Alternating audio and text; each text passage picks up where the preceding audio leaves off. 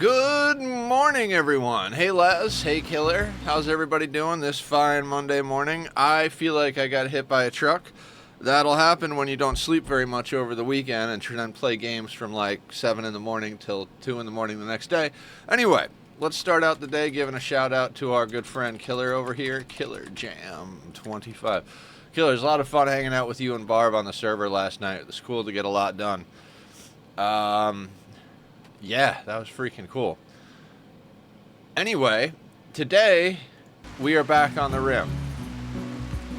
Do I have any recollection?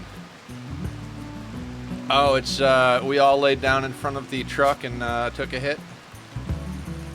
Me too, and did you see what I sent to Barb? I don't think I saw what you sent to Barb yet. What'd you send?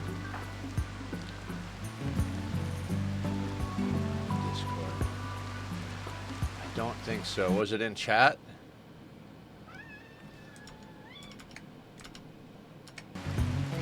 Okay, so what is going on this? We have a waster, right?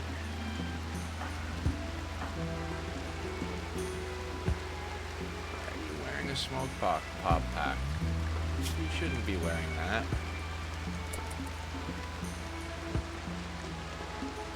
Guys, I don't remember anything. I mean, I know what we're doing, but I don't know what we're doing. We are gradually trying to get... We built right next to a geothermal and our monolith, like literally like right on top of that shit. We're going to be expanding this way for our core base. This is going to be our little research area for our ghouls and horrible baddie thingies. Yeah, my dumbass didn't check the elytra and I dropped out of the sky killing myself. Ooh. That's... Did you put it on YouTube? People love a good death video on YouTube. Some of my best videos are of me doing something dumb or deadly. Why do we have disabled things in here? Yeah, don't read the book that'll make you smarter, for Christ's sake. I'm saying it now, guys. I hate dropping in early game with a ghoul. I hate them. They're terrible. I'm sure they're great late game when you can have an army of them and, like, augment them with all sorts of shit. Implant them with whatever ghoul implants they get. And I don't know if they can get regular implants. It looks like they've got all the normal stuff you would give somebody at the beginning, so I'm guessing you'll be able to put in, like, elbow blades.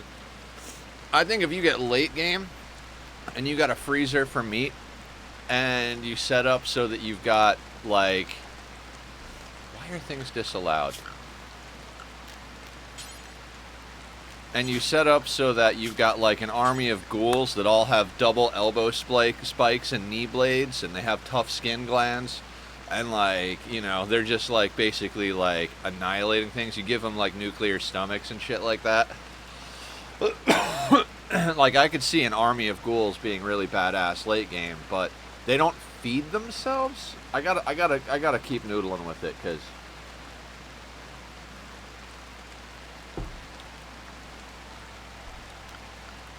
Is it a handling thing?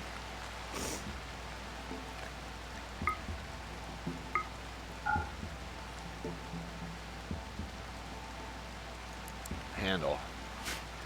Cheers. I'm working on not drinking coffee. It legitimately hurts me. I know I like stopped for a minute, then immediately went back, then immediately stopped again. But that's where I'm at with coffee. I'm drinking Naked brand Blue Machine juice with some no sugar lemonade, cutting it down so it's not quite as thick. What in the hell are we doing? Did we do our rituals? We did our rituals. That's how we got the waster that's gonna die.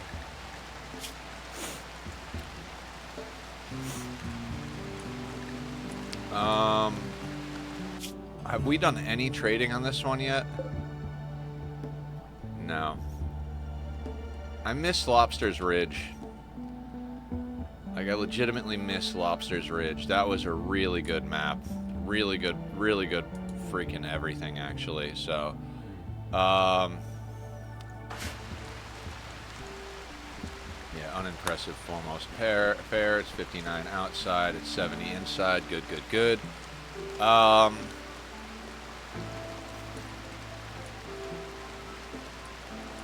have block cutting set up down there. There's some muffalo, some donkeys, some other stuff. Bucky, why don't you just go punch a donkey? I don't even care what Bucky does. Oh, okay. Morning, I swear to God. So, here's the thing. Right? Oh, stretching it out. Saturday, we had a killer stream doing Mist 3 Exiles. I felt really good about solving that language puzzle at the end, right? And then, of course, I was playing games, doing some other stuff, blah, blah, blah, blah. I wound up pretty late. Hey, Barb. What's up? Good morning to you. Good afternoon. Good evening and good night. No, I don't even know. Hey, Screamers. Tachyon. I'm pretty sure tachyon particles don't scream as they move through time, sir. I think you've got the flavor of the name wrong. Flavor faux pas, sir.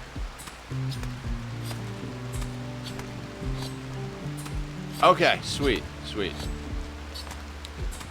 So, I'm getting more and more tempted to do magic streams. I think maybe we might do some magic streaming tomorrow. Maybe tomorrow will be a chill day. We'll do some magic streaming. Oh, I left Bucky. Bucky, punch that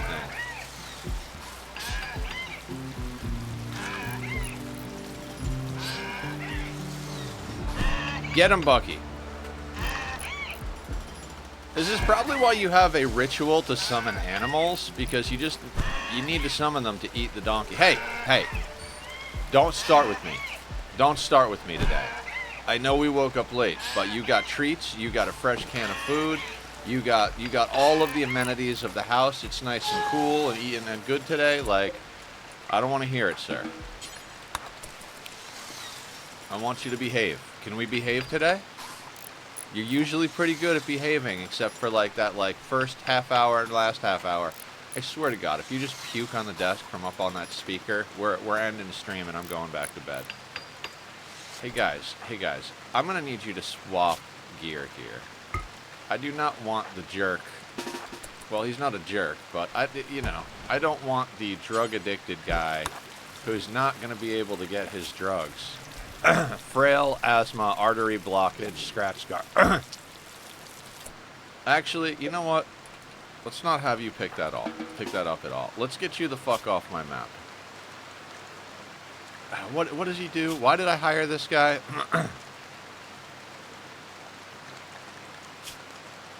Psychite dependency, frail. Asthma in both lungs, artery blockage. Moves at 49%. Yeah, no. I don't know why you're here. I truly don't know why you're here. Do we kill him and eat him?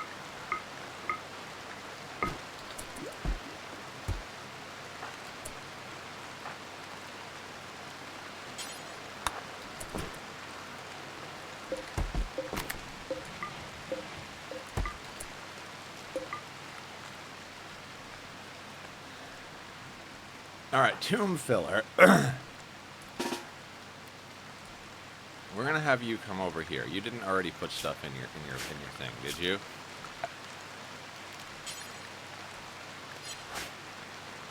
Alright, we're gonna have you come over here. Bucky! Oh, it's a ghoul! No, it's a waster. It looks like a ghoul. It's got the ghoul stuff. I don't care.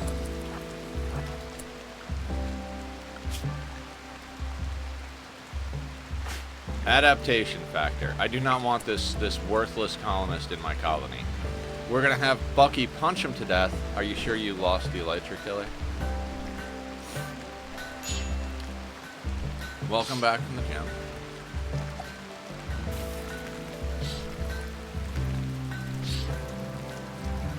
You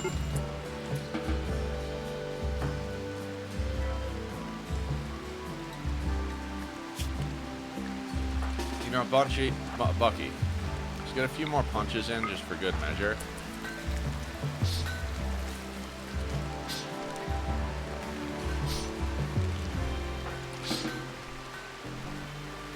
We'll let Tomb Filler fill the tomb. And...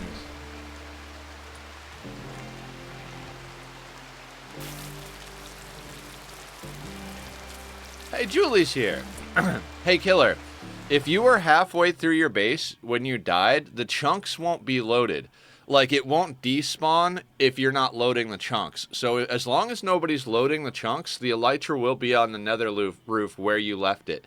You just have to make sure that when you get to render distance, you find it within 5 minutes. But it'll be there.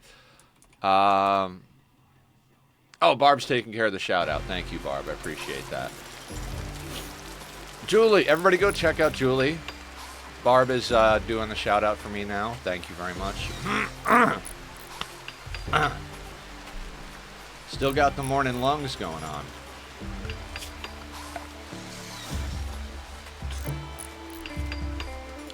You're very welcome. How are you doing today? What are you up to? We're working on the new Rimworld DLC. Jesus, I say a lot. I gotta work on that. So let's think about what we got to get done here, right? I like that the double door costs either components in plasteel or like gold. Can we make this out of other stuff? Yeah, we can. Okay, that's excellent. Hydrate. Yes, ma'am. Juice. No lemonade today. Alright, no, lemonade's in the juice, but no coffee today. We're getting down to 1 coffee a week. Sunday is going to be my treat myself to coffee, chill around the house day. But other than that, I can't do it anymore. I tried to get off. I immediately went back on. I immediately went back off. I had a cup. No more. No more. We have the chess table. We have that. We have a research project selected. Bucky, where are you? It's like having a child with this ghoul.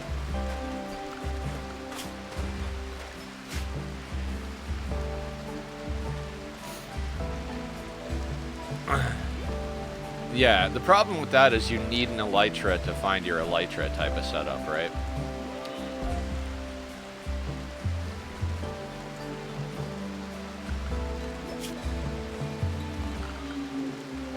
What's our wealth? 15,894. It should drop once Tomb Filler dies. We will put Tomb Filler in a sarcophagus. Where will we put them in a sarcophagus? Fuck, man. I'm thinking maybe just stick them down. So we're expanding this way, right? So I'm going to probably stick them down in this corner just because that'll be, like, tucked away. Yeah, in fact, let's build a sarcophagus. What is that under miscellaneous? Yes, it is. We're just going to build a wooden sarcophagus right there. And decide what to work on today. Man, that is a hard one, isn't it? I wish I had an answer for you. I would say real life if you have to real life, but, you know, do as I say, not as I do type of situation. I never work on real life. Okay, so they're building that now. We just don't want them to chop it up. But I mean, I never work on IRL stuff, so, you know, don't use me as an example.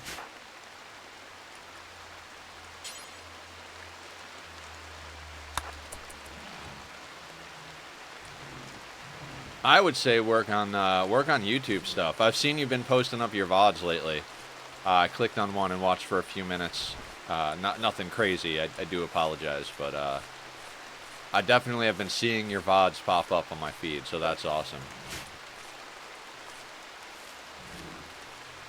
Okay, so now we have visiting as a grave, as a recreation type. You know what? We have the space. So I'm going to copy settings over here. Let's stick our main junk zone over here. I usually don't even build this big right off the bat, but we're trying a new style of playthrough. New drop-in mechanics. 60. How the hell is our wealth going up? I killed a colonist.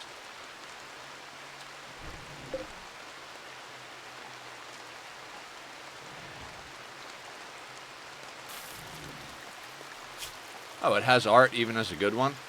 This sarcophagus bears an artwork of Burn, tomb filler, Skullis being incapacitated with passionate rage. A dentist watches silently behind the focal point. The whole image is depicted by the careful arrangement of thousands of condors. This illustration relates to the harming of tomb filler with a human on 9th of April, May 5500. I mean, that's one way to say we had our ghoul take him out back and smack him around till he fell dead, but, you know. Yeah, no problem, no problem. Speaking of all the YouTube stuff, I am like this close to being monetized on YouTube.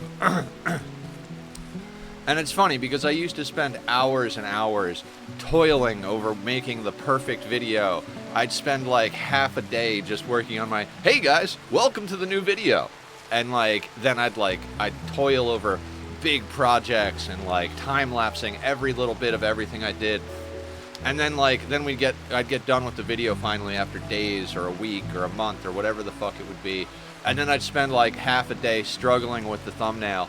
And now I just upload my VODs of my challenge playthroughs. And when I go to do the thumbnail, I swear to God, it took us 5 minutes to make the thumbnail. It took Barb way longer to put effort into it. She's been drawing my thumbnail things. Thank you. I fucking love you. But I put the graphic she draws. I grab a background that's related to the game, maybe the game title to put in the background or whatever, and then big, bold block letters, like, hands off, you know, for, like, the Ani one, or 500% for the Rimworld one. This one will probably say, Anomaly, 500%, whatever.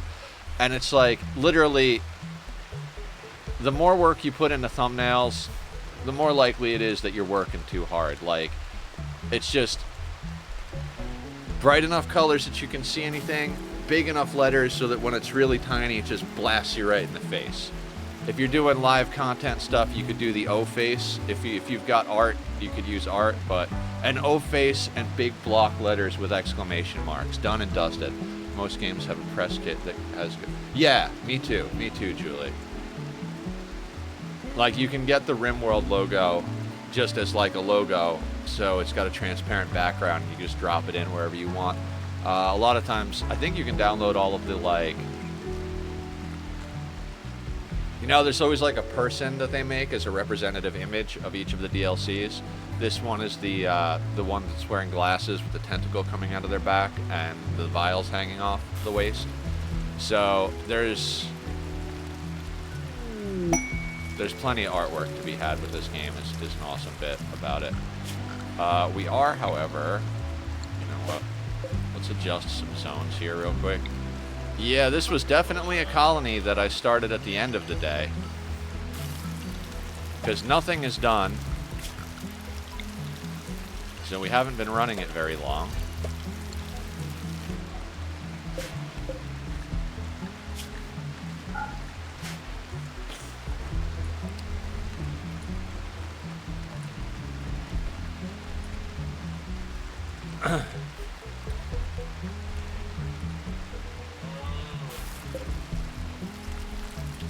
Anybody want to wear a hat? Who wants to wear a hat? Do you have a hat? Slice cap. 6.2, 6.2. Cowboy hat. 13 and 3.4. Come on down, cowboy hat. When you wake up, please put a cowboy hat and please equip the turret pack. Please. Please, dear God. Yeah, I know what O-face you're referring to, but there's the YouTube. I don't know if it's called an O-face, but it's that face where you're like, The, like, surprise, like, holy shit, I can't believe I'm playing video games on the internet. I kid. The internet's a wonderful thing. Please don't hate me. Yeah, the reaction phase. Yeah, I refuse as well. I'm not about that life. Barb's artwork is much better. Speaking about all of this, because that's what I was trying to get to, but I'm really bad at promoting myself and talking about the things I should. There's a new Rimworld VOD up every Monday. I will be scheduling the Anomaly videos probably for later this week or this weekend. I want to make sure the Anomaly VODs start coming out before the hype wears down on the game, not to be that guy. Thank you for doing that, Barb. I appreciate that. Everybody click over to the YouTube and the Discord. Come join us. Have some fun. Talk games. We have a Minecraft server, which Barb, Killer, and I are working on a Nether Hub for. There are a few other people that started Nether Hub projects and lost steam on it. If anybody out there who was one of those people wants to take over and completely build a huge, giant, grand-scale Nether Hub, I'm all for it. But we needed something that was a little bit more reliably accessible, less danger, less pillaring up. So we built an entire spiral staircase that goes from the bedrock at top to lava level. It's not quite like a Nether Hub single-player world 2-year build type of situation, but it will do the trick. It's got door frames at each level, so if people want to branch off and go in different directions, you can make a doorway. I'll probably be up there helping, cleaning up, making things look nice, etc., etc. If you guys want to come up with a tunnel design that's universal, we could do that, but I figure we're going to have a lot of people branching off in a lot of directions. Also, it's a good design because since it's a reasonably small circle, if we need to make turns, like if there's like a main road or highway that we wind up using a lot, and then like it makes a right turn or a left turn or whatever the case may be, we could actually just put a piece of the same design, like one floor of the same design at the turn, and be like, oh, okay, well, we'll use the same color woods to designate north, south, east, and west. We'll put signs up that say what's going on. And so, like, I think it's a really great design in its utilitarian style. There is plenty of room to make it look badass. All right, let's talk about today's goals. That's enough. It's enough Minecraft. Although that has definitely got me back into it. After spending some time working on a different project, I said enough, and now I'm still talking. But that's what I do. Hope you're here for it. It's got me itching to get more work done on the Helix tree. It's so close to a level of completeness, like the tree itself. There's a lot of stuff in and around the tree that also need to get done, like moss and flowers and possibly some like benches, and then we gotta double check all the lighting, make sure we can get rid of the torch spam, and if we can't get rid of this torch spam, add a few like cheeky little bits. I want to work out where the beacon is going to be permanently, because I'd like to set up a hex beacon if at all possible. I don't know if anybody's got a wither skull farm, but I'd like to get a few more beacons. You know, let me know if you want anything. I will be happy to trade for it. I got tons of resources, not so much in the way of like richities on that server, but I've got like lots of resources, so happy to trade for beacons if anybody needs them, or if anybody has them. Because I'd like to have that at spawn. I'd like to maybe move the nether portal over to the tree, but where it is all right as well. But I want to get that to a level of completion where I can put out the time lapse of it and everybody can appreciate it, and I can cleaning up the chest monster. There's always a chest monster, and you know, like there's that saying, a project is not done when there's nothing left to add, but when there's nothing left to take away, which is really great to think about when you're doing a magic deck, by the way, building a magic deck. That's how I feel about chest monsters. Like, the Minecraft project isn't finished when there's nothing left to build, it's finished when the chest monster is cleaned up and stored away.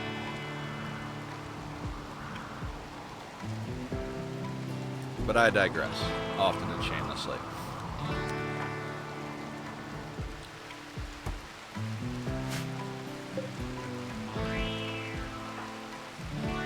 Bucky, just keep chewing on that donkey corpse, please.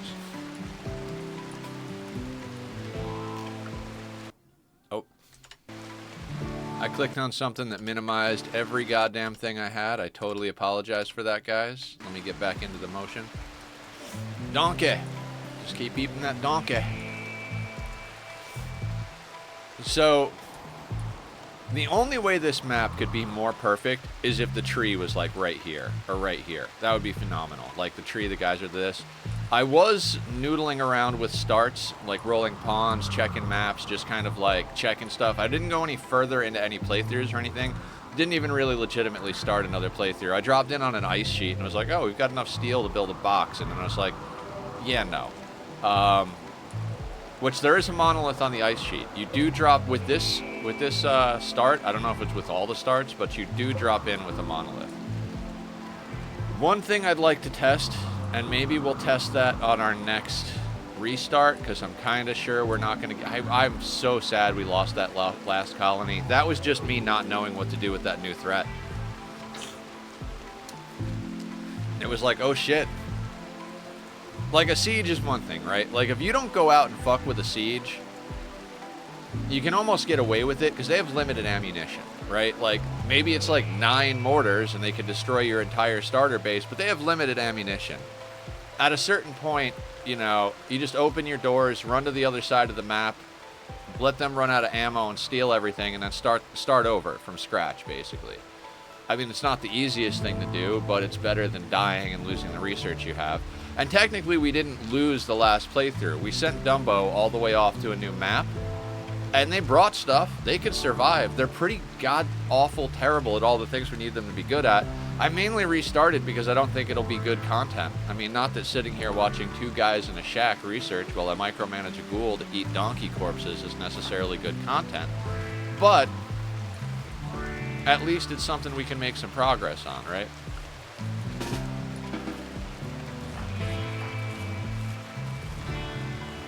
It is going to be so hard for me to call them just danger, because whenever I hear the word danger, I think of danger noodles, because that's what I forget. Somebody calls snakes danger noodles, and it stuck with me. I thought it was giggly and cute and clever. I was like, that's hilarious. So now whenever I see the word danger, I immediately think danger noodle, and it's not helping the case that he's got a noodle for an arm. Danger noodle. Thank you for naming the pawns, Killer and Laz. Killer named Nether after me. Nether is a fat guy wearing a ritualistic sacrificial mask, so, you know, right on point. Perfect flavor match. Danger. Danger is a 21-year-old female who's a nimble, fast learner, good at construction, mining, social, and interaction.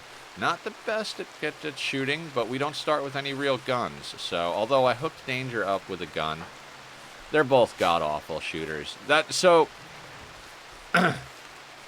When I was first starting to delve... I'm husky. Well, in real life, I would go with husky. I'm a little fluffy. I'm not like... I would hesitate to say I'm fluffy. I'm a big guy. Definitely put weight on. Like, after the surgeries, I was freaking rail thin, but... I would definitely call this pawn fat. And it's not bad to be fat. I feel like fat has a lot of negative connotations. Fat doesn't mean ugly. Fat doesn't mean unhealthy. It doesn't mean anything. It just means like, hey, you got more fat going on than muscle. That's all right. More to grab onto and love. Right? Who cares?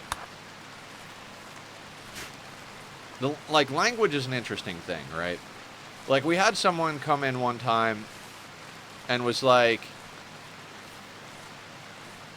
I think his words were, and I don't remember exactly. He was watching me play Rimworld. He's like, oh, Adam versus everything ripoff. I'm like, well, of course. I talk about how much Adam influenced and taught me my gameplay strategy all the time. He's like, oh, I didn't mean it as a bad thing. It's great to see more people playing Adam, playing like his style. This is awesome. And the thing is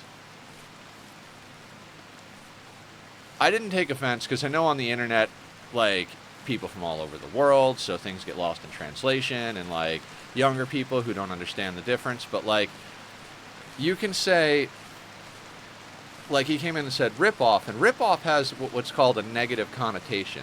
It's not specifically a negative word, but when you hear rip-off, you never hear it in a positive light. It's always like, oh, they stole this idea or concept or like style or whatever the case may be, right?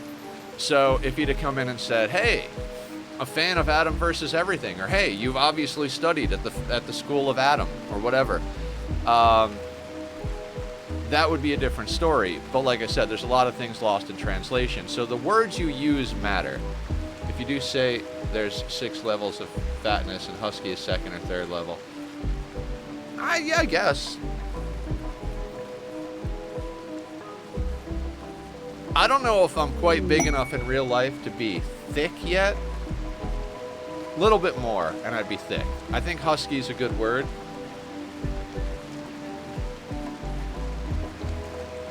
Not that you guys need to know this, but I have a notoriously large gluteus maximus. I have knocked over so many things with my butt in my day.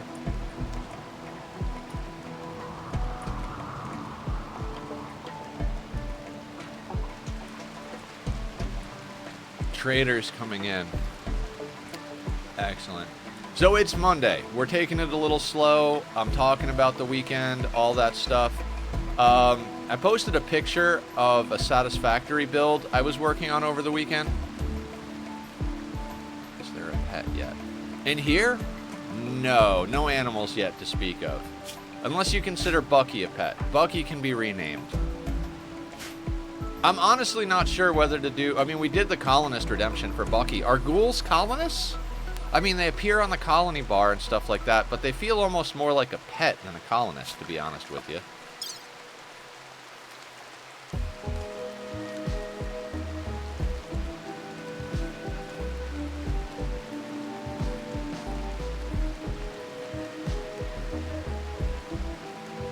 Okay. All right, our entity study is going up quite quickly.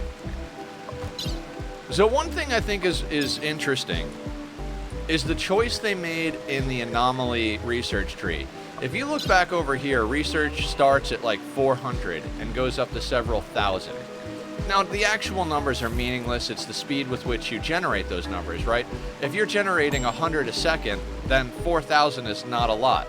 But Anomaly, they went the other direction. Small numbers, 5 for void construction. You look at them, study at this, and you get 0.3, 0.5, 0.6, etc. And then it scales from there. Which, I'm curious why they made that choice and didn't try to, like, match it more with the other research. Maybe they wanted it to be more its own thing. Oh, Trader. Does anybody have decent social? I think Danger has decent social. Oh, Danger's got good social. Danger Zone!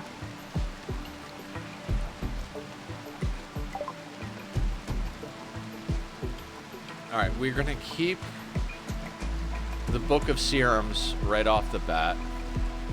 Plants, melee, animals. Oh, you know what? Oh.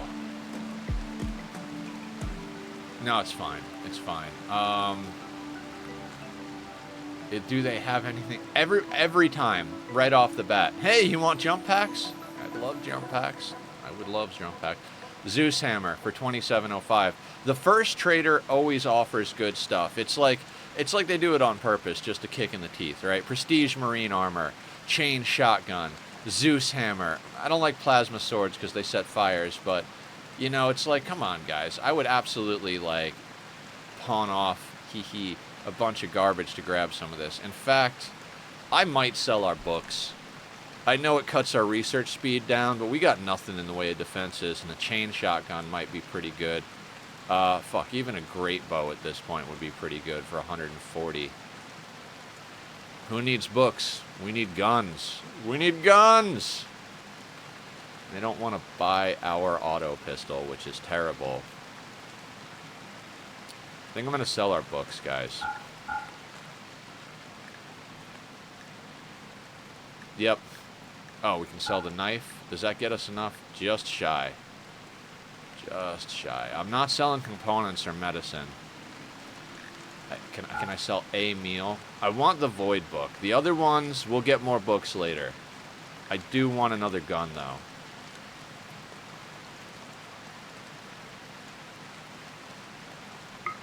Yeah, unfortunately, I know you guys are smarty pantses, but we need weapons, guys. Oh. I thought I did that afterward, but okay.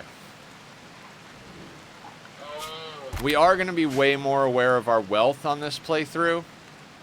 To the point where if our wealth is a problem, I'm just going to send Bucky off on a little mission. You know what I'm saying? Okay. You know what we'll do? We'll put a little zone over next to this thing. That'll be for meals.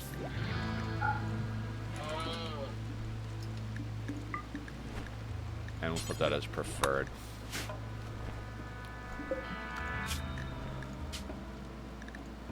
Alright, I did drug policies. I did policies. Alright. So, like I said, we're trying a new thing. We're building a little bit more infrastructure than I usually like to build right off the bat so we can get into the anomaly stuff, right? Which is awesome. I'm stoked about that.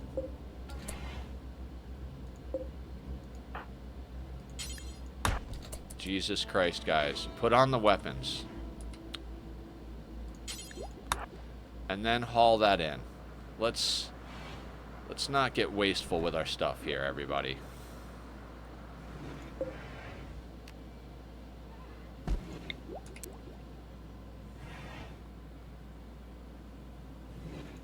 Okay, let's build another research table. We're gonna need it.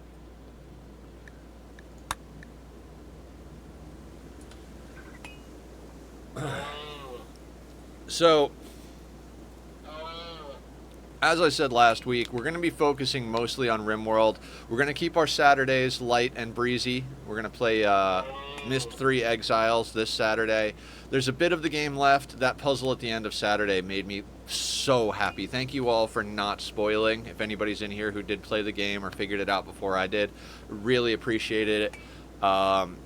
That puzzle and the one where I solved the math on the marble counterbalance, there's something super satisfying about kind of like banging your head into the wall, but learning little pieces. I guess it's not banging your head into the wall in that circumstance, right? Like, you're like, man, I don't know the answer, but what else do we know? Okay, so we know this, so we know that. To figure out the entire, like, convention of their writing language just by looking at the language itself, I felt so good about myself after that. So good about myself. I usually don't pick up on that stuff as fast. Or maybe I do and I just don't realize it. God, that was awesome. So anyway, we're going to focus on Rimworld most of the week. I'm thinking at least Monday, Wednesday, Friday. That being said, I think I am going to pop off a Magic the Gathering stream this week. I've been able to sit and play it for a lot longer than I thought I would. I've been able to build decks a lot easier than I thought I would. I used to really struggle with it. If anyone's on the server. Yeah, fuck yeah. And Barb, Killer, feel free to work on the Nether Hub without me. Like, I have ideas for it, but I kind of want it to be a group project. The three of us started it. You guys add on to it. Anybody else who's on the server, if you have ideas to make it good, awesome. My mind already exploded. Like, I have a million ideas on the interior, the exterior, ways to do pathing, all sorts of stuff. I have ideas about everything. But I have more ideas than I have time on this earth. So, it's a community. Go be one of to play with you on the Magic. Oh, sure, yeah. We could play a few games together tomorrow. I'd be down for that. I'm gonna play a lot of games. Games go pretty quick, but I'd love to show you my deck. So I am traditionally a black and blue player, and I leaned more to. Okay, yeah, you guys can. I'll do a section of tomorrow's stream. Let's do Magic tomorrow. We'll do Rimworld Monday, Wednesday, Friday. We'll do Magic tomorrow. Thursday will be up in the air. Maybe we'll do Rimworld. Maybe we'll do something else, Satis or Nightingale or something. But I used to be way worse at building decks, in my opinion. I would sit and struggle. It would take me hours upon hours to read and figure out what I want. And I think some of it has to do with the fact that I probably will, but like, so maybe not used to, but I tend to take these very long breaks between magic soirees, so to speak. Like, I'll play Magic for a couple of months, and then I won't play for a year. And so when I come back, I always have to reread the cards and learn what they are. But now I've got enough momentum going, I can kind of just look at them and be like, oh, these are my good cards. And my good cards are mostly in blue and black. For a while, I was leaning more towards the blue side of it.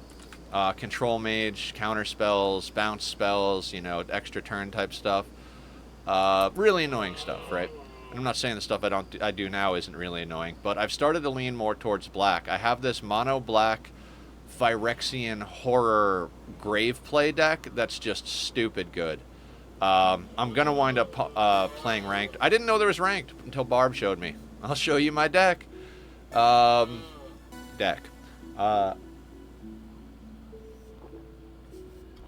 So I've been really feeling it. Now, last night what I did is, and I've been branching out too. I've been trying other colors. The hardest part about building a deck of other colors is that I've been so focused for so long on black and blue that I just don't have the gas in any of the other colors. I got some decent like filler cards, few removal spells, but I'd have to get a fuck ton more wilds and really like dive into another color.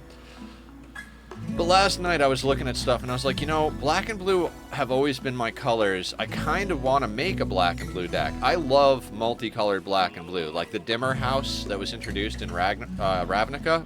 Fucking amazing. I almost said Ragnarok. Right? Okay, we're replanting flowers. I mean, we don't have to do much on this. We just gotta eat, plant.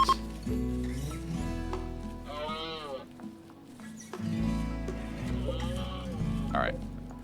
Since we're not in fertile soil, let's pop off a few more rice plants.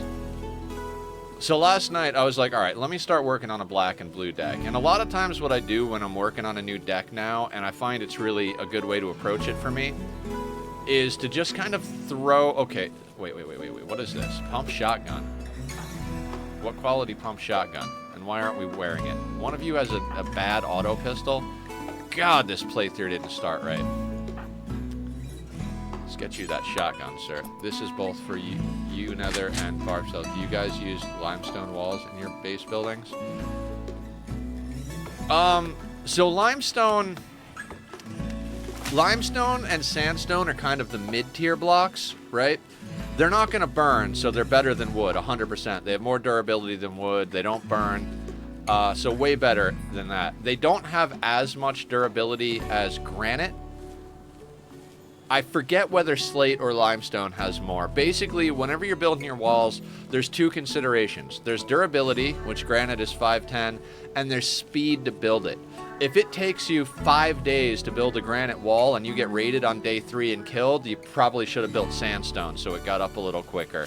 So, like, I hate to hit you with the "it depends" version of the answer here, but I personally would say build your walls out of whatever the toughest material you have is. If you haven't built them before, like sandstone over here says 300. If we click on a granite chunk, it says 300. So the chunks won't tell you. You might have to build a few of the walls or look it up online. Granite is definitely the hardest rock you can build out of. If you get to the point where you're rich in late game, you can start building your walls out of plasteel. Plasteel is nasty as far as durability goes. Definitely the way to go in an endgame kill box if you're going to do that. Which, by the way, guys, I am not planning on using a kill box or traps in this playthrough. I'm kind of over them in general. Never thought I'd say those words. Never thought I'd play losing is fun. Never thought I'd play 500%. But, you know, the list of things I thought I would never do is quite large, so. And here we are. I don't plan on ever going back to kill boxes or traps unless we need to. Like, if we do this playthrough and we got 5, 6, 7, 10 starts and we can't seem to get our feet off the ground here, I'll go back to doing something like that. But until such a time, I'm going to stick with the no kill boxes vibe. No kill boxes, no traps vibe. I feel like it's a nice challenge.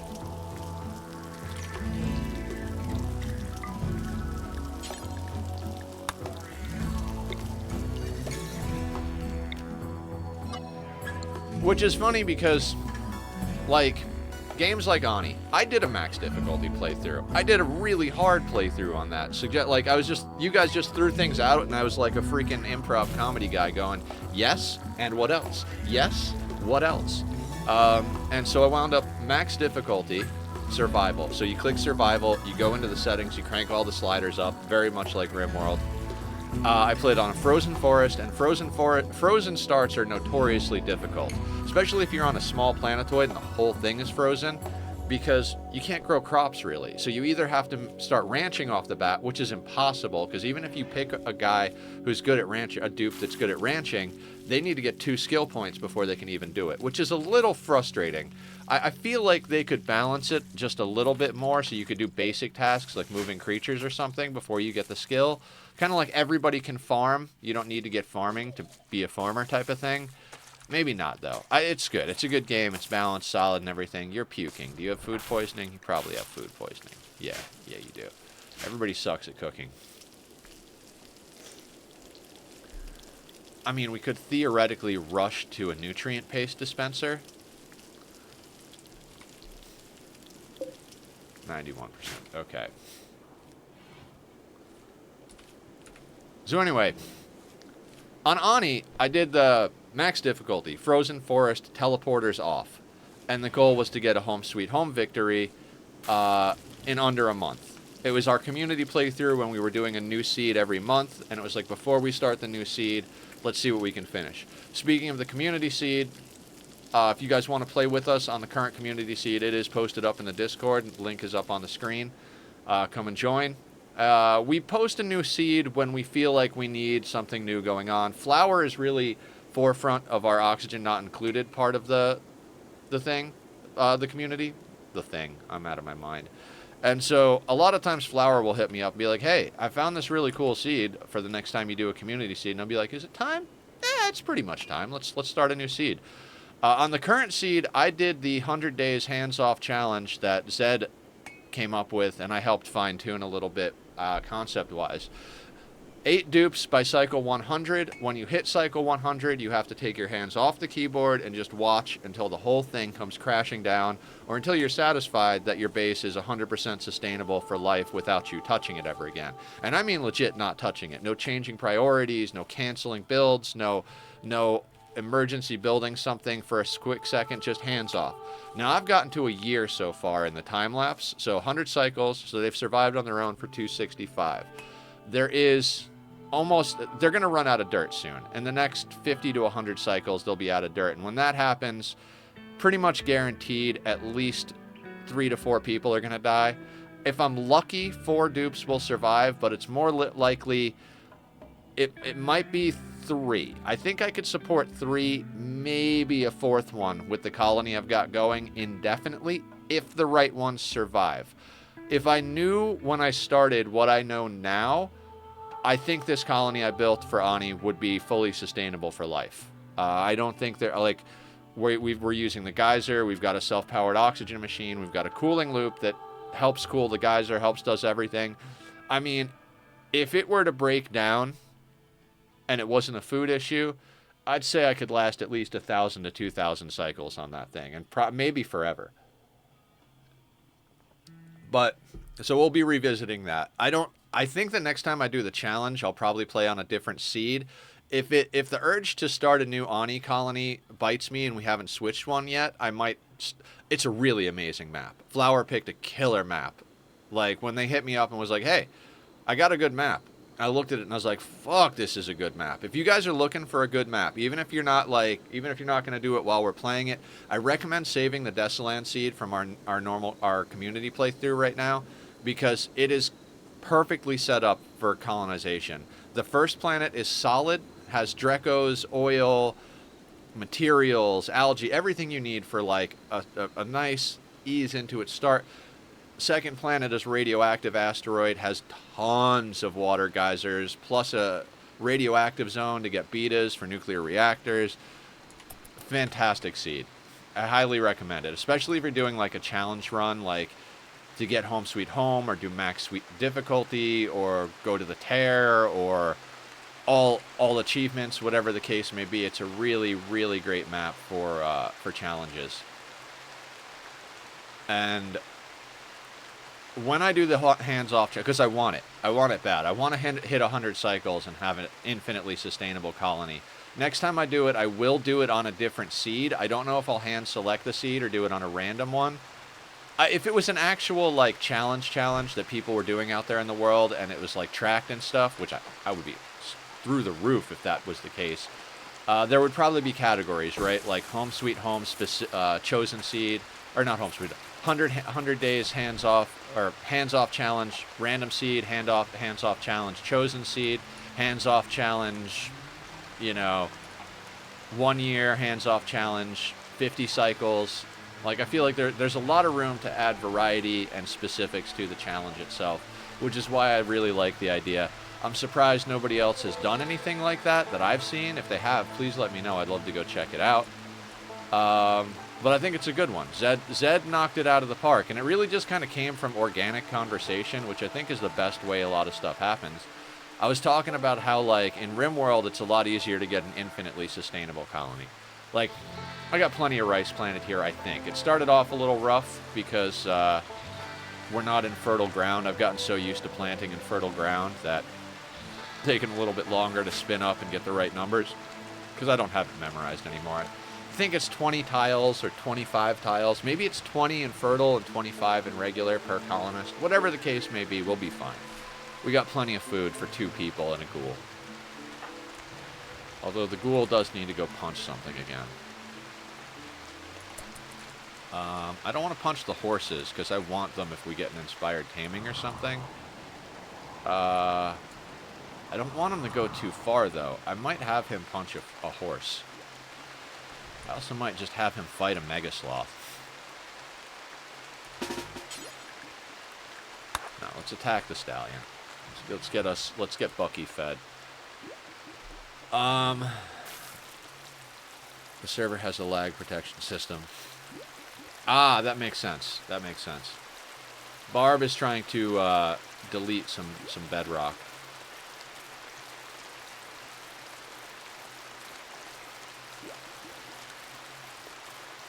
Ah, that makes sense. It has protection even against normal bedrock breaking, but we turned it off. So, I really don't want it. Okay, so I know you guys probably don't understand my distaste for adding creative mode stuff. It's because when I do a build and I take pictures or I put up content, I don't want to lie about the way things were done, and I like saying this was done completely in survival Minecraft. There's like a point of pride, and I think it makes the content more like impressive. So that's me as a content creator being like, I don't want, because, oh no, punch it to death. Like, let's say I did my nether hub, but I turned on creative mode to delete the bedrock. I'd then have to explain that, like, hey, this was in survival, but I deleted it in creative mode because, you know, it's a pain in the ass. Like, I could have done things like done a video proving that I know how to break bedrock and then deleted it in creative and been like, yeah, I just wanted to save time. But the time you take to do stuff like that, you're just watching our ghoul punch it. The time you take to do it is what makes it an accomplishment. Anybody can go into creative and just, like, do things. Do you have the determination and the will to actually do a large project like that? And that's why I don't like the idea of doing creative mode. I mean, I'll help. I'll be happy to help break bedrock. I've done tons of bedrock breaking in my day, so.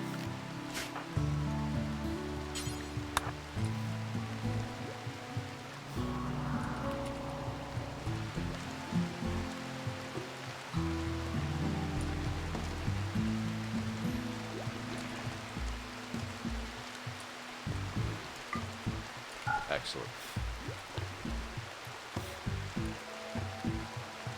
So I started a sentence probably like half an hour ago now where I was talking about Rimworld and what we're doing on here, right? I'm trying to lean into this start. We're 2 researchers and a ghoul, so I'm trying to lean into making a containment room and doing all the anomaly stuff. We've activated the monolith pretty much right away in both of the playthroughs so far. If we get to the point where we're not where we're losing runs, which is where I sidetracked earlier, we'll try a different approach, right? Like, we'll hold off on tapping the monolith till we stabilize, and we'll stay super small and go into hardcore wealth management mode and all that stuff. You know, we'll do our normal start instead of trying to lean into the new start. I'm definitely going to be way more conscious of wealth management this time through. Also, it's learning the new threats, right? That's kind of the reason I'm not, like, stopping and starting new playthroughs. Like those cultists that we fought, I have such a hard time with that word, by the way. I'm going to call them fanatics because that's an easier... It's the cultists. It's the TS. It's like, that's such a hard thing to say. A lot of my time in music production was dealing with people's sibilance. Sibilance is the hiss on the S. And you need to enunciate in order to not have sibilance on your speaking. You got to open your mouth, which is weird. So most people hiss their S's, especially if they're singing into a very sensitive microphone. Not to go too far into music stuff, but like pops and hisses are very much what you look out for in vocals, as far as like, let's not let people make basic ugly mistakes in there.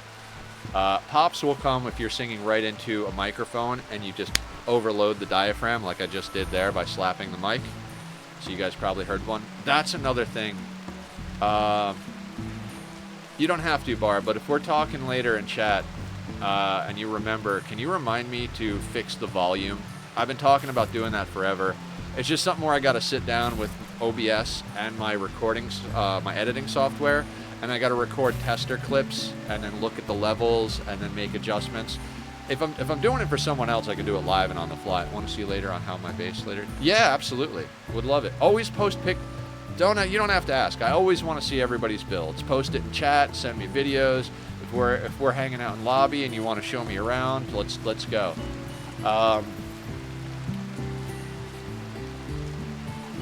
So we got a lot of stuff to do in general.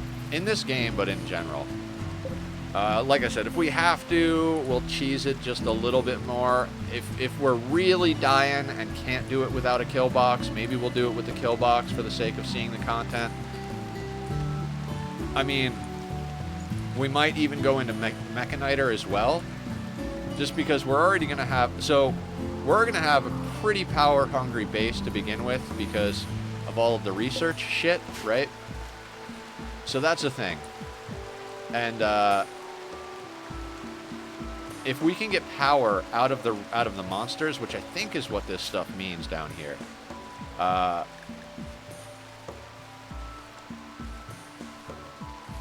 because you can build generators that work off of bioferret harvesting. So we could set up a huge, like, creature harvesting laboratory and work off of it. I really, like, as soon as we get entity containment done and we can build our holding platforms ourselves, we're going to go into void provocation so we can get something to actually study, and then we're going into skip abduction again. So good. So good. Even if you don't like the pawn you get, we skipped in one that had an assault rifle, marine armor, good clothes, drugs to sell. Like, it was just phenomenal. So, definitely want to keep doing that. I'm going to put this on a 2 right now. We seem to have a bit of a rainy season going on right off the bat. You found a bug on the rim? Nice. Bug testers. You should share it in their Discord. I should join the Rimworld Discord. I really should. I got to be more conscious about joining Discords and stuff. I really want to try and make a push this coming year to do a lot more stuff content-wise, both creating and advertising and branding and stuff like that. And I know branding is almost like the ugh word, but when I talk about it, I mean it in the sense of like the graphics on my thumbnails that Barb are doing are definitely the direction I want to be going with the style and look of my channel. So I've got to update my YouTube banner and update a few things here and there. Luckily, Winter helped me with the little donate badges and social badges that are on the description of the Twitch. which if anybody out there wants to donate, financial compensation is always appreciated, never required here on the channel. Definitely helps because I haven't had the ability to work for a long time. I'm starting to heal up enough that I could, in theory, get a normal job, but I don't see going back to doing that. I'm going to stream forever, so if anybody wants to sub, donate, cheer, use points to run an ad, all of it helps a little bit. We've been growing the community. I did a quest, right-clicked on the AI pawn, and usually they do it, but nothing yet. Interesting.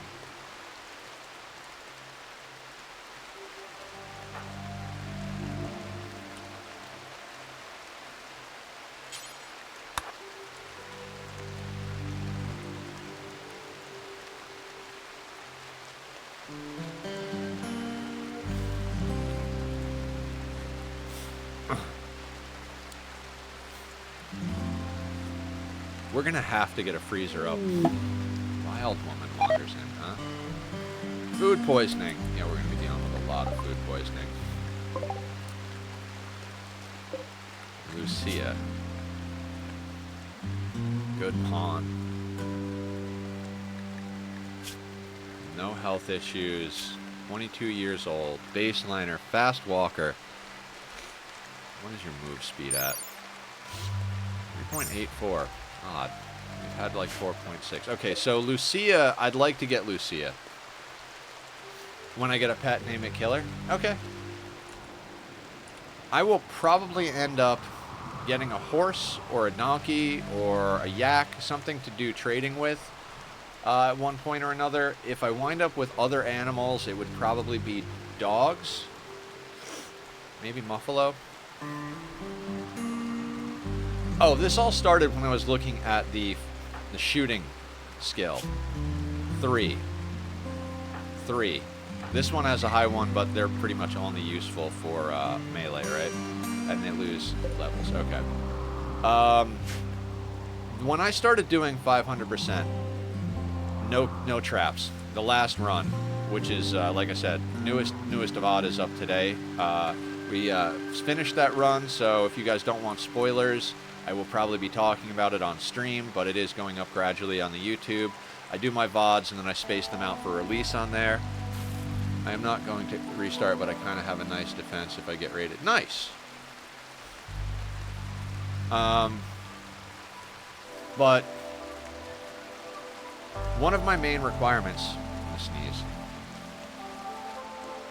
or not. Give me a second.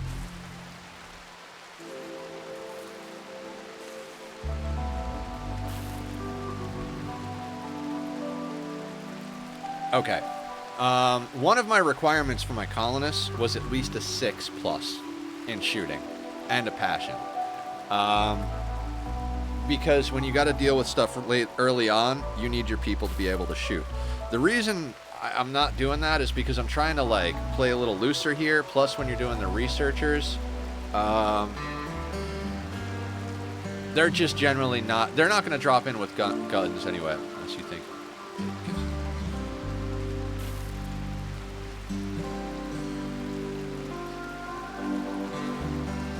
I'm not quite sure what you mean is happening.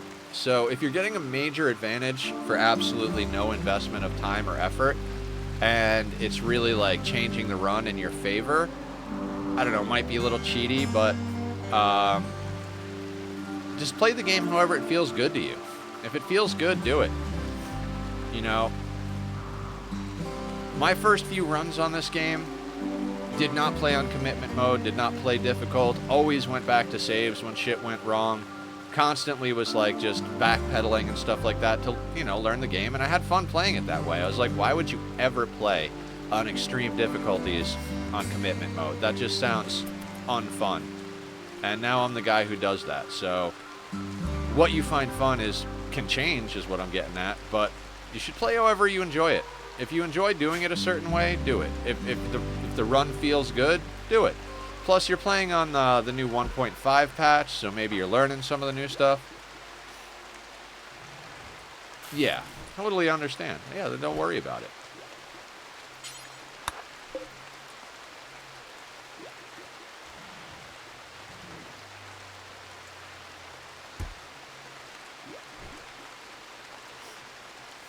I feel like we're going to need to get a freezer up sooner rather than later, and I hate putting a freezer up early game. I generally don't put a freezer up. I know a lot of people rush to a freezer, like, I gotta keep my food cold. Rice takes 38 days to spoil if you have it inside. Like, if you have it outside, it'll decay, and I think it takes like a week or something worth of time.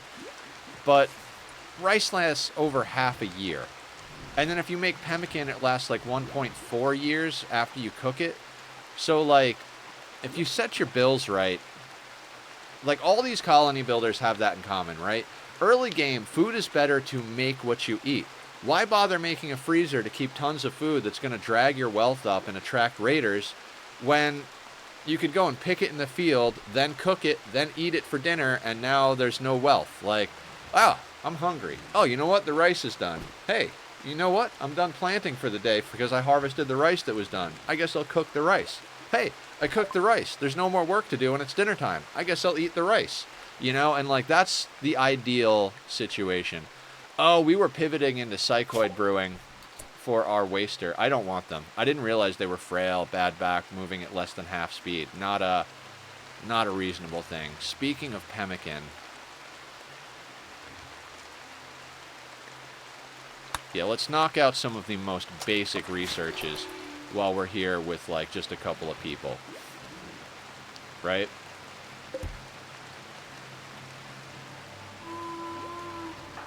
Basically, we're micromanaging Bucky's stomach while the researchers research and feed themselves. And that's it. We'll play on a 2 because a 3 often gets me in trouble, but imagine if you did this playthrough and these two people hated each other and just got into social fights all the time. That would be a nightmare.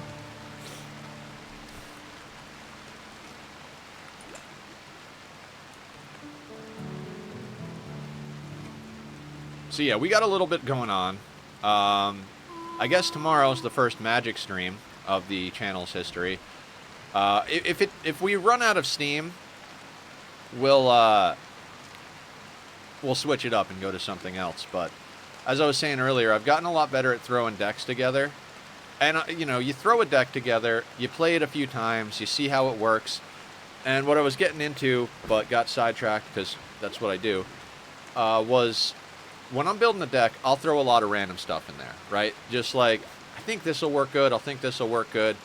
And then I just play a few games with it. And a lot of times, I'll play like 5, 10, 15 games with a deck, knowing that it's not a good deck. Just to see how some of the cards combo off each other, just to get some ideas. And then when I realize what I'm going for, I pull out like, okay, so this was a good idea, but this concept doesn't need to be in here, and this card doesn't fit the deck. So now I've got these spaces, let me fill them in. And now that we've got a unified theme, what are we missing? Okay, we're missing removal spells. So let's ditch this extra creature or two, put in a few removal spells. Okay, cool. What card count are we at? Are we going for a 60 card deck? Because I generally go for 60 card decks, the minimum. And Barb has been like, why do you go for 60? You could make it more than 60. If you can get a good 60 card deck tuned well, which is difficult. It's not a lot of space to build a good deck. But if you can get it tuned well, it'll hit consistently every time. That being said, I did build a 100 card version of a black and blue deck because I was trying to build a 60 card version, but my black mono deck has so much going on and so many... Yeah. That's all. Yeah. 60 card decks are generally what I use, but I decided last night to build a 100 card deck because I was like, fuck it. I think in Commander, 100 cards is the minimum. Like, because Commander's a multiplayer format and I've been watching a lot of it. 100 cards is a lot of space to make the deck work. The way I play that particular style, it can definitely work. The deck is a good concept. It's a reasonably decent deck. It's not as good as my mono black, not something I would play ranked, but it needs tuning. Like, I just built it last night, so we'll probably play a lot of that and do some tuning on it tomorrow. We might work on the 60 card version and like pare it down. Maybe the 100 card version will give us ideas how we should play the 60 card version. Maybe eventually I'll delete one of them and be like, fuck it, this deck is best as a 100 or this deck is best as a 60. But we'll also play some of my good black deck. Maybe we'll play some of the jump in deck, whatever. There's a bunch of different stuff. I want to grind out dailies. I want to get some packs of cards. I can usually get at least 1 to 3 packs a day if I stay on top of my dailies and weeklies and stuff, which I was up late enough last night that I wound up tapping into today's dailies after finishing yesterday's dailies, and it just restarted my weeklies. I'm trying to get as many packs as I can because I just need more cards. I've spent through most of my mythic and rare wild cards. Actually wound up earning 1 or 2 more last night after I spent them all, and then immediately spent them on more cards. I can't wait to show you guys.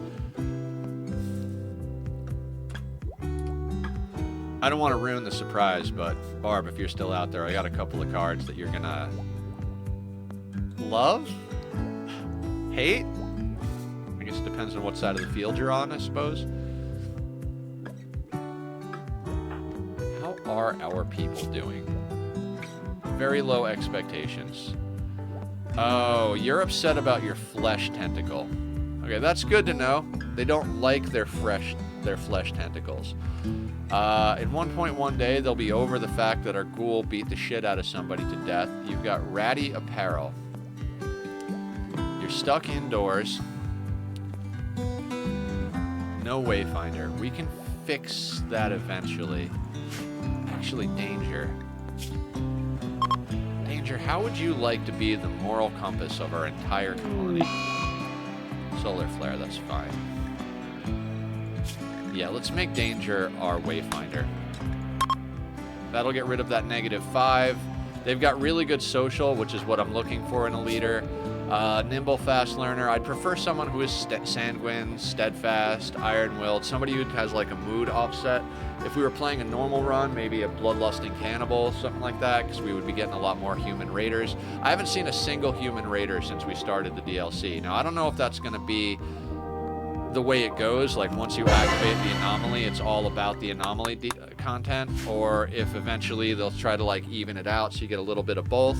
Not sure how that's going to go, but very happy to be engaging with the new content. That being said, a cannibal on an anomaly run so far seems to be a detriment. A bloodlusting cannibal is like, oh, fuck yeah, let's get that going. If you're playing Supremacy and you don't care about cannibalism, excellent. Well, person will have mood through the roof most times, especially if you're playing against Cass. Because Cass sends regular human raids, whereas Randy will often hit you with some other nonsense, you know, manhunters and mechs and mermaids. Oh my. I don't know mermaids, but... Let me load the nose again.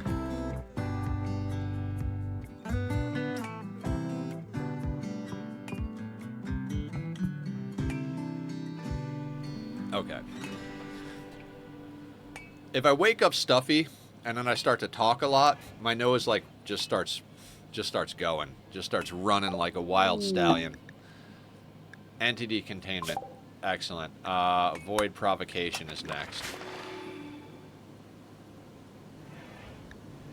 Danger has had a breakthrough while studying the monolith. She believes the monolith is a conduit for psychic energy connecting to some distant location. However, she is unsure where or what it connects to. Danger is convinced that by studying more anomalous entities, she can find a way to close the conduit or learn to harness its power. The monolith now provides more knowledge when studied. Wonderful. Bucky, you haven't finished your donkey. Go finish your donkey. Oh, it rotted?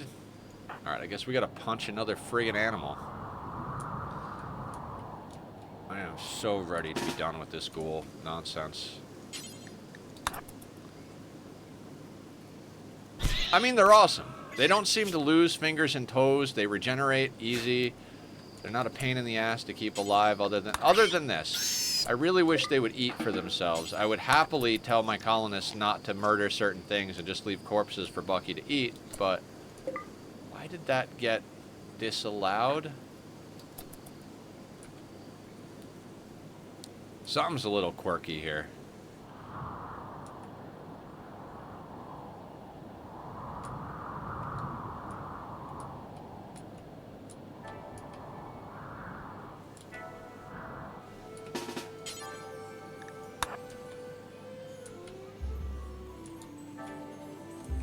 I mean, if we can keep Bucky alive long enough to, like, outfit him with a whole bunch of shit, like, you know, like I said, knee spikes, elbow blades, the whole shebang, Bucky will probably be pretty cool, but good job, Bucky. 389 years old, but the body of a 35-year-old. Congratulations. While we're doing this, let's look at some zone stuff. Oh. It paused it. Can we select the color now? Ugh, because that's way too much the same color. We're gonna make inside. I thought it was gonna keep right on rolling.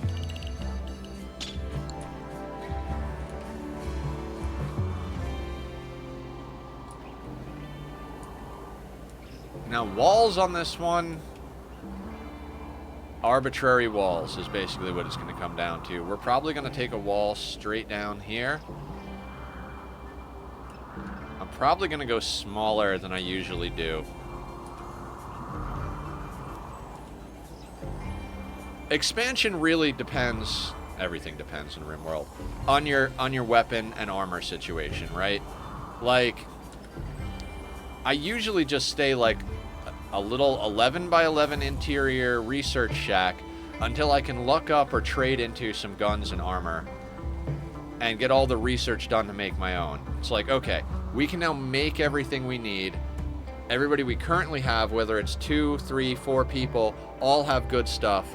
Now it's time to expand because we can protect ourselves while we're expanding. And then once you've expanded, you go into population explosion mode. From what I understand as far as Pemmican. Excellent. So let's... Alright, we already got a couple of guns, so we don't have to sidestep into arrows and great bows. I'm not going to want to have to backpedal, so let's get beer brewing done right off the bat. Transport pod crash. What do you got? Body modding undergrounder who's really good at mining. Waster. Waster. They just want to keep giving us wasters. I'm not with it. What do you got gear-wise, sir? Or madam? Normal, normal. We will capture them and try to harvest them, is what we'll do. We'll just make this our prison for now.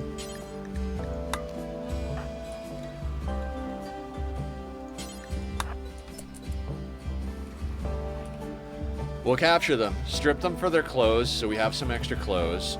Do we have any good doctoring ability between our crew here? No. So maybe we'll have Lyra, Danger, Crane. Try to work on some doctoring skill by removing some organs. And if we get some organs, we'll caravan. I mean, I'm almost tempted to send the whole family off on a caravan and just leave the base. If raiders come while we're gone and smash the place up, so be it. Usually I'll wait to get a sacrificial mule for trading. We might do that. All right, speed this up a little bit, research people.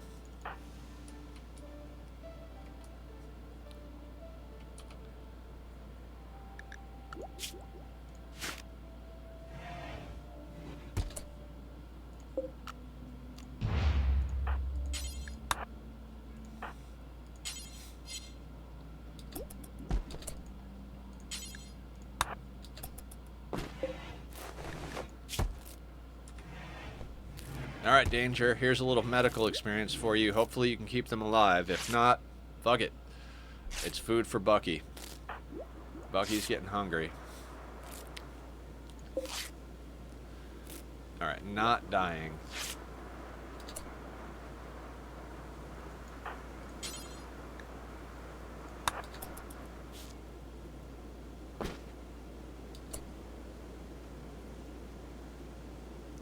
Okay. I mean, the flesh tentacle gives them 10% manipulation. That's fantastic. Alright, let's see if we can get some organs out of our first problem child here. Harvest a lung. You need to be on boop. Danger.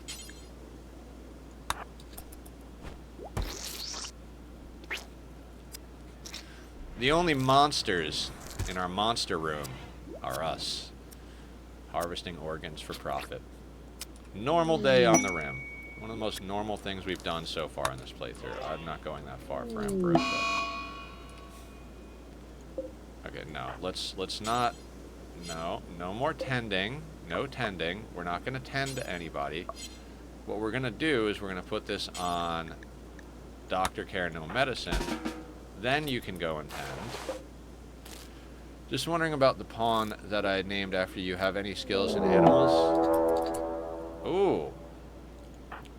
Does it? 3, no passion. An actual raid. A single raider with a club, an Itakeen. Okay.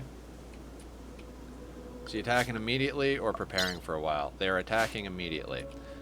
Alright. Our first humanoid raid since we started this playthrough.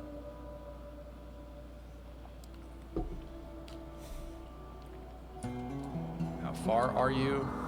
You are kind of far away. We'll let you... Oh, 2 of them. What do we got? We got a slow learning, psychically dull, nervous, melee, construction, animals, cooking, artistic. You're not bad. I don't like that slow learner nonsense, though. Psychically dull, melee, plants, animals. I mean, that slow learner trait really, really puts the freaking screws to you. Alright, let's let them get a little closer. Let's schedule everybody inside, including our ghoul, so that we have everybody consolidated in one location. And in fact, let's get ourselves set up. Nether and Danger. Let's get you there. Bucky, let's get you in front of them.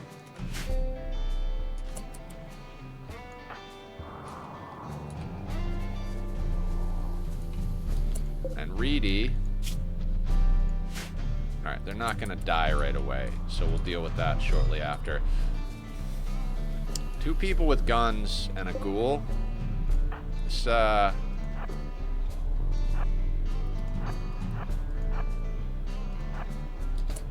what's the range on our auto pistol? I got that, okay. And that's there. So we kind of want them to get a little bit close.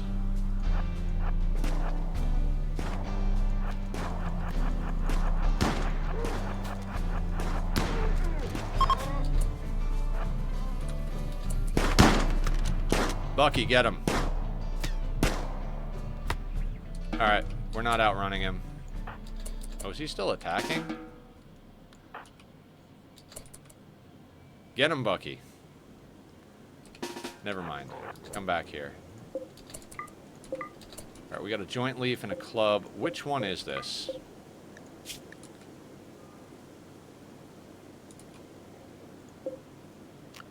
Alright, looks like we're training medical supply here.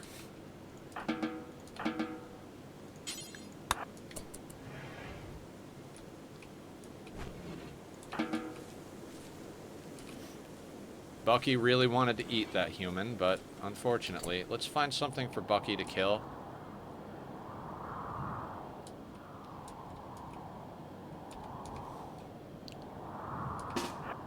Getting a little dodgy over here. Yes, yes, the better layout to the tech tree is very cool. Okay, so... right lung is destroyed. So let's try and get a kidney out of this person.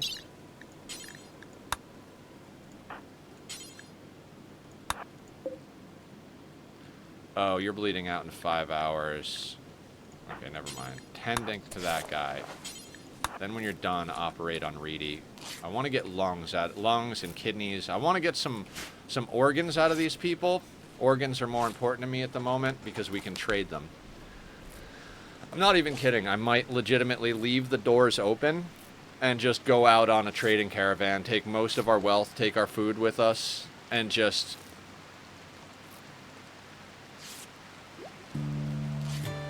if we can get organs, for sure we're going to do that.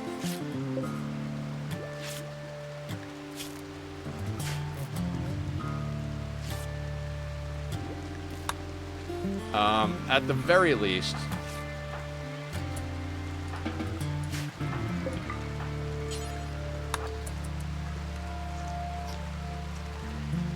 I really wish Bucky could carry things. Like, if he could at least haul so that he could go punch something and then bring it back, that would be phenomenal.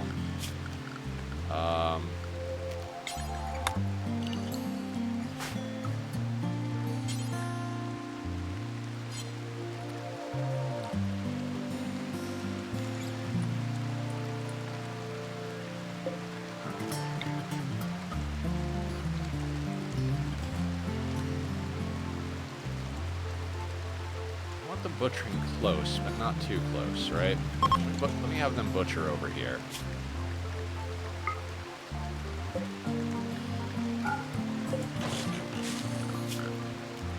Because we need a fresh corpses zone.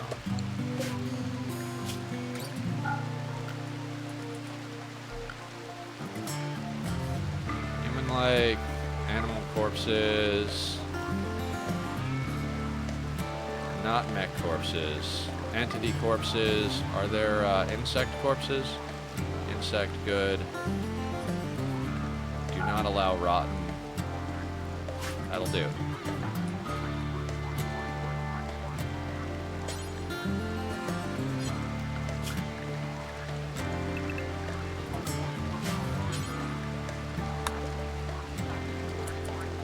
Can I suggest this if you want to? Could you be the one who tames the animal, then you can say, get them killer?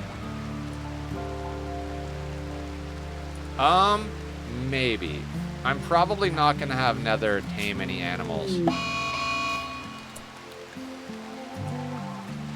Ravenous hostile ghoul has landed nearby. One closer inspection appears to be Kasuba, previous member of your crew. The ghoul is currently in shock, but it will soon recover and attack anyone it sees. It can be captured, but to a holding platform for further study.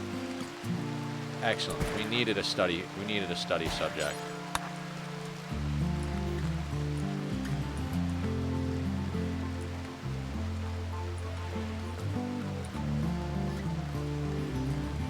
Actually, hang on a second. I'm gonna do this. I'm gonna have Nether go and capture the ghoul so that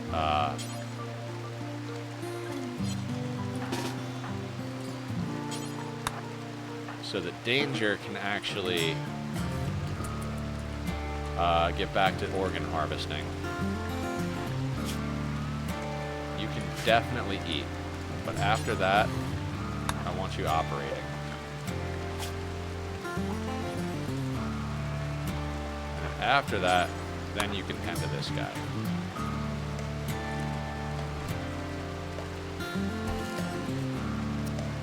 At the very least, we're getting just a little bit of medical training on Danger. Danger does not have a passion for it, though, so it's gonna take a little while, especially since our learning percentage is at 20% because they learned max for the day already. So I'm not gonna stop trying to harvest their organs because money. Ancient Danger? What about the Ancient Danger? We have someone named Danger, Laz named Danger. I believe this is the Ancient Danger over here. We're not going to fuck with that. Not even remotely with this kind of crew.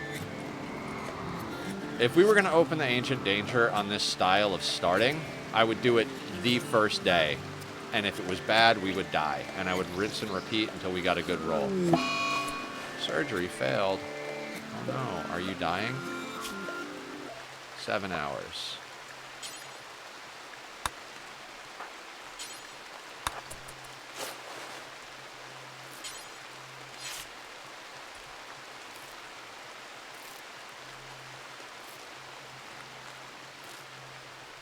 Danger, danger, danger. The Bucky can stay inside. I can make him go and eat that. Okay, excellent. But keep an eye on that corpse.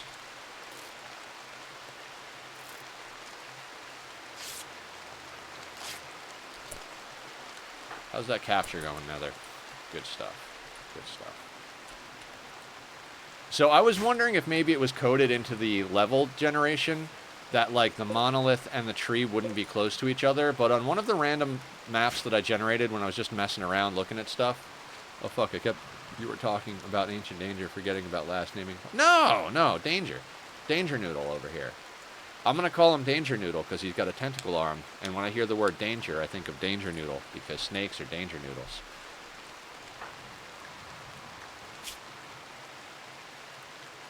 Nether's got a scratch arm. His right arm. Knocking manipulation down a little bit.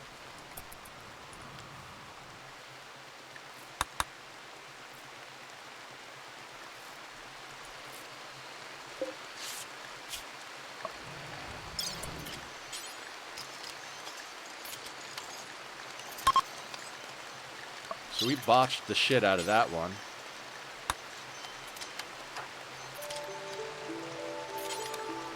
Oh, no, no, no. These people don't eat. Do not feed these people.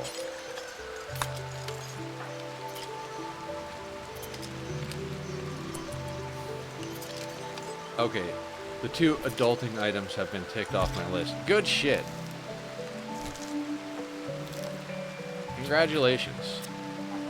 Now time to Ani? Ani time?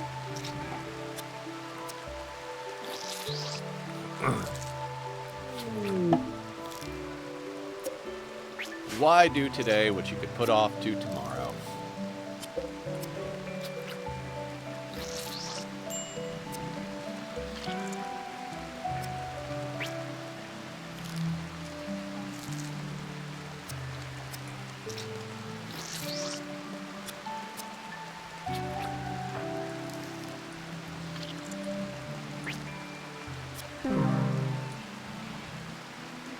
Perfection. We got an organ.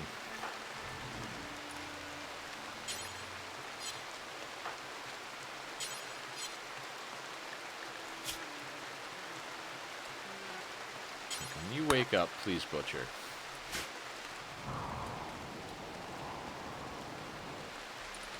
You guys have stuff for trade? No, no stuff for trade.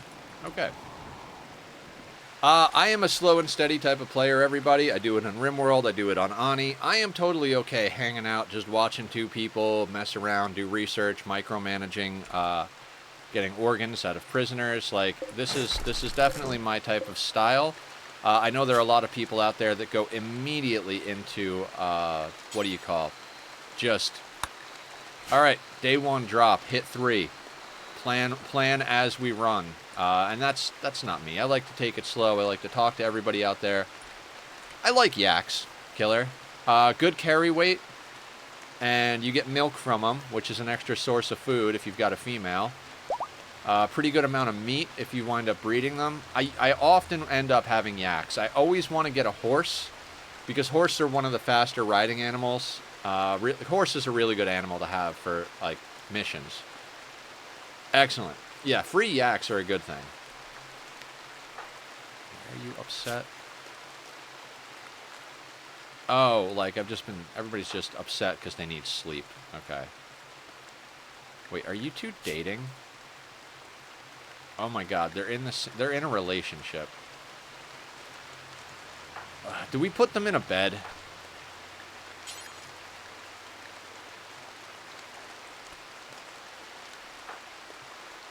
Do we build them a double bed for the sake of mood? I mean, we might end up with 2 people, one of them being pregnant. Usually, just drink Boomalope milk. It'll end your pain faster. Yes, yes. Do you have a playthrough going in Rimworld, Barb? I know you finished the Cannibal Pig start. That ended with an army of vampires of all species.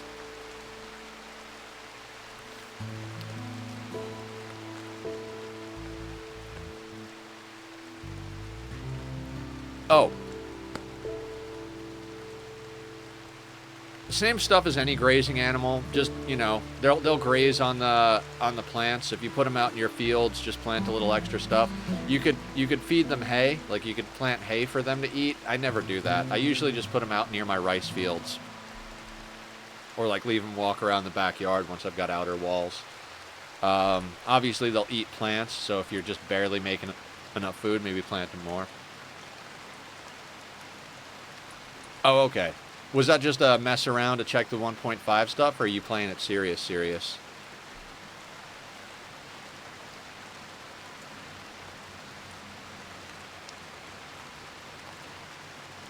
I'm going to build a double bed. We're having fun with these first few starts, right? We're not getting too sweaty with it. Let's build a double bed. We'll make our lovers happy. We'll tell them to not try to... We'll tell them to try not to get pregnant. That should decrease the odds. But I got to tell you, every time I've ever put 2 pawns in a bed, they've always gotten pregnant. It's just what happens. So with any luck, they don't get pregnant before we're able to bring on a couple of more people, because natural birth on the rim is just torture.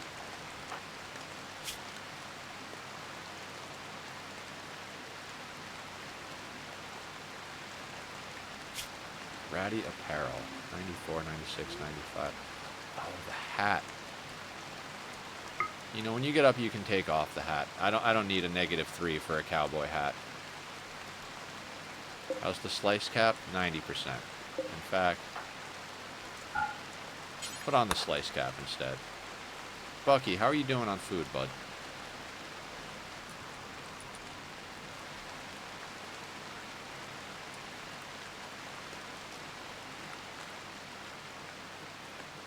I could have sworn we had an animal, but I guess we'll feed Bucky some human meat.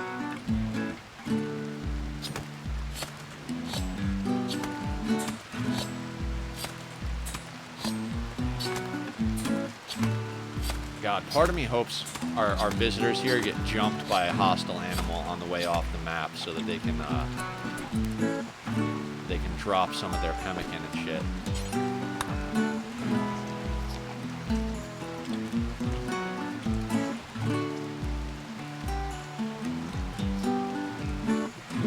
Just messing around. Yeah, nice.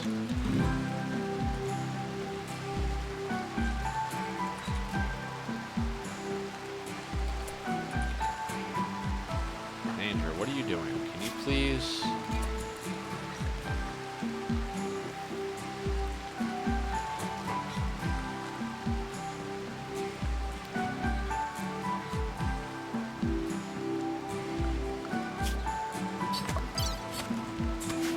Having some organs in stock definitely jumps the shark a little bit.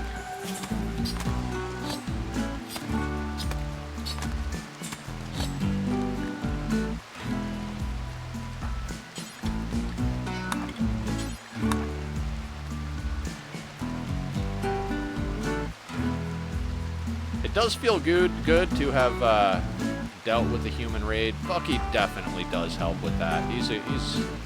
We'll keep Bucky alive somehow or another.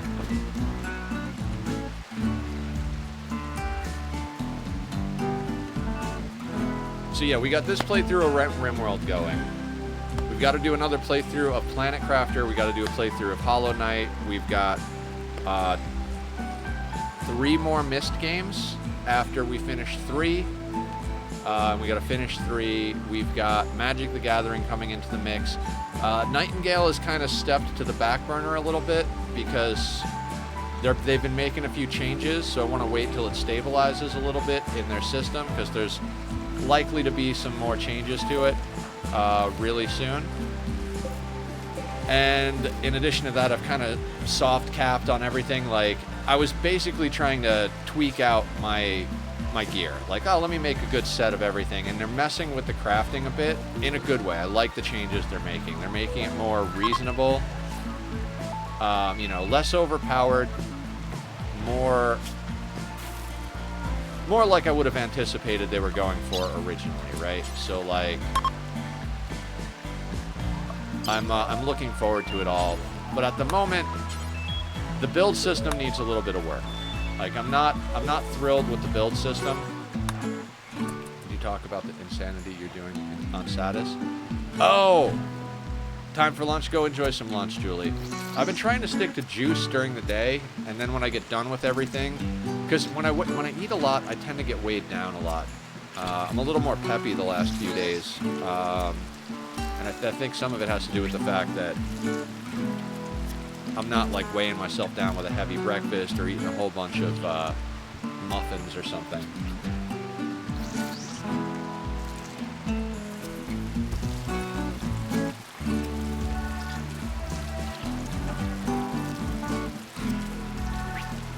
But the insanity that I'm doing on Satis. So, you guys have seen my oil factory, we're taking a whole bunch of, like, we're taking an entire section of the map that produces crude because there's no more near it at all. Everything in this one section of the map, there's stuff all over the other places in the map, but that place, we took all the nodes and routed them to a single factory to work on, right? We got the organ. Excellent.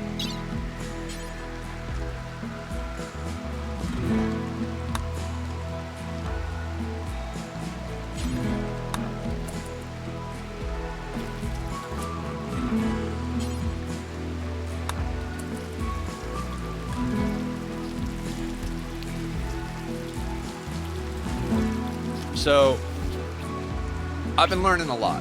I thought I had a good enough handle on fluid mechanics, but I knew they were complicated. I knew it was just a matter of, like, going through all of it a bit. Learned a lot, have a lot of cool ideas.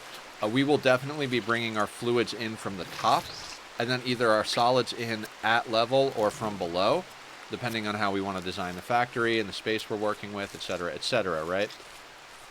And the reason we're going to do that is we're going to try, like, literally everybody who came in has been like, pump up to a water tower, gravity feed, buffers don't work the way they should or you think they do, you know, so we're going to make sure to pump and gravity feed all of our important liquids.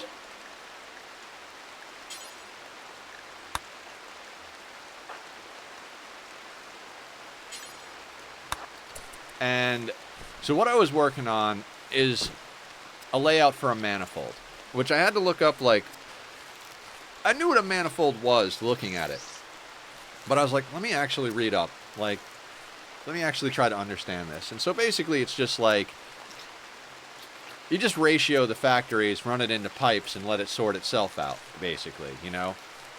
Is this outputting 100 and this taking in 100? Cool, connect them with pipes. Eventually, the pipes will fill into the buffers that are inside the buildings, which are one way, unlike the fluid buffers outside the buildings.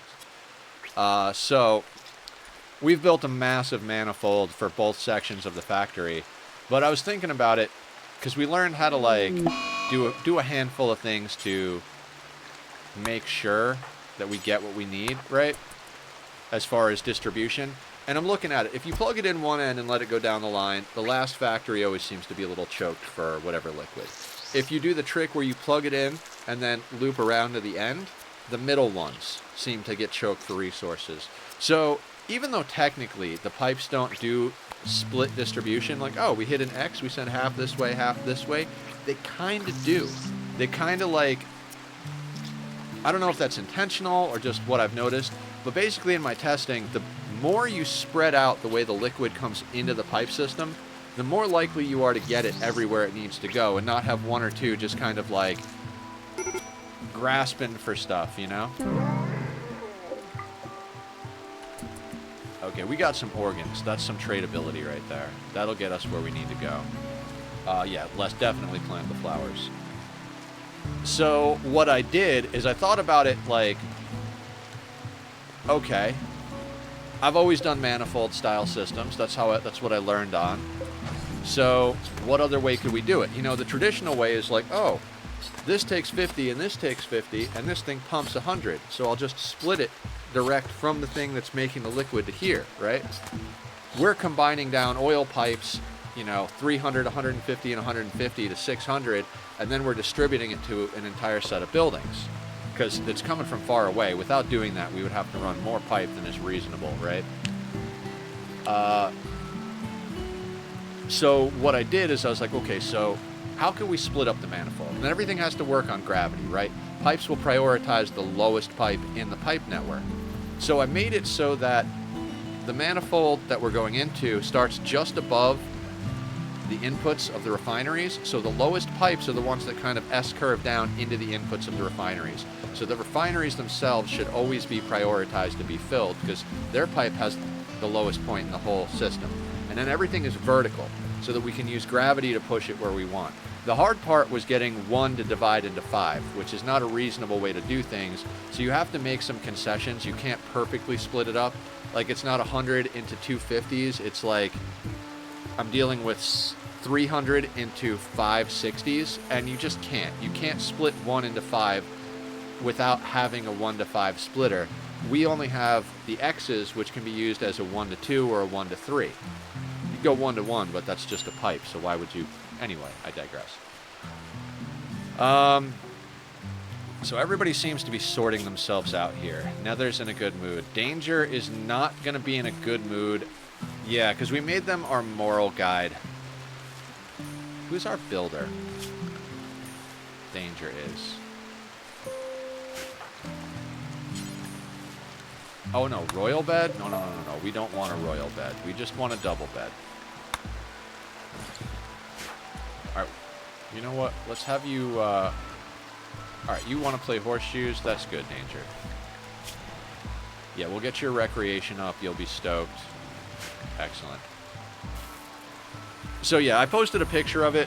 I'm not sure that it's actually, like, the best idea, but I think running the water on top, dropping it down. So basically, in this situation, right, like let's say we're using the refineries, it's 1 pipe to 10 buildings, and once you split that pipe in half, now we've got half a pipe into 5 buildings. If you split it 3 ways, it doesn't help you. So basically, we're going to split the pipe in half up top, drop 1 pipe down into 5 going into the manifold I designed. I might try to tighten it up, but given that you have to work within the spacings of the refineries themselves, there's not so much you can do to tighten it up. The biggest pieces of it are getting from the first one to the second one. And I used all the looping techniques and like splitting techniques. I made sure that at each stage that it splits downward so that it will always prioritize the lower pipes. And I think it's going to even out our flow more. The unfortunate thing about it is that our factory is working. I mean, I do need to change the inputs. That was the next thing I was going to work on anyway. So what we're probably going to do is try a section of it. Like, we'll probably split one of the pipes and just let it handle 5 of them or something. Nah, we can't do that. So we've got 37 factories. 10 each for the 3 full pipes and the extra 7, 6.5, 7, whatever it is. Forget if it's 6.5 or 7.5. Whatever it is, the extra fuel is going into the end. The extra fuel seems to work a lot better than the full pipes. There's all sorts of reasons. I won't go into specifics, but I'd like to do that. I think a lot of this is going to be off camera.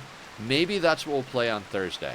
We'll do our first Magic stream tomorrow. We'll have Barb and Killer guest on the stream and play some Magic with us. We'll do some random queue-ups, some buildings, some, deck swapping. Might do our first ranked. I think we'll do our first ranked game tomorrow on stream. It'll be a momentous occasion. And then Thursday, maybe we do Satis, work on getting that sorted out, because that's like the last little bit.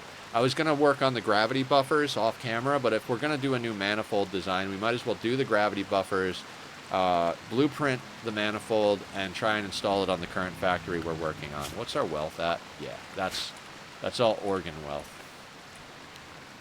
Can we sustain? I think we got to go. I think we got to take the whole crew and walk off map.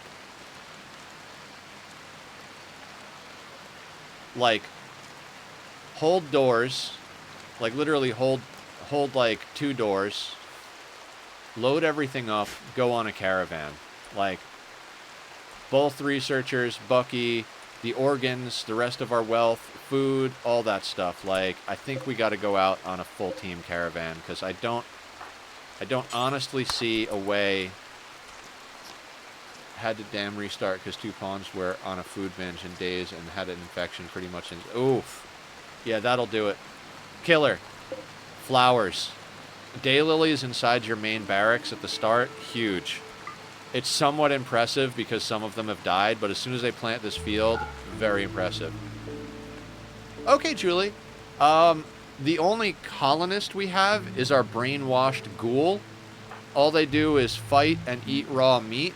I will be getting more, of course. Do you want to be the ghoul? Bucky could be Julie instead. The last one I had trouble keeping alive, but I'm getting better at it, I think.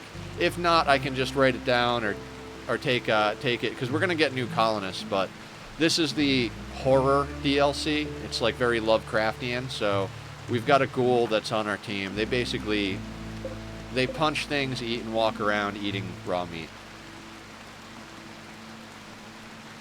You're welcome, Killer. That really helps a lot. Also, make sure you get your recreation down. Alright, so Julie is in queue for an actual colonist. If you want the ghoul, tell me. If not, I'll save it for an actual colonist. So... Julie, Pawn, and Killer... Pet. So yeah, there's a lot going on. And then on top of it, I want to find some time to actually play the mini-base playthrough from Ani. Because I like that playthrough. I think the reason I wasn't enjoying myself is both because I was in a bad mental state that week on the last 1 or 2 streams of it. And in addition to that, I was trying to play it more like a challenge playthrough, because we've been doing a lot of challenge-style playthroughs. And I think that just kind of needs to be my home base Ani map. Like, that's like the place we go and chill. We work on stuff. We learn new things. You know, all that good shit. And I think if I treat it that way, it's going to be more likely to be... Alright. Now we're going to assign both of you there. You'll be happy. Let's check everybody's mood and needs. Good mood. Good mood.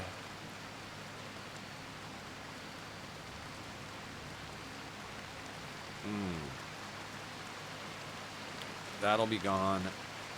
This should be gone because if they're sleeping in the same bed, it should be considered a bedroom. You know what, though?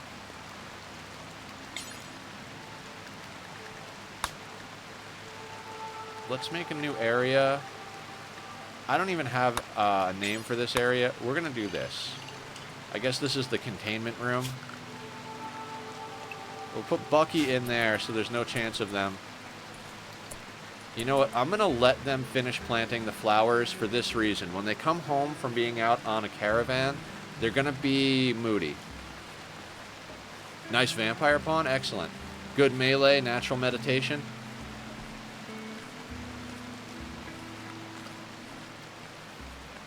Melee vampire sidecasters are my favorite pawns so far. I mean, obviously we haven't gotten too deep in the DLC, so I might change my mind later on, but you get a natural meditation vampire. You know, even if they don't have any amazing traits, as long as they don't have any bad negatives, you sit them meditating at the tree all day long, you get their psi focus up, build them a proper death rest chamber with glucosoid pumps and psychofluid pumps. Holy shit. The original Hans Moleman from the All Endings playthrough that we did, VODs are up on YouTube, they could take on 100 tribals themselves, basically. As long as it wasn't, like, super, super close. They could literally just, like, vampire jump, invisible, berserk pulse, jump, berserk pulse, like, all over that shit. I sent out Shorty and Hans to deal with 130-something or 150-something tribals one day. It was amazing.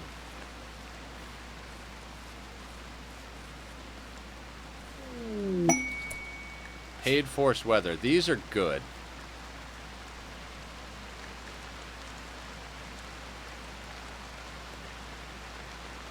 Biography. The author explores chronicles of his gigantic toe. It is somewhat humorous from time to time, but many of the story beats are unnecessary and frail to move the plot forward. The book was published in September 5383.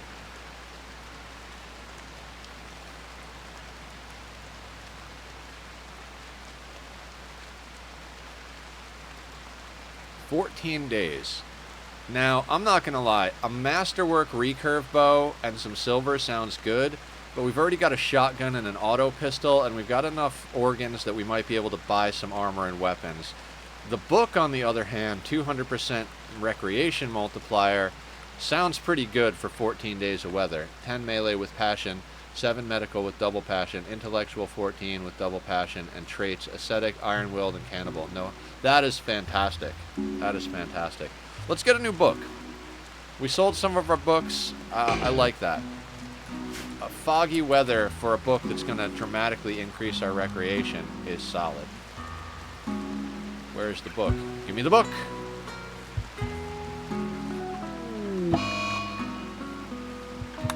I mean, it's been raining through this entire freaking playthrough to begin with, so... excellent.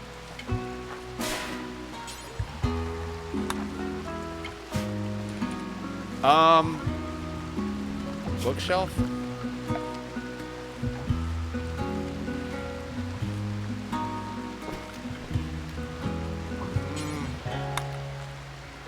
How many books does a bookcase have? This is research. It does, okay. Let's make a bookshelf then.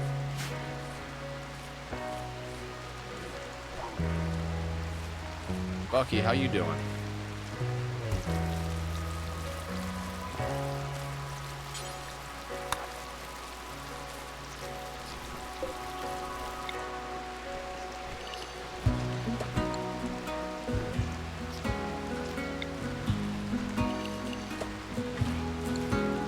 Okay, I think this is where we send out a research team, right? Or a trade team. And I'm having a hard time thinking we're just gonna send one person. I'd rather send the whole team. Wait, one thing real quick. Let's hold you open. Hold you open. Now, I know this doesn't matter because we don't have animals, but it kind of matters.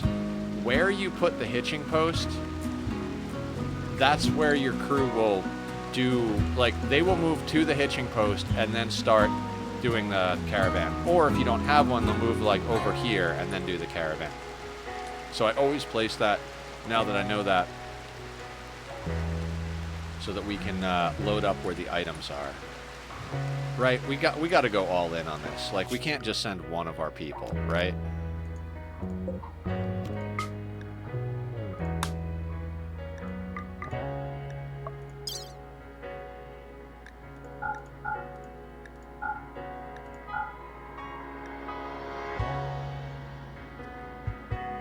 I'm tempted to bring the bioferret just because I don't want it being stolen, but that ups our wealth, that causes issues. Let's just bring some of this, you know what? No. Poor pants, poor can go out the door. The normal ones we'll keep, poor can leave, normal we'll keep. We'll bring the silver.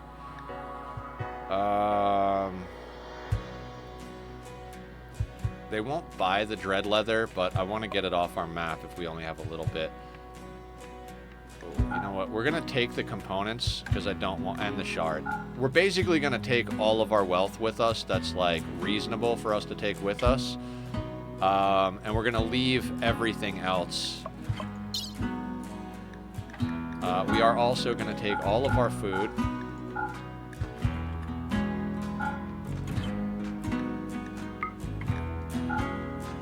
Food and medicine.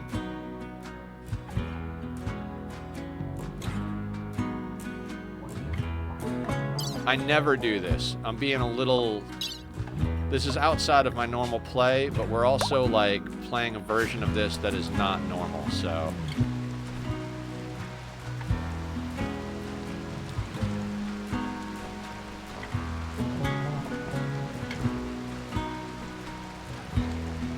Oh, give it a good stretch. Oh.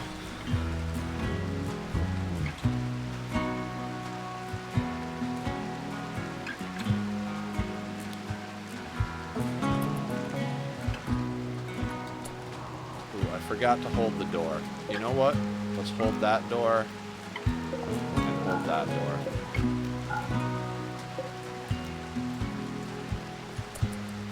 Well, that door didn't get help. Hang on a second.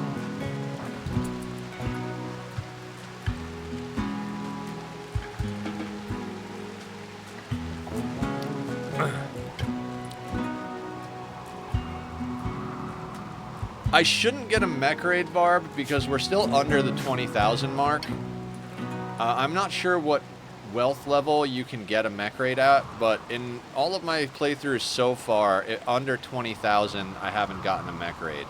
I know once you cross 20k on 500%, sieges become possible. It seems like the cultist attack is based on the siege style of AI. So I'm thinking we should be reasonably okay. If we get a mech raid or we get an anomaly raid, Let's just press 3 while we're all on the road here. No sense watching a dot move slow. If we get any of the bad raids other than a person raid, we might be hosed. And if we get malicious people that just want to burn things and not steal things, we might be hosed. But we've got a little bit of research done. I honestly think that even if we lost every single piece of that, everything that's back at the base, with the research we've gotten done and the money we're about to trade out, hopefully they have some good stuff over here that'll outfit us nicely. I think with that, we'd be better off without the base and with the stuff we're going to buy, in theory. I mean, they could have absolute dog shit over here, but who knows. I should have built them bedrolls. Guys, that's one thing to remember. Early on, I always wind up trading off all my textiles, and it's generally a good idea. Like, if you wind up punching rabbits to feed your ghoul, or whatever the case may be, hunting to get your people experience, sell off the extra textiles. Yeah, like, how did you run out of food?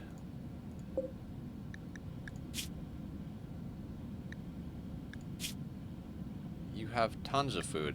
Oh, I think I told them not... No.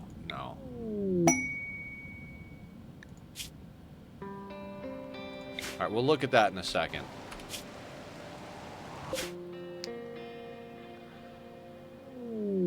Alright, trade. Ducks join. We will eat those when we get home. We are not selling... A lot of the stuff we didn't bring to sell, we just brought it because we want to make sure it doesn't disappear if we have problems. Okay, yeah, we don't have enough for all of that gold, but we're not gonna worry about that. Sell that. Sell that. Sell that. Excellent. Now, what toys do you guys have for me? We got 2,341. I would rather not buy a heavy SMG, but it is way better than the auto pistol we have. Same thing with the LMG. Not great weapons. What else have we got on the list here?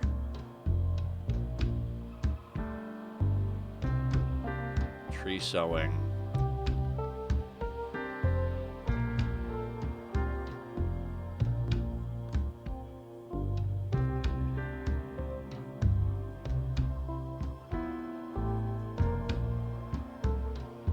We got a couple of choices as far as things go down here.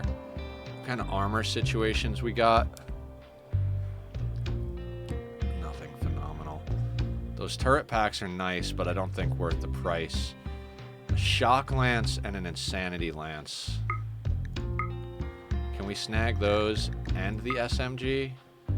We can, but not the LMG.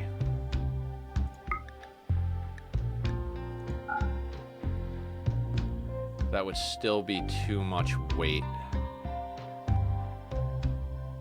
What are we getting for these organs? If we keep one of the organs, we can't get everything.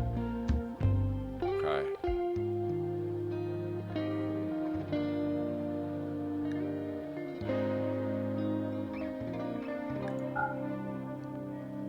It's the,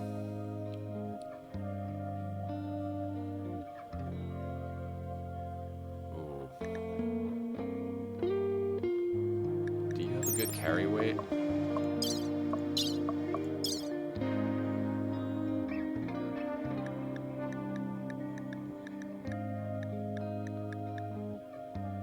%, caravan carrying capacity 158. I might snag a dromedary.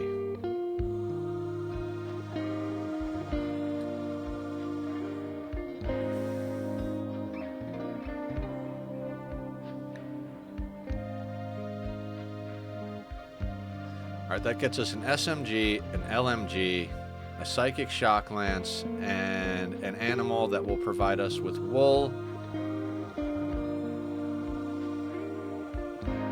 and make our caravans faster. Oh, there are colonists here. Hang on a second. That's never a thing. Pessimist. I mean, early game, you get the opportunity to buy some colonists, but, like, I've never... It's been so long since I haven't gotten them through other means. Not amazing. Not amazing. Unwavering loyalty, chemical interest. Okay.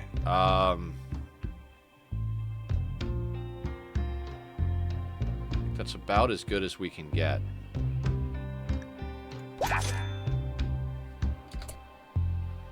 Alright, let's look at gear here.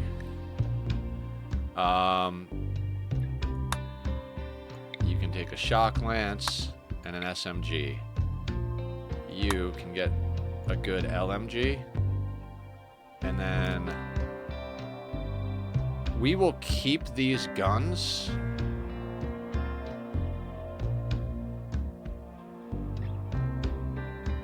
And the turret pack. These are decent enough for new colonists. Alright, now let's quick check that quest. Jerry claims to have been chased from his home by a vengeful ex-lover. Jerry begs you for permission to stay at Anomaly for 6 days so he can rest and regroup. In return, he offers to work and fight for free during his time. If you make him happy, he may offer to join you. He may also reward you later for helping him, but there's no way to know his true intentions. This refugee is not part of any faction. If you wish, you can choose to kill, arrest, sell, or harvest him without diplomatic consequences. You know what, Jerry? Can you keep an eye on the base for us while we're over here? And what is your sit? Body modder, hard worker, chemical fascination, crafting, artistic, intellectual, health problems, no health problems, 38 years old. Kinda want to keep Jerry. Jerry, let's get you over to work. Let's get you a proper schedule for while you're here. What are you good at, Jerry?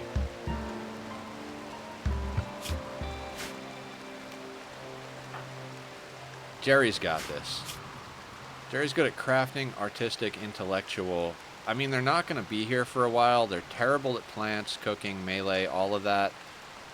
I think as far as work schedule goes, we don't have a tailor bench. Crafting, maybe. Cleaning, hauling, and then research. Love you too. Have fun. Be well. Be safe. All that good stuff.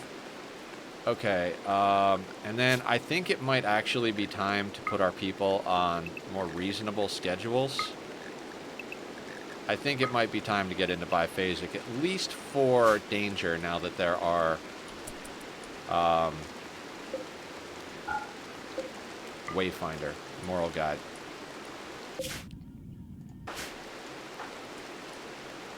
Alright, Jerry, don't fuck everything up while we're gone. Ducks join. All the way up here. Of course they do. If they ever get close to base, they'll get harvested. Alright, let's press 3.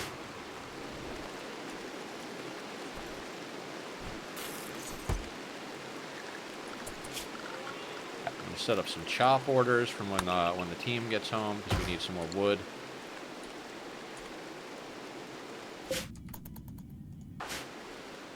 It's always raining in Rimworld and in Minecraft. It's insane.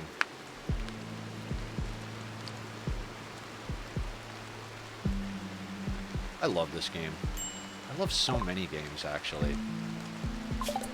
Alright, skip abduction is where we're going right away.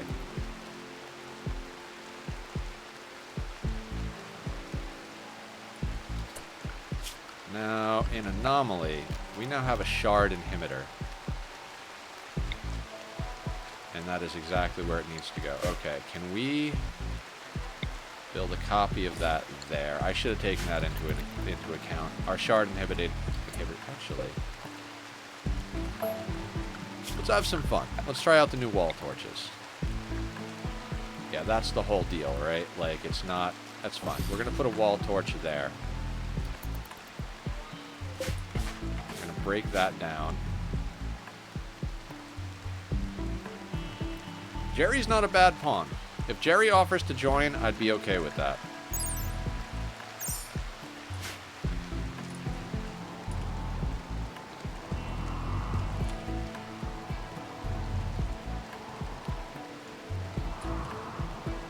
I'd love to theoretically set up like a Psycaster training camp up here.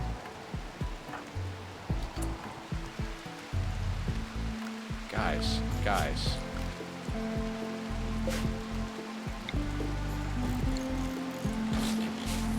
anybody is set to animals is probably the nether is set to animals. You should be able to rope animals, even if they're not in the work area.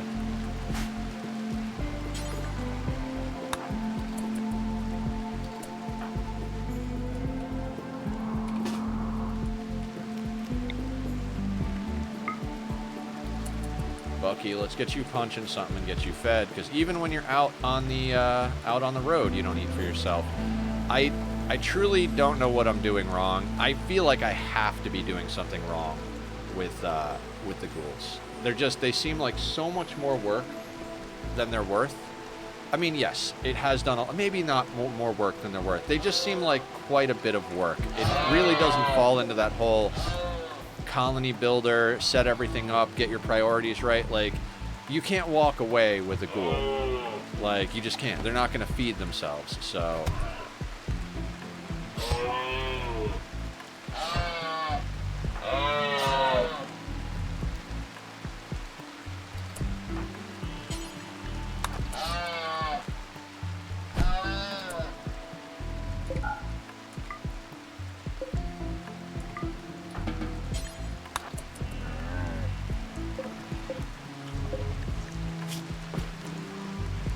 They can unload that at their leisure.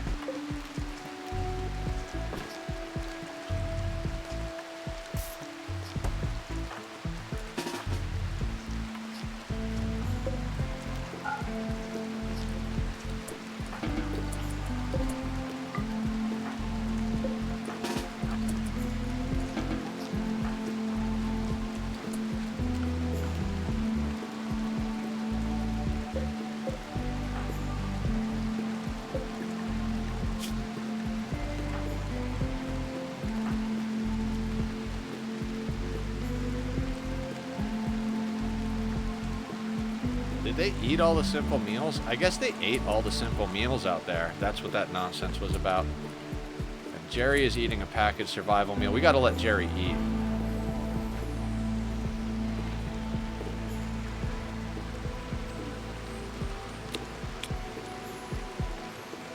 I had one of these in my all endings playthrough. No, not all endings. It was my first victory against Cass on Losing Is Fun, I think. Yeah, let's go into biphasic. What do you call it? It glitched. They couldn't go on caravans. They couldn't do anything useful. 2, 3, 4, 5, 6. I couldn't even get them on the ship. Like, it's pretty bad. So they wound up having to stay. That playthrough I actually launched... No, did I launch everybody? There was a playthrough I launched everybody. I forget if it was Cass or Randy. There was one where we launched Sprinkles. There was one where we launched Spineless Kyle, who was the greatest blood bag I've ever had. Spineless Kyle was just the MVP. That's why we had to launch him into space.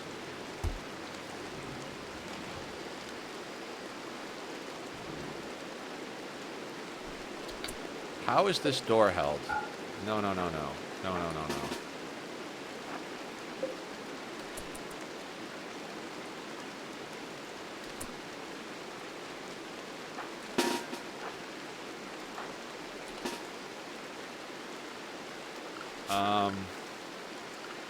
She is wandering in here to eat our food. I didn't take that into account. Look, Lucia.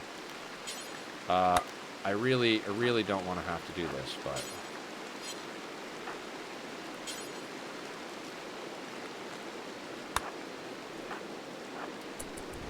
We're going to try to arrest Lucia.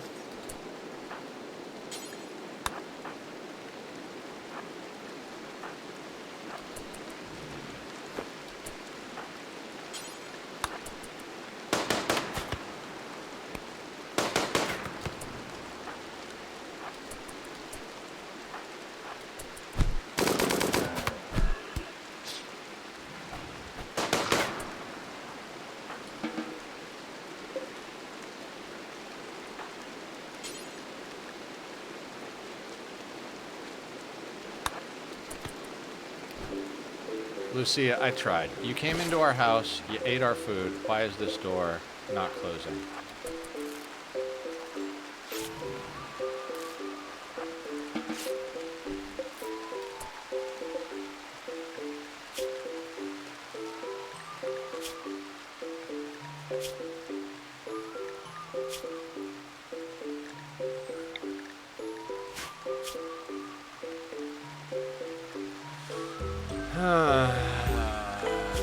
We don't have anybody that can tame Lucia. There's the problem. Plants, mining, shooting. I would like Lucia on the team.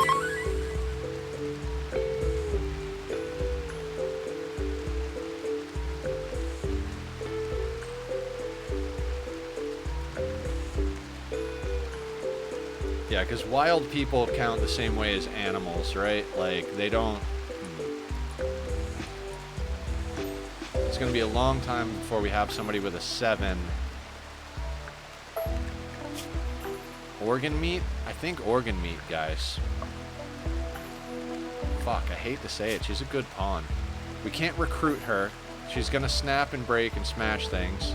Unless we let her wander around the main base. If we hold the door, she's going to wander out. If we get raided and a piece of wall gets hit. I don't foresee us being able to keep her, and I'd hate to let the opportunity to get more organs go out the door. I know that sounds terrible, but we're on the rim, so... I think we're going to end up harvesting Lucia for her organs.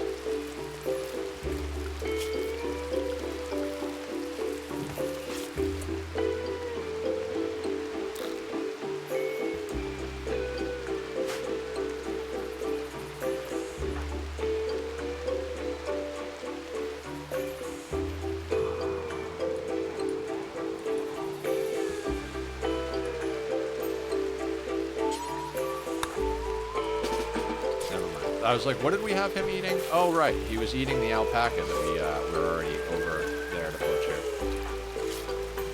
Okay, Jerry's going to go butcher. That's good.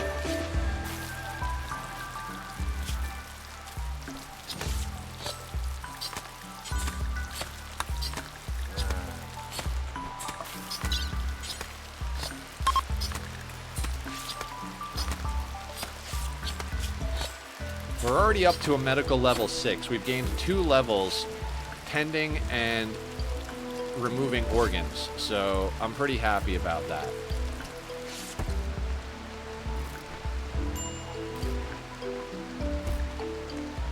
Danger's going to be hard to keep happy for a while.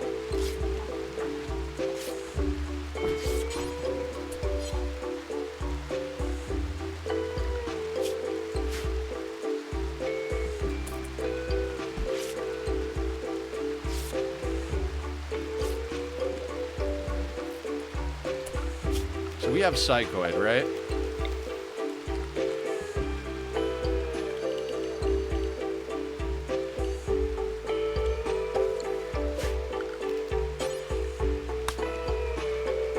Six, right? Of course, of course.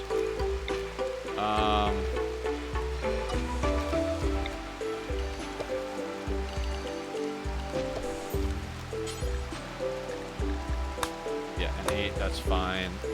Let's just lay out a few crops here. And when they get to them, they get to them.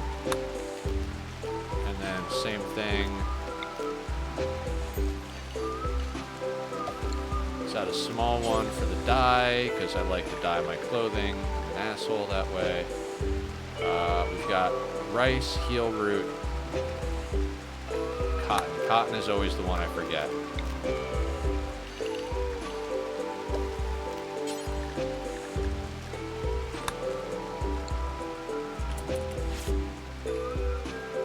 Right, the dread leather came back. That's annoying.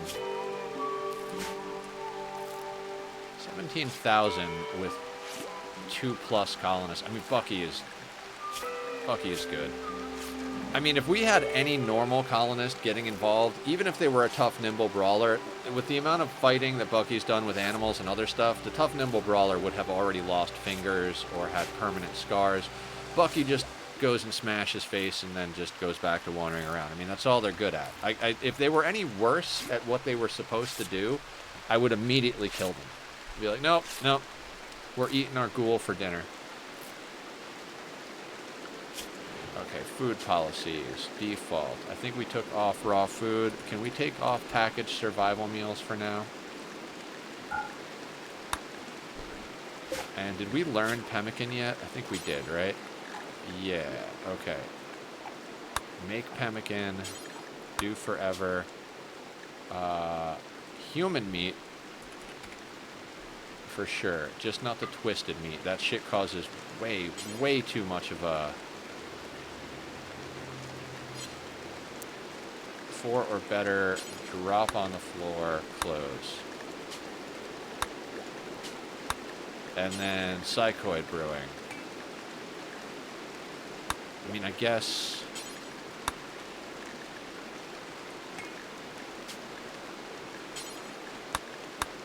we set up the bulk and regular ones for these, right? Yeah. Make pemmican.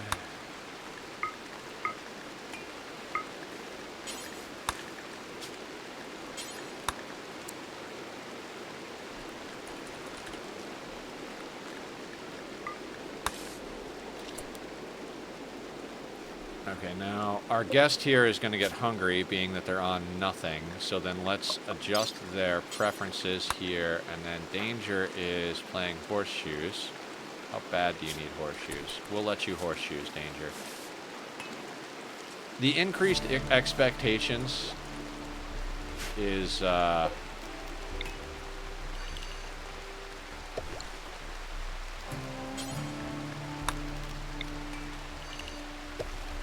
The increased expectations makes it very difficult to keep someone happy, which is why I usually hold off a little while on doing a wayfinder roll. But both colonists were having trouble with that. Oh, Jerry, by the way, I want you to drop that.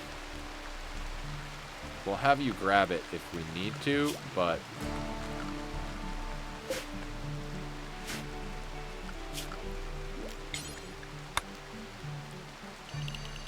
Yeah, I'm basically setting up small fields over here. They don't have to get to these, so that's fine. Most of them they can't even actually plant yet, but when they hit that level, someone will automatically plant them, so I don't have to think about it.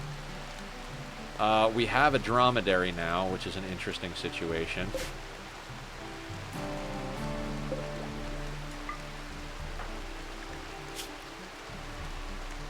Poor.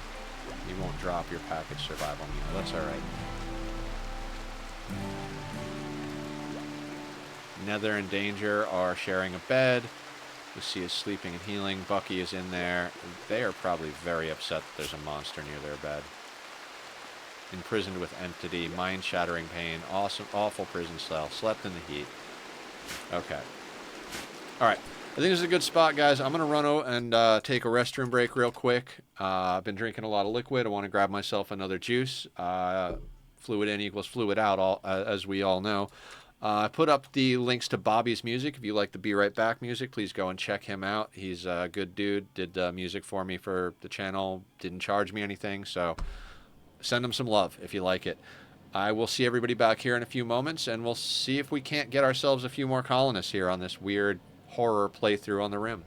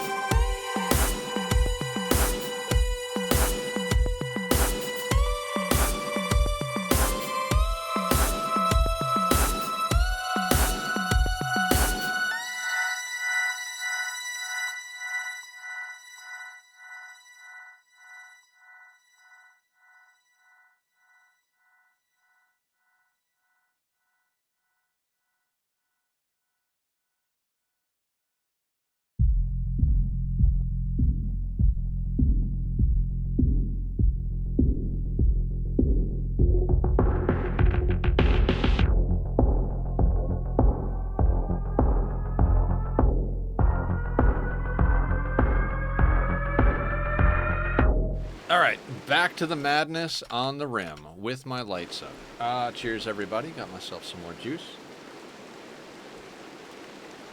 And again, I know this is slow going. That's how I like to play. It's what keeps me ahead of threats.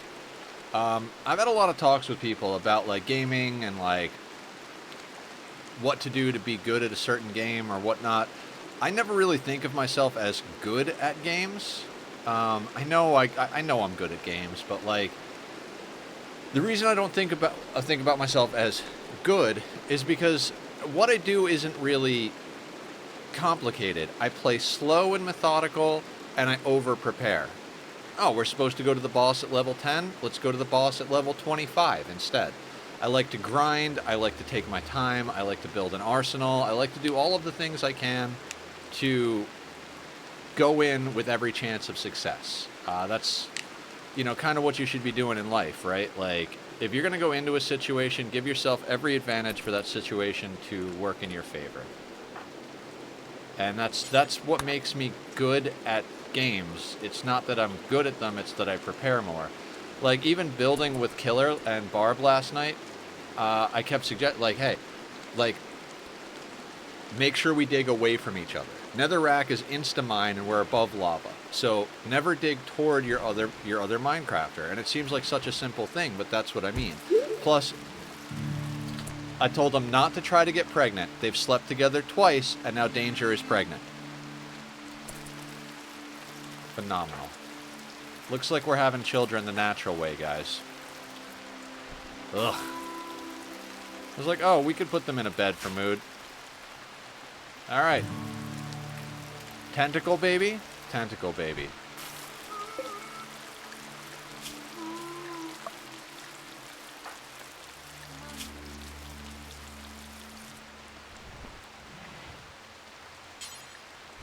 Alright, let's get you up and get you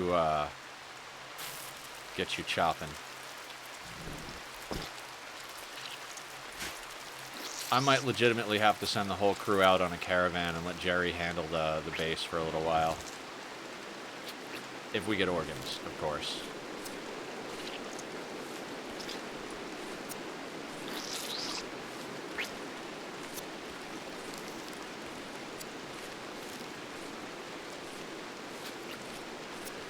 Like I said, yeah, we've got a lot to do, not just in this game, but in all the games we're playing. I want to try and get some more stuff done for the channel. The most recent VOD from the 500% released today. Mondays is when I put out Rimworld VODs. I will probably start putting out these VODs starting... I'm thinking we're probably going to do these on Saturday, so I'd like to get the first one out by Saturday from the last 2 days of streaming. We streamed this twice, right? Yeah, Thursday and Friday we streamed this. We played one playthrough on Friday and then Thursday, then lost it on Friday, and then started this one in the last hour or two. That's why we're not very far along yet, even though we've been playing this since the moment it released, basically. Well, an hour later or so. I think I started stream like an hour early on Thursday. I got this at like 10:05, and then like by 11 I was starting up the stream. Love when stuff like that happens. So yeah, I think I've gone over the basics of anything. If anybody has any questions, ideas, comments, concerns, whether it's about the game, about life, mental health, chronic illness, any of that, feel free to ask and talk. If it goes too far and it's too heavy for any given day, I'll say something. But in general, let me get you to chop a tree real quick. But in general, we're here to talk, hang out, take care of each other. Basically, like, we have a few rules for the community you can check down in the rules section. They're the same for chat as they are in the Discord and everything. They basically boil down to don't be a jerk. We don't allow soliciting in here, so nobody coming in just trying to sell stuff. I respect the hustle, but going into small streams and trying to sell stuff to people, it's a bit exploitive. So we don't allow soliciting here. There are no links in chat, both here and in Discord, so that we can check the links. We don't want people posting stuff that'll get viruses or inappropriate content or anything like that happening. We're going to try and not violate terms of service if at all possible, right?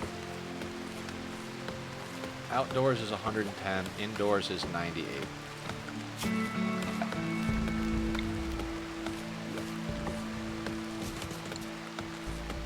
chopping a tree. We can make a passive cooler.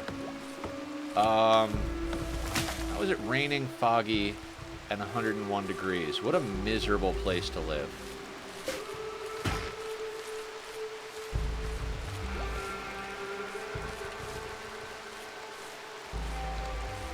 Nobody? You know what? We're gonna put that right there instead.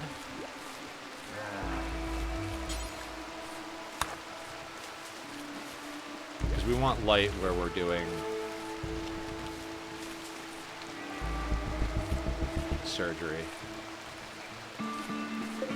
Speaking of which...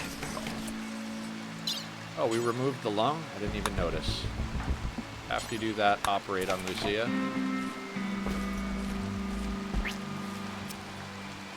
I mean, for someone with no passion in medical, Danger's kicking some butt today. Maybe we'll get them nice and leveled up. Bucky, how's your food situation? I'm going to panic about Bucky. Well, the few mods that I use finally got updated to 1.5, but only put a few of them. Nice. I miss my my more planning mod and my camera mod. I might put those in. I like to be able to hide and delete and change the opacity of the planning.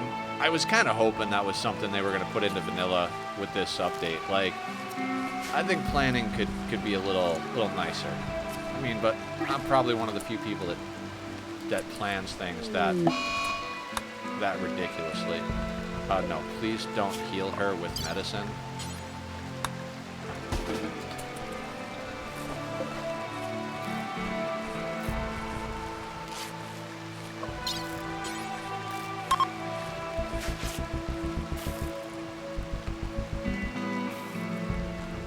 I mean, realistically, we need more pawns. That's the main thing, is we need more pawns. Getting them a shock lance and some way better weapons. I mean, I'm not a fan of SMGs and LMGs in general. If we have a choice of weapons, I'm generally going to go with assault rifles. Although we're going to try out the new weapons from the Anomaly thing. We're definitely going to be trying that shit out. They look cool. But an LMG or an SMG of good and normal quality is definitely going to outdo a normal pump shotgun or a normal auto pistol or whatever. So we've got a normal shotgun and a normal auto pistol to give to the next person if we don't have guns. They're not amazing, but better than nothing, realistically, so...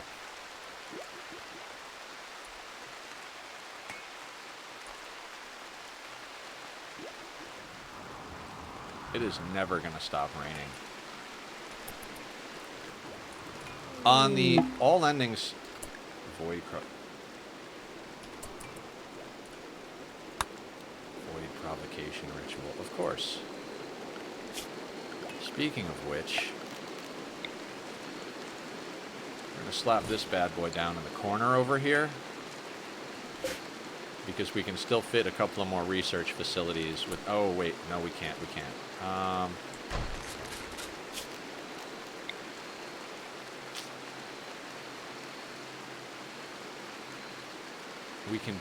can move the suppressor. That's right.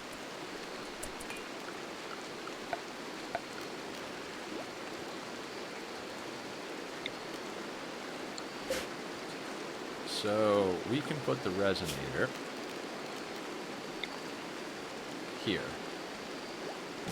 And it doesn't require power, so we're going to get that. This new DLC reminds me of Cosmic Horror Mod. Yeah, definitely. I mean, I never played Cosmic Horror Mod, but I've definitely seen people play with it. I saw Void playthroughs from Francis. I know a lot of people played with the Zombie mod and the Void mod.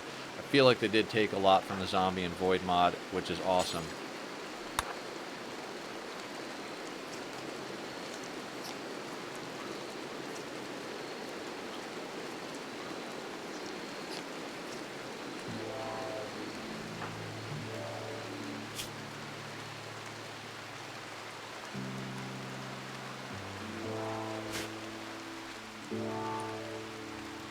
Excellent. Very thirsty. How's everybody doing out there?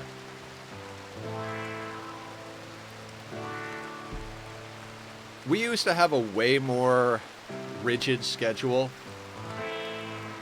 Like, very specific, like Rimworld Monday, Wednesday, Friday, Ani Tuesday, Thursday, Saturday, and I've been just getting into so many games lately, guys. It kind of pains me that I don't have any more Nightingale content to really go through. I would love to sit down and do a build day. The last time I tried to build on stream, though, it didn't go well. And the thing is, the building is awesome, but there's a few little glitches. Like when you try to scroll, firstly, the scroll is not sensitive. You've got to scroll the mouse wheel like a fucking mile to go a line on the menu. Secondly, it glitches. You'll be scrolling and it'll jump to the bottom or jump to the top, whatever it is. Then there's the glitch where, like, you'll highlight the foundation and go to place it, and then you'll bring the menu up again, and it'll show the foundation, but your highlighter's actually on the first thing in the category. So now you go to build, and it's building something else. Plus the, you know, the middle click to select things from Minecraft and Satis we were talking about? They have that. It's the Q button. But if you do it, like, let's say you're like, oh, let me sample this wall. You can place one, and then it stops. It's not the same as if you hit build, and then you can build as many as you want. Make this restart and building a double wall of limestone. Awesome. Very cool.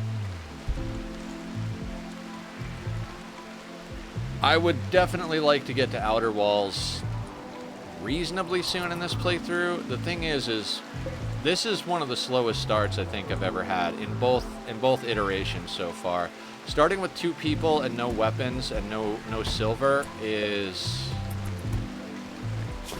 it's a lot. As far as, like, stuff to get done for 2 people.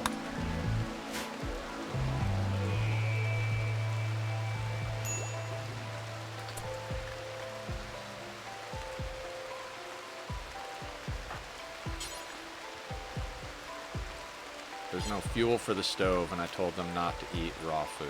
Right.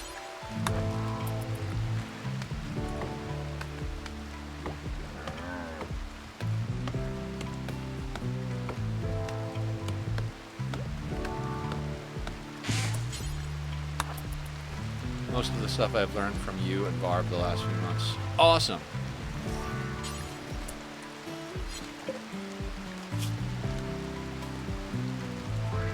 Did I, like, turn off meals entirely?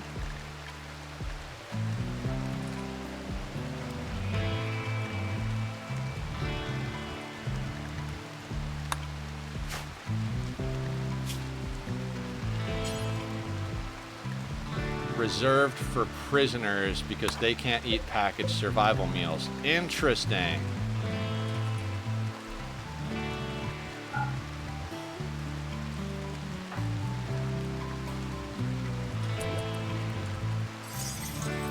Yeah, so we're not going to put meals in here.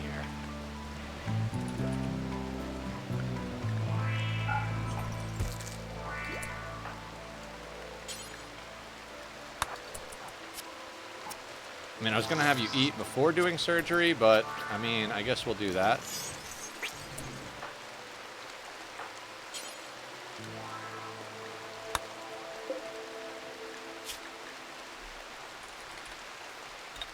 And this is why I can't say packaged fuel in what's it called? I missed the smart speed mod. Speed 3 is still nice, but runs like speed 1. I mean, I disagree on that part, but yeah, sometimes I do. That's one of those mods I'd like to have. The 4 is rarely what I press, but I do miss it for, like, festivals and stuff, you know?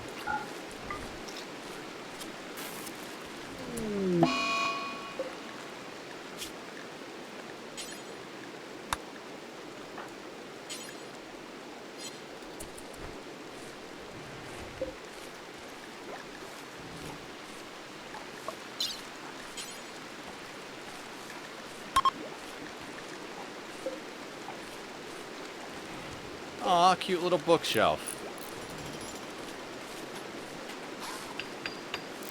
Bucky, how you doing? I gotta send Bucky out to eat something.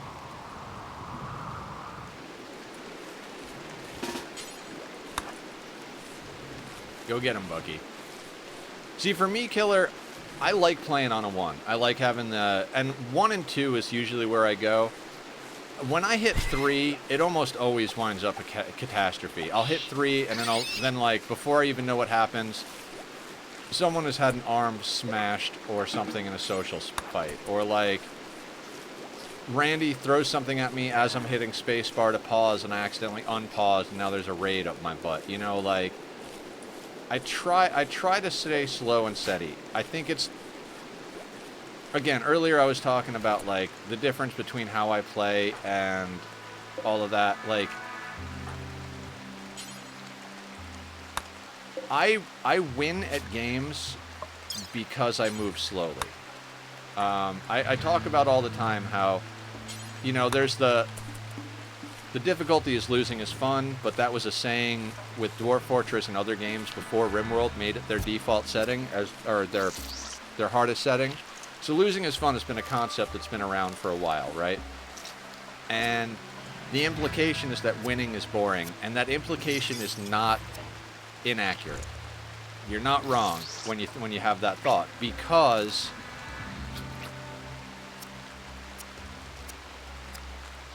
winning in a game like this on these extreme challenges takes patience, dedication.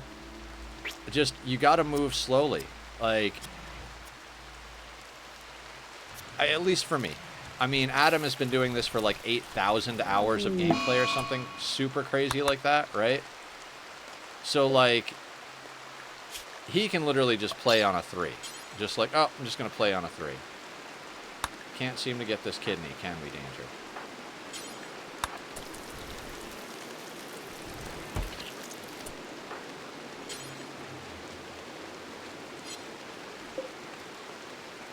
This has meals, right? Preferred. This is normal.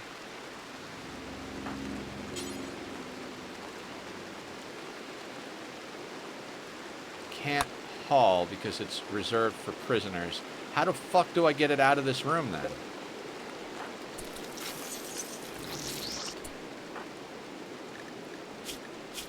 I've never had that before, so maybe that's their way of dealing with the prisoner hack, is that if you have a prisoner roaming around your room.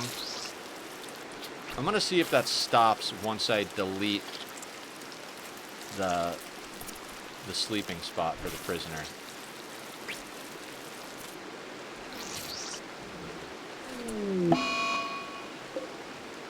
How many failed surgeries are we gonna have here? Still can't seem to get that kidney. How's your medical training going? 7. Excellent. How much medicine do we have? Enough that it's worth doing. We buy medicine to get organs. We sell organs to buy medicine to get more organs. Or at least that's the theory.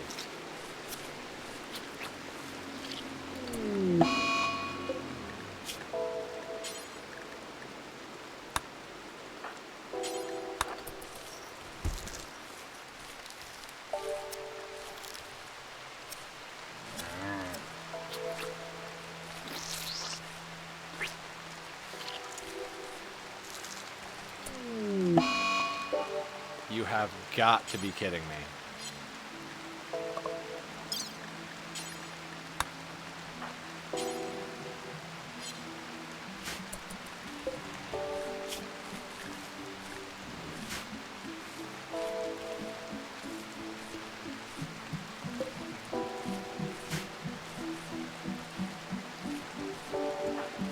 Now, do me a favor, get that tree. Don't get me wrong, playing slow is nice because you have time to react and wish that I could have managed while I get back into the grind on stream. Yeah, I mean, I'm not saying everybody has to play slow, but, you know, I've been asked how to beat the game. I coached Barb through a victory. Sweetney was asking about me possibly coaching him through a victory, and I was like, yeah, sure. And my coaching advice is always going to be the same, is move slow, keep wealth down, take your time, that type of stuff. Like, beating this game has not been... Melee attack our duck, would you?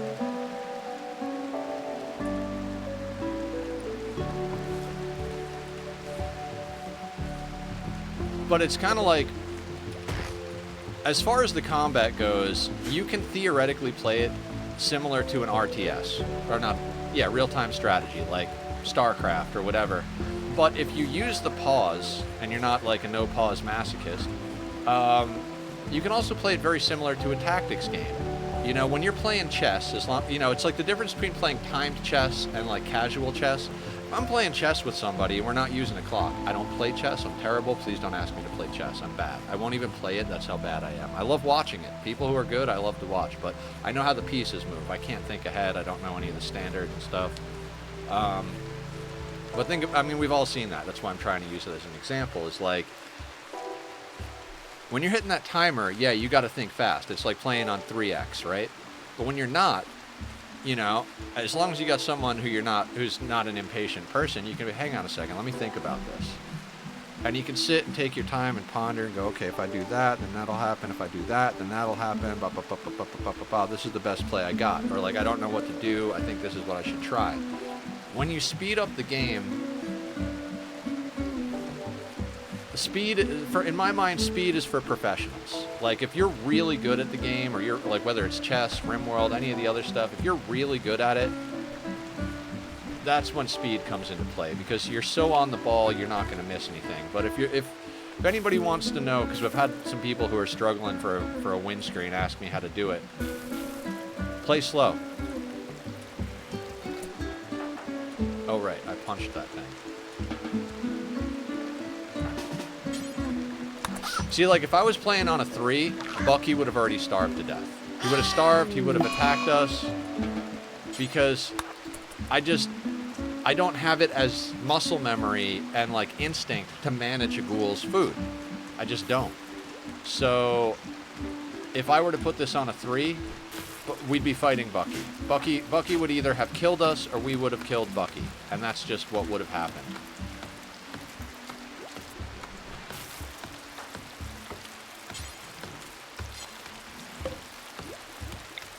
Can I clean this room? Like, is that possible?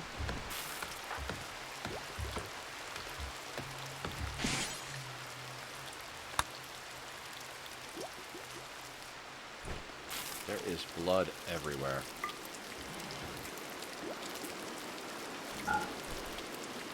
How do we clean?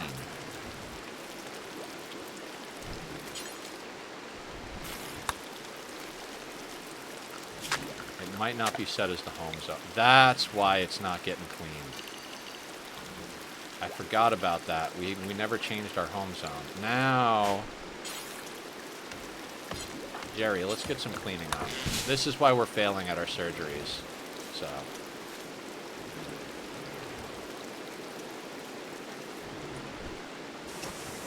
Yeah, like I said earlier, though, play however you guys want. Like, don't let me tell you how to play. Just play whatever feels good. If you want to play on 1x, play on 1x. If you want to play on peaceful, play on peaceful. The game is very versatile in that way. There are plenty of settings. If you don't like any of the default settings even, you can go into custom and legitimately adjust it however you want. Like, you could play it like a very chill city builder, right? You could go in and turn off disease, turn off crop blight, all that stuff, and just get in and be like, hey, can I make a cool looking colony?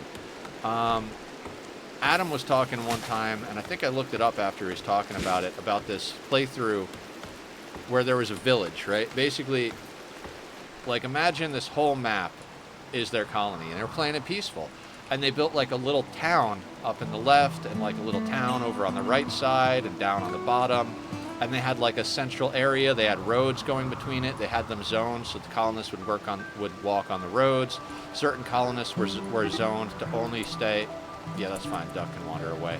And so, like, they weren't allowed to go into each other's areas. They treated it as separate little village areas, right? And I was like, that's pretty cool. Now, I personally, I've done a build playthrough. I did a playthrough where I was all about getting the build, making it look cool, and I kind of feel that the game is limited in that respect. It's not really a builder. There's a lot of cool stuff, but you don't see the exterior. There's not, you know, like, everything is flat and everything like this. Like, if I'm going to build, I'm going to do it in Minecraft or Satis or Nightingale. I tend to like the 3 dimensions when I'm building. Ani, I like building cool stuff in Ani, but everything I build in Ani serves the purpose of making the colony more efficient. So, even in that game, I don't really like... if I was like, man, I want to do a really cool build, in Rimworld, it would be about doing a build that lent itself to a particular challenge. Like, you know, like Adam did, no walls, no doors. It was like, shit, I know I couldn't do that, but that's an example. I'm doing no kill boxes, no traps, all that type of stuff. So, now I bet you we could do surgery now. Can we get that left kidney now?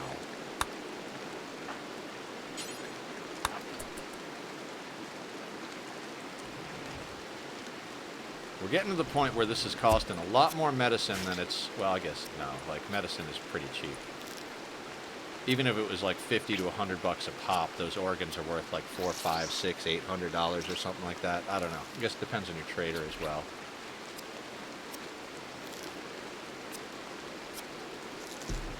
Excellent.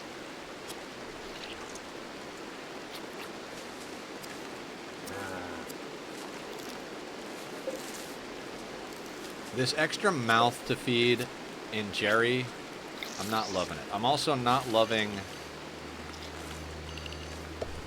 I'm not loving this non-fertile soil thing. We got to plant a lot more, and it takes a lot longer to get into it. Oh no, we have plenty of rice. Yeah, you know what? I'll let them plant more. So one of the things I talk about is not overproducing food, and that's definitely a good thing. Unfortunately, none of our colonists have high enough planting to produce us any profit crops, and we don't need a lot of profit, but as I said, I'd like to outfit our people with a little bit better gear, guns, armor, etc. So a little bit of profit is good. Also, you can buy some animals. Oh, wait, speaking of which, we got an animal. This is Killer. Killer the dromedary. Right? That's what it was? Or did you want to name it something else? Killer when I get a pet. Okay. So, Killer, you will be a dromedary in this playthrough. Killer the dromedary. If you want a different name, just let me know. I think that you want a Killer, so... just Killer.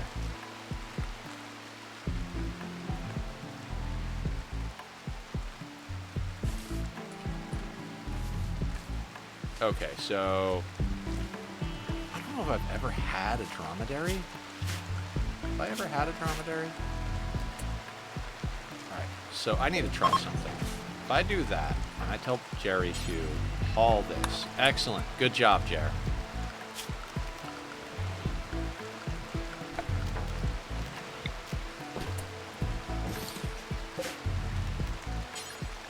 What are you doing? Cleaning blood. Jerry, you absolute wonder, Jerry. I appreciate you on that.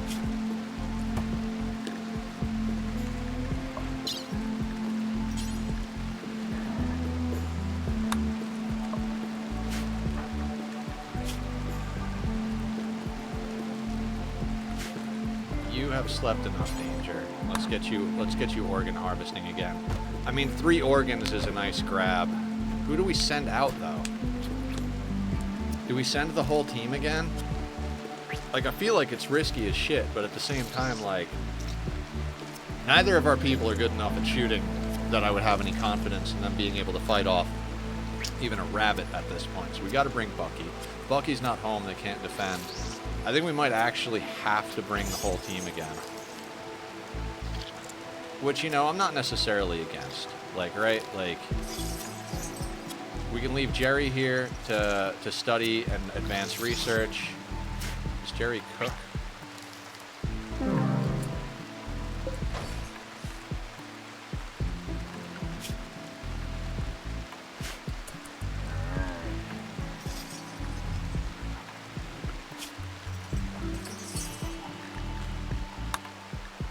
God, I can't wait to get Skip Abduction.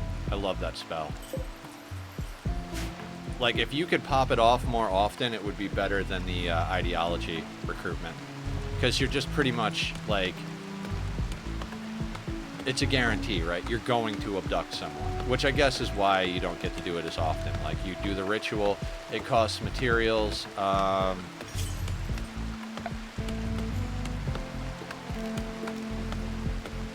device that emits especially to an electromagnetic field, which will not harm the okay.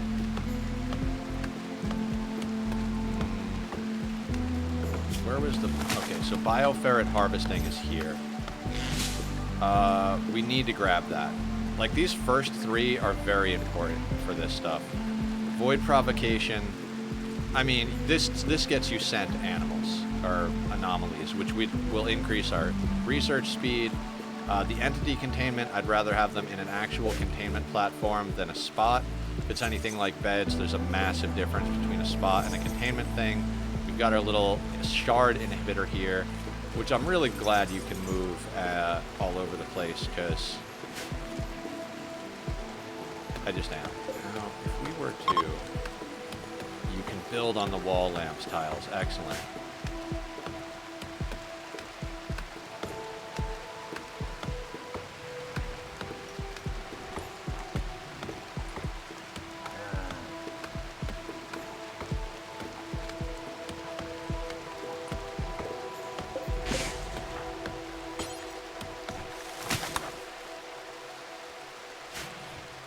Choppy.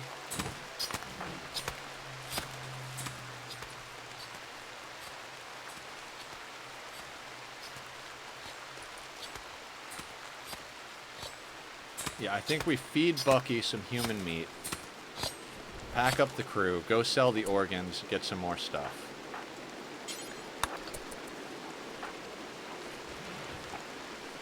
And we let Jerry just freaking chill. Danger is pregnant. Ugh.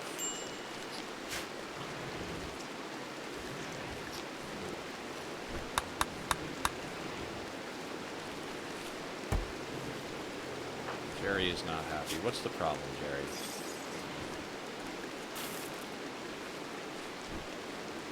Well, we got a cooler installed now, Jerry.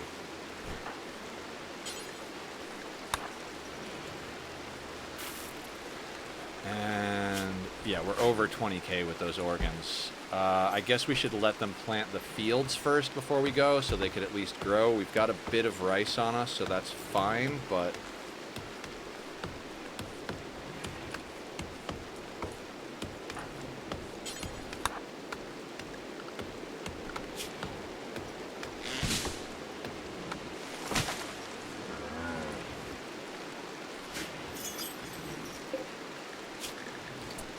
Alright, so we've got 2 people at 3 meals a day. Like, yeah, we really don't need them cooking more simple meals. That's like plenty of simple meals. Okay. Yeah, I'll let Danger plant some rice. I'll let Nether plant some flowers. We'll send the whole team out again. We've got 4 days until our rituals are available. With any luck, that'll get us a couple of pawns. Problem is if we're going to try and stay under 20,000 wealth, which we've already failed at because we're harvesting organs. I mean, once we sell the organs, we'll be fine. Sell the organs, maybe sell some berries, a few random other bits and pieces here and there. We should be fine.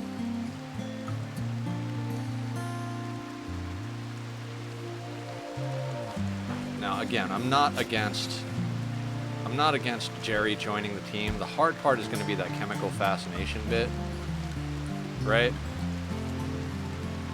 I mean, Jerry might leave.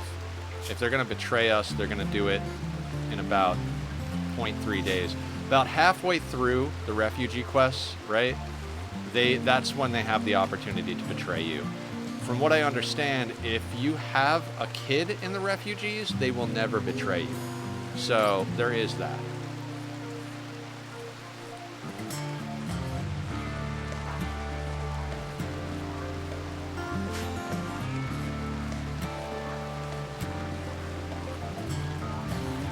We're getting places. We're getting places.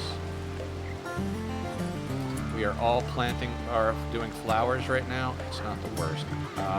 What is your food, sleep? All of that is reasonable. Oh! We don't have enough textiles to do dick, do we? 40 of that textile. Okay.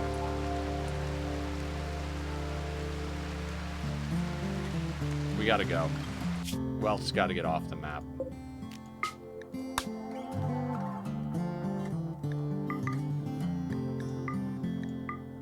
whole team. To hell with the ducks. I want those ducks. I'm tempted to go and collect them so we can chop them up and friggin' eat them, because, ugh. Get the dread leather off of our map. We've got books. The organs are what's good. The organs are just so on it. Steel club we'll get rid of.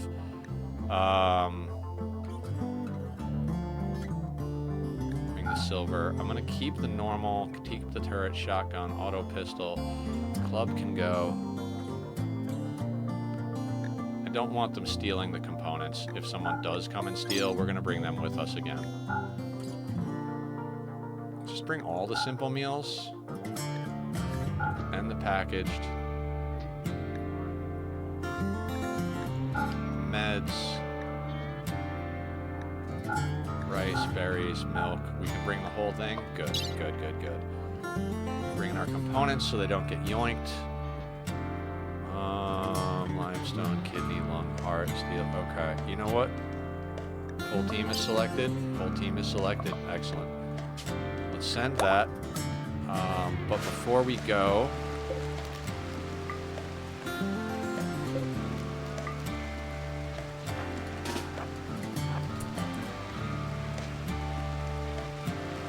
we're going to open the doors, so if anything happens while we're gone, doors are open.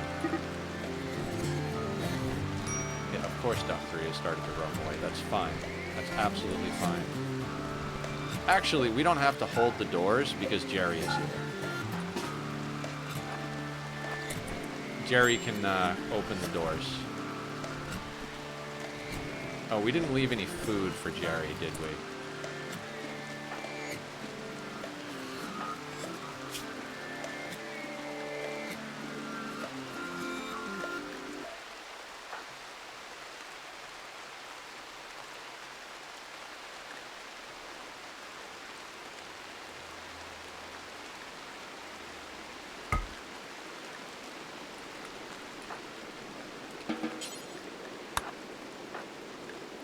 Now, I told them to bring all of the simple meals.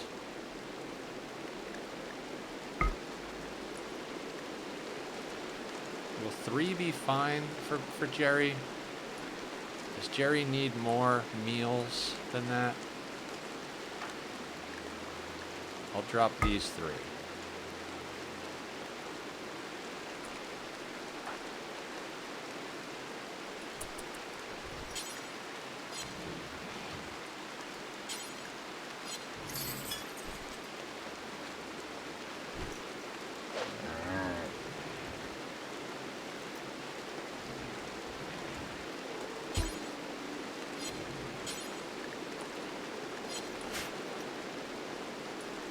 Good job, Jerry.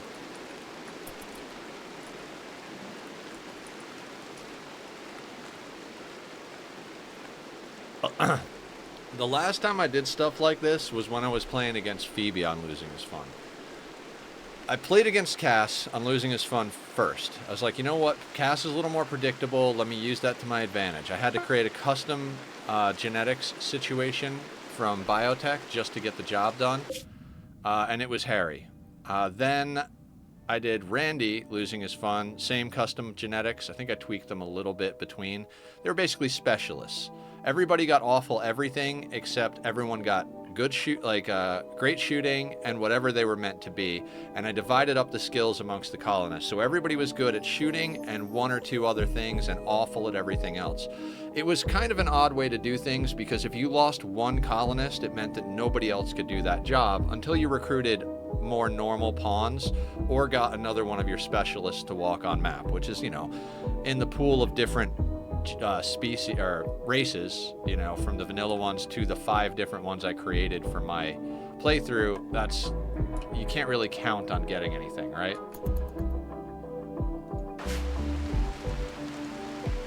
I forgot where I was going with this story. I'm very sorry.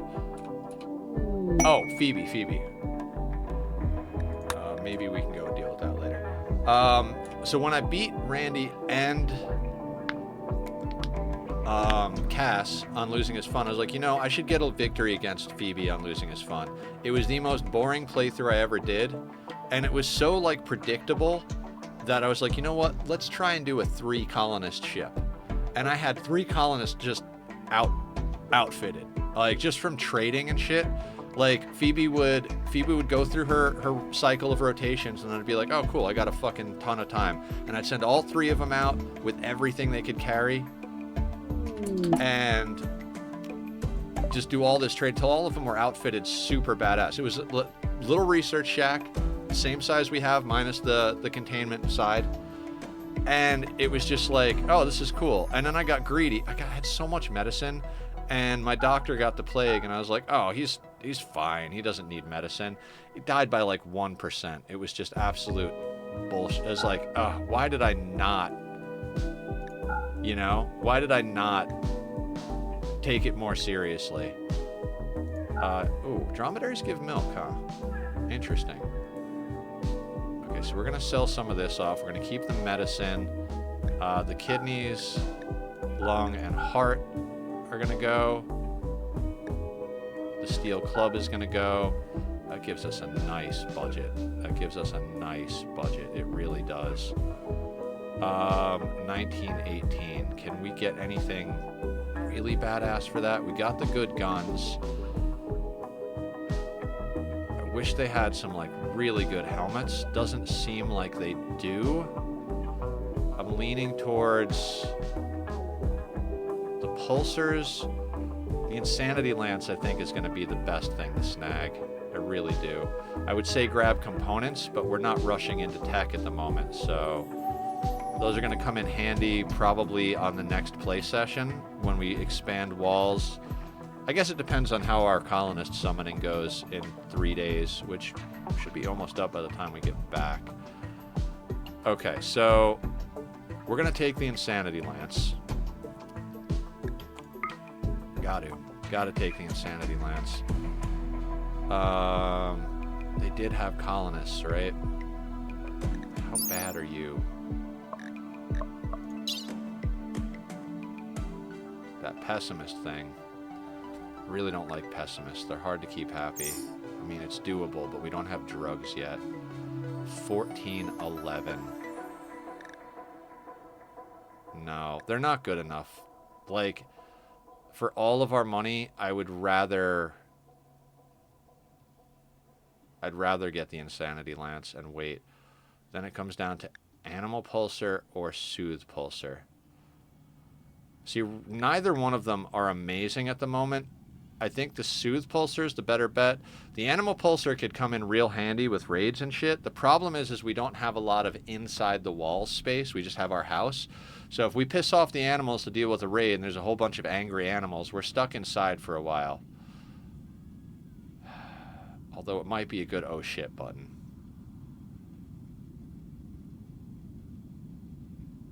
I'll take the Animal Pulsar.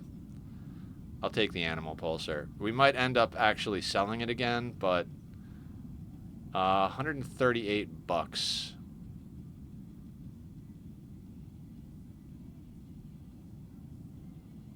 Do we want anything for that 138? Do we snag extra components?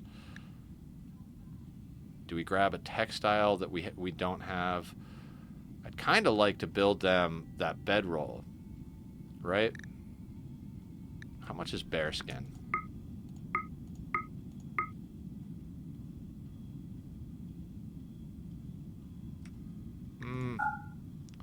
Let's take the... I think we take the cash.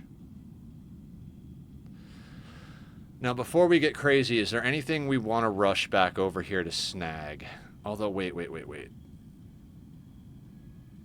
got some headdress stuff. We've got a slice cap, which is not doing anything for us.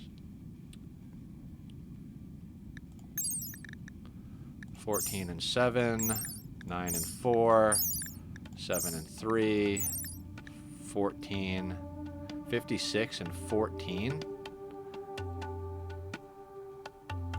How much is this? Yeah, let's get the Devil Strand Ceremonial Hood. That's good protection for what it is.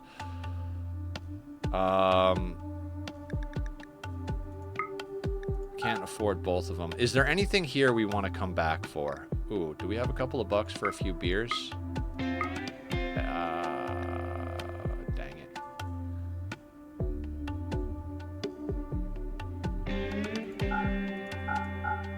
go. Alright, a few beers just in case. An animal pulsar. A better helmet for danger. Is there anything we need to come back for? Not really. So this place... We've kind of yanked what we need out of this place for the most part. We don't have an actual normal melee pawn, so that Zeus hammer, although tempting to work towards... Unless we got, like, 3 people to harvest organs from all at once and got ourselves a good, like, melee vampire candidate, not likely. And I don't know that we're even going to go that route. Vampires are good, though, so if I get an opportunity, I probably will take them on. I always take vampires for some reason. Alright, I think that's good, everybody. I think that's good. Now, before we get going here, let's go into gear. Let's give you the Insanity Lance. You are wearing... That's right, the Bioferret Ritual Mask we got given was good. So we'll get into that. Excellent. Excellent. Our people are looking a lot better. Let's get them home. Enter Anomaly 2. How's Jerry doing back home? Jerry. There's nothing here, but let's see if Jerry can wheel and deal at all with this guy. Pelican. Do they have anything worthwhile on there? No. I didn't expect them to. Okay. We'll let that be. One thing I do want to do... This dread leather. Just eating up space. A small amount of dread leather is not going to make or break our colony in any way, shape, or form. Although I say that, but the reason I'm ditching it is like we're not going to be able to use it for a while. It's not likely we're going to come up on a whole bunch of dread leather out of nowhere. We are going to do rituals to provoke the void and get more things to study and all. But like I said, we're playing it slow and steady, keeping it tight to the chest here. So if we have stuff that's not going to be made into wealth and can't be sold off, we're going to ditch it off the map. There'll be plenty of time to get a bunch of wealth later on.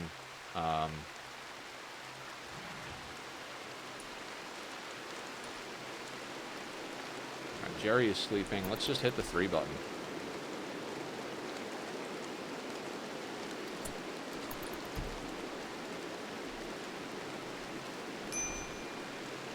Yeah, low food. Of course, Jerry can starve to death. It's fine. He's just here to read. Yeah, all your animals come in my house, too? Sure, why not? Hey, we're going to come in and eat dinner at your table. Is it okay if we just, like, have a bunch of muffalos and freaking panthers come in and sit and shit on your floor? Yeah, that sounds great. Let's do it. What do we want next?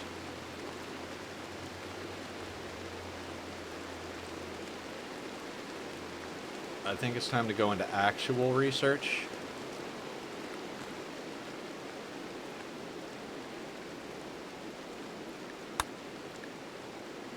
So smithing it is. Smithing, I guess then into plate armor, then down into machining, microelectronics, all the stuff. We could go straight into microelectronics, but...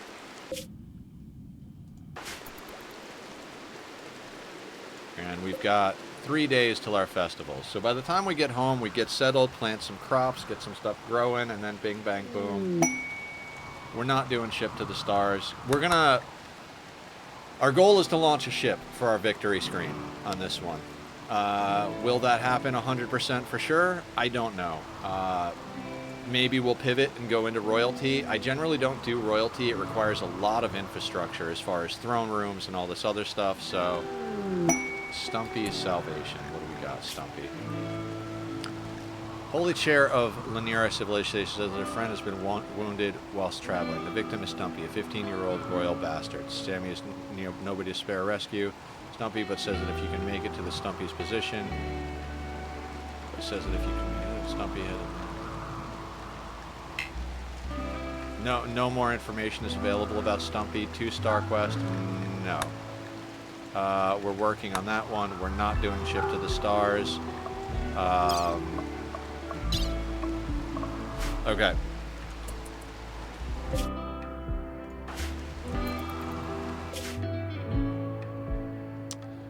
I miss the last save file. I miss the fact that we were like right on the road, and so is our nearest ally. Like, that was just so easy. It was like a half a day's journey. It was so awesome. Lost to some cultist attack. Caravan ambushed. Yeah, that was likely to happen.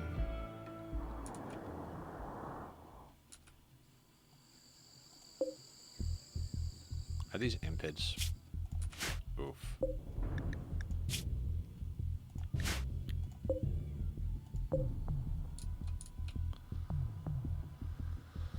Alright, this is why we brought Bucky. They have bows. They have bows. So Nether and Danger.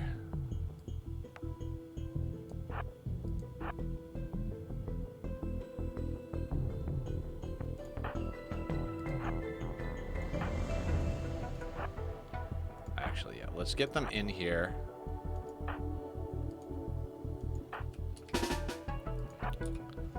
We'll get Bucky up front, and I guess we'll hope that the dromedary doesn't wander into a weird position.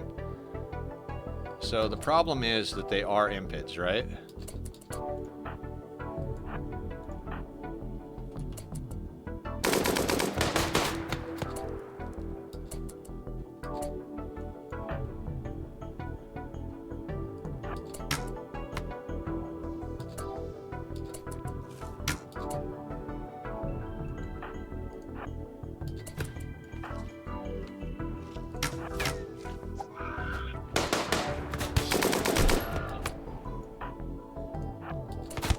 Don't hit Nether.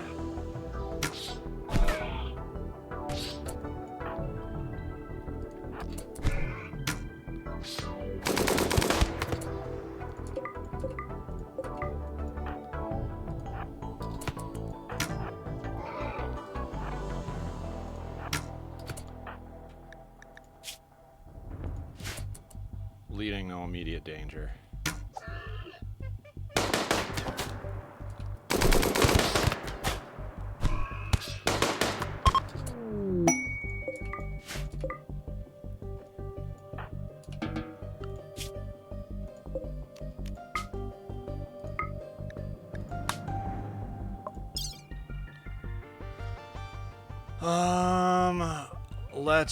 I mean, we might as well take the short bows. I don't want the tainted tribal wear.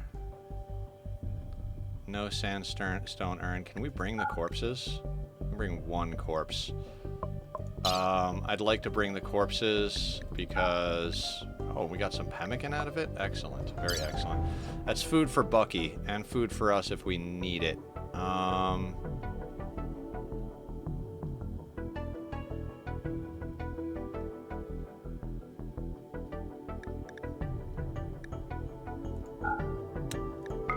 Can't afford that space-wise. Travel supplies, we're taking everybody. People and animals, send.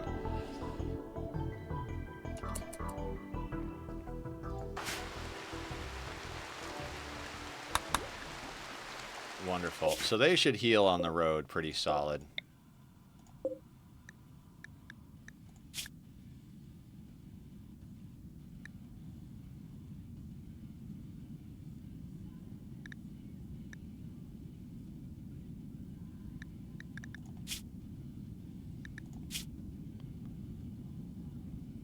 All right, we're looking good.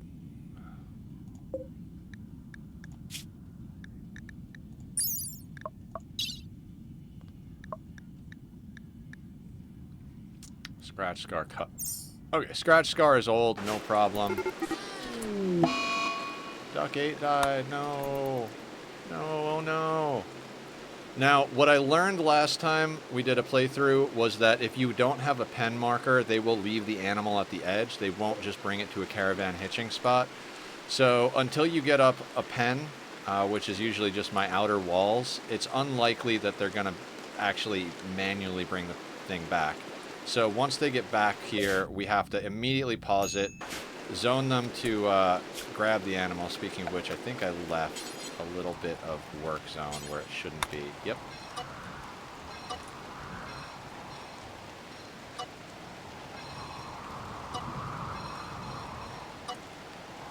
We do not need that much work zone.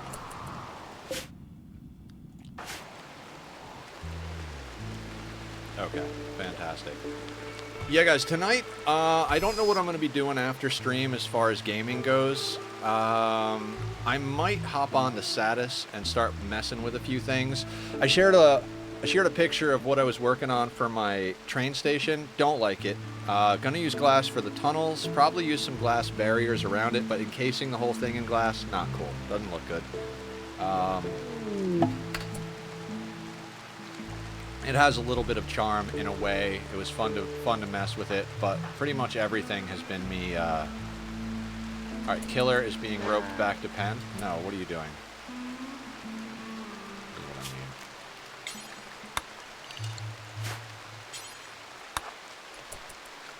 It glitches because the zone doesn't allow them to do it, right?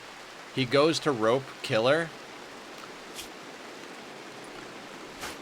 but he can't rope Killer because he's not zoned for it. He comes back on map. He's like, oh shit, I'm supposed to be in the work zone. So he goes to rope Killer. He's like, this is not in the work zone. I can't rope Killer. Gonna walk right past the bear, right? Right next to the bear, just asking to get fucked with. You're lucky Bucky was standing there and I was paying attention. Just smack you, colonist nether. 18503. With Bucky and two decently armed people with lances, I think we're doing okay. Alright, let's go a little faster here.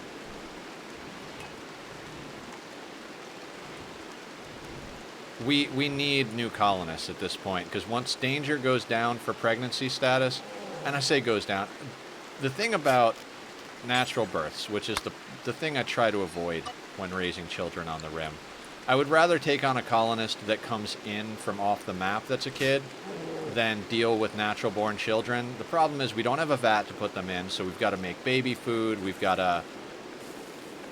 The mother's going to be moving at like a snail's pace in the third trimester. It's going to be a whole thing, right?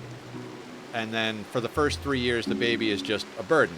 We could put them in a vat for the first 3 years, which is what I like to do, but we're not quite at that level yet. You know what I mean? Like, we're not even remotely at that level yet, so.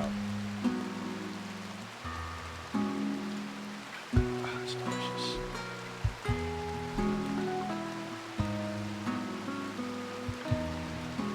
Now, we gotta let them operate, you know? Jerry's a minor grade person, of course. We gotta let them do things, because rice needs to get planted, flowers need to get planted. In fact, I need that rice in pretty bad, so we're not gonna allow sowing on the plants, because they'll wake up and start planting flowers all day and not feed themselves, which is obnoxious, right?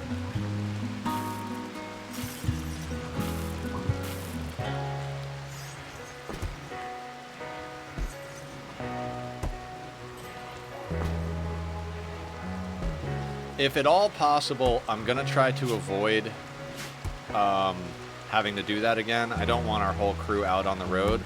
What I would like is to have someone that is our trading mule, right? Basically our person that's just going to run back and forth and do whatever needs to get done. And if we lose them, we lose them. So pretty much whoever comes in off the next ritual, if they're not someone we want to like keep, they'll unless they can't do social at all. Even if they have a 1 in social, I don't give a shit. As long as they can do it, I'm going to start sending them out on trades. I know if it's low social, they trade at a disadvantage, but like I'd rather be trading off wealth at a disadvantage and getting it off the map than letting our wealth get out of control. I'm already building more stuff than I should. We should not have 4 beds at the moment. We shouldn't have a bookcase. The sarcophagus, kind of early. We've got twice as much room as I usually like to have. The containment thing, like, we're doing more as far as wealth is concerned than I would generally... Jerry, no.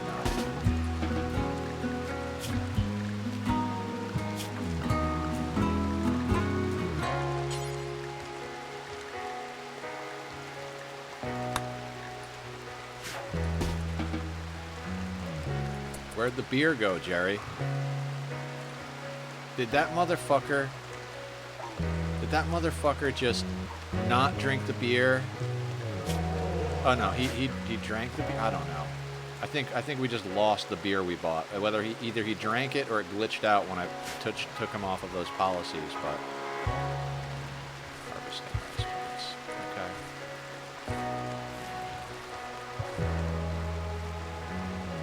that warg near our dromedary.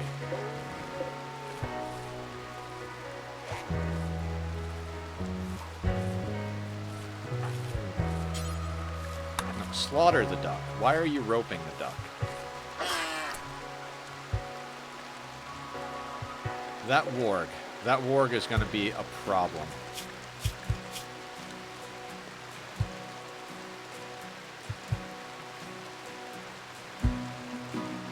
The warg versus the cool. Okay. Should we have Bucky take a crack at this warg?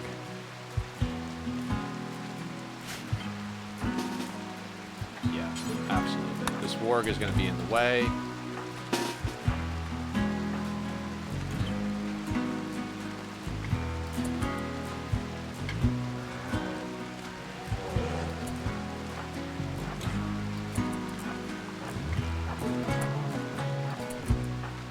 Trying to get an angle we're not going to kill our dromedary.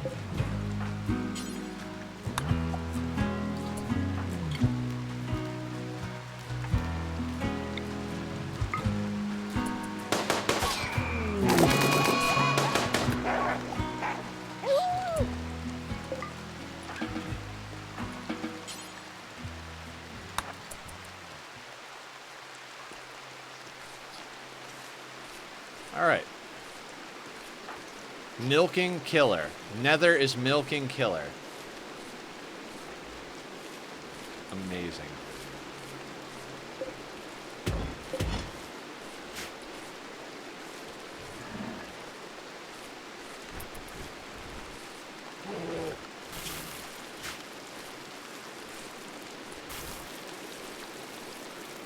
I feel the same way about that bear. We'll probably go after the bear once Bucky heals up a little bit here.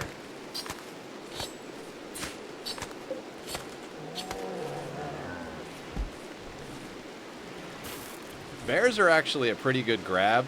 They're tanky. They got good hauling. I mean, they're not super tanky, but they're a good combat animal to have early on if you get a chance. Got a milk killer. He gets angry if his udders are, her udders are, I don't even know what's going on.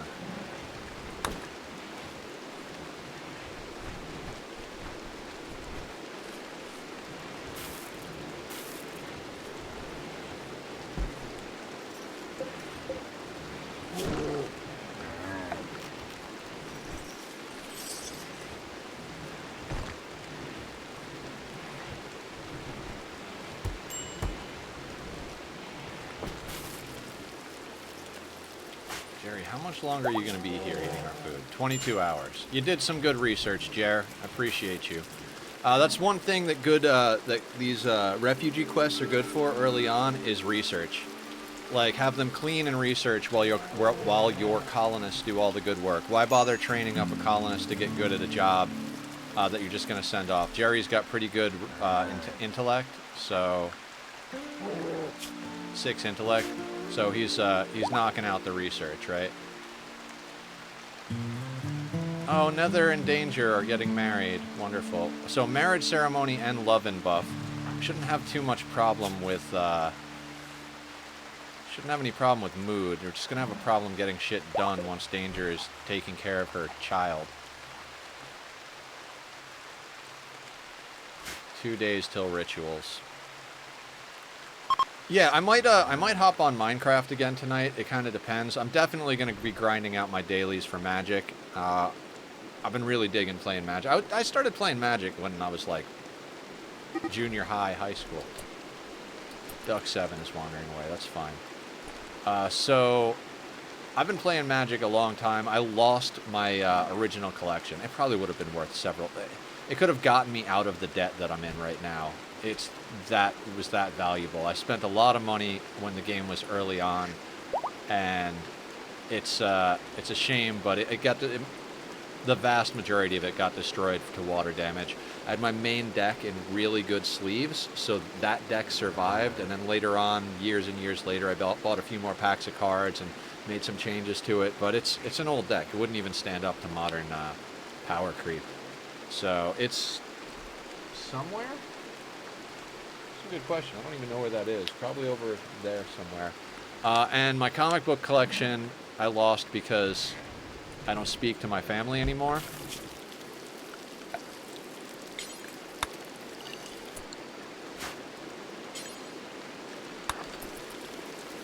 So, you know, I came out here and you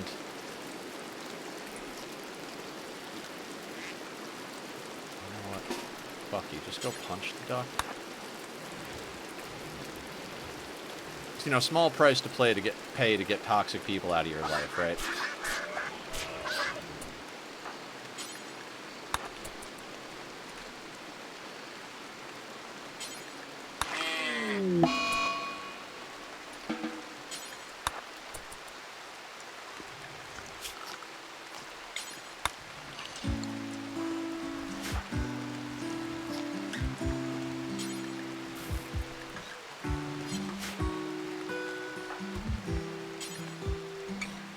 Jerry's coming to handle it. Good job, Jerry.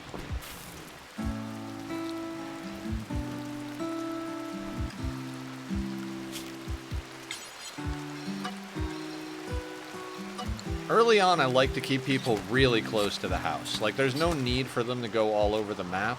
Maybe if something specific, like something we want to hunt, or some food that got left on the ground, or something left by some raiders or whatever, we go out and we snag it real quick. But in general, she has a strange air of confidence around her. She wants to talk.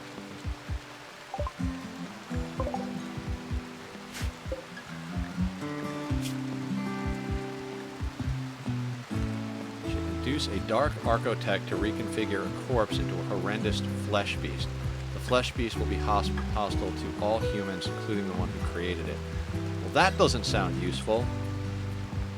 13-year-old, unwavering loyalty, flesh beast summoner, shooting, construction, cooking, medical, and intellectual.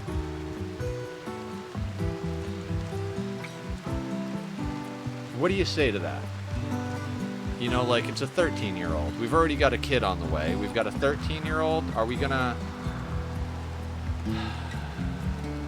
I think we have child labor set to disapproved. Yeah.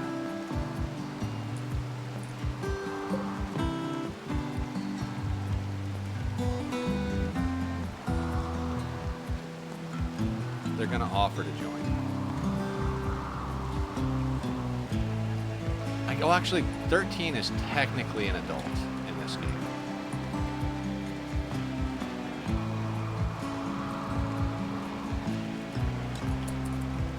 Let's think about this as they walk over to our colony, right? We might take them. How was your zero social, decent intellectual? What do you got on his gear? Hyperweave t-shirt, cloth pants, and then packaged survival meals, but no weapons. We will probably take them and use them as our mule for now. Their social is atrocious, but we've got wolf skin and bows that we can sell, and a little bit of human leather. So there's a few things we can sell off, and we can give them an auto pistol maybe. I'm not sure if I want to keep the shotgun or the auto pistol. I mean, giving them the gun feels like a good way to lose a gun. You know what I mean? So let's maybe not do that. But yeah, as always, guys, I was talking about what I was going to do tonight after stream. I was going to work on my magic dailies, a few other things. Definitely going to take a quick shower and get some food afterwards, of course. That's like priority number one after any stream. I know it doesn't seem like a lot to be playing video games on stream, but it does take a lot out of you to stay focused and, you know, talk the whole time. Usually the beginning of the week, like today, I've got a lot more to talk about. I'm catching everybody up on the weekend. I haven't been streaming for a day or two, so saying all the things that I usually say doesn't feel as repetitive early in the week. And then by the end of the week, I start to like wind down a little bit. Saturdays are our chill days. So you know, it does take a lot out of you to stream. So I'll probably hop on the dinner, shower, self-care routine after, then hop into a lobby voice chat. If you guys ever see me in lobby voice chat, always feel free to just pop in. I've had a couple of people come in new and then ask, like, is it okay if I come chat with you guys? It's like, of course it is. Like, we're in there. And if you're shy and you want to ask, feel free. But in general, if I'm in there, you guys can pop in and say hi anytime you want. Play some games, talk about life. As long as everybody keeps it respectful and, you know, I don't have to... Zolotov wants to join. It's barely more than a child, but in her thoughtful eyes you sense an ancient wisdom. When she speaks, the words seem to come from an unnatural knowledge of endless time. She says that the stars brought her to fulfill her destiny. She wants to stay with you and help. Claims to be gifted with dark art of animating dead flesh. She can turn corpses into hideous flesh beasts. You may be very useful, but you also sense there's something Zolotov is not telling. Yeah, I mean...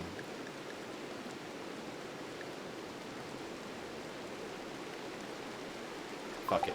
Let's get Zolotov in the mix.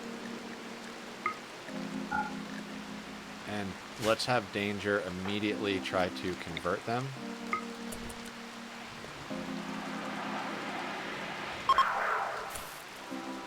All the way down to 29. Absolutely wonderful. Turret pack, you say? I don't think so. I think we give you the shotgun. And the slice cap.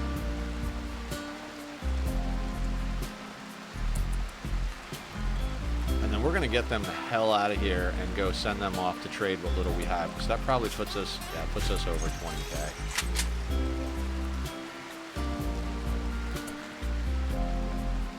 No, I don't want you to wear the turret pack.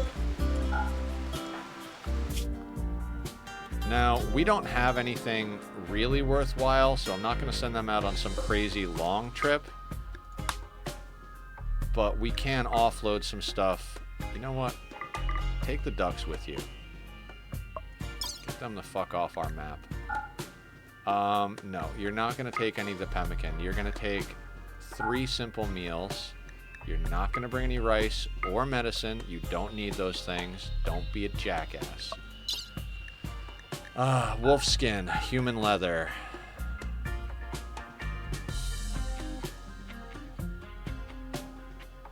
The short bows.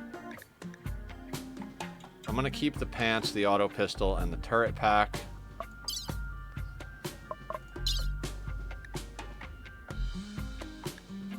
And we don't even need to bring killer. Have you had a toxic spewer happen to you? Yes, I have. On map or off map?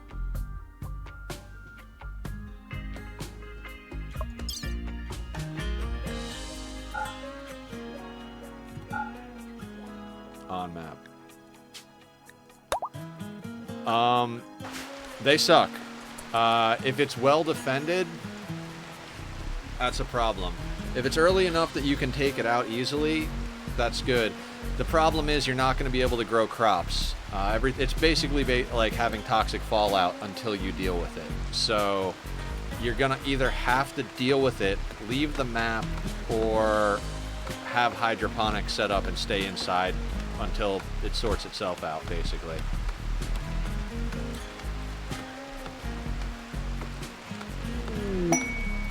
Inspired taming nether. That's what I'm talking about. Where did and of course the horses wandered off the map. We already have a dromedary. Huh. Horses are up here. What do we tame becomes the question.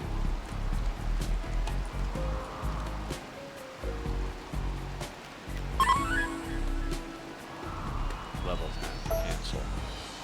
I don't think there's much we can tame other than horses.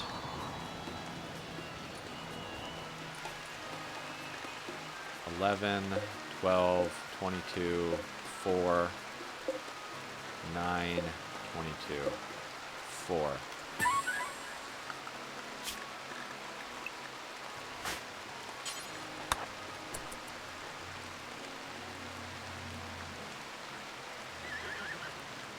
Oh, there is no outlasting it unless it like what I meant was like if a raid comes along and the raid winds up destroying it for you. Otherwise, it just stays there and keeps going forever and forever and forever.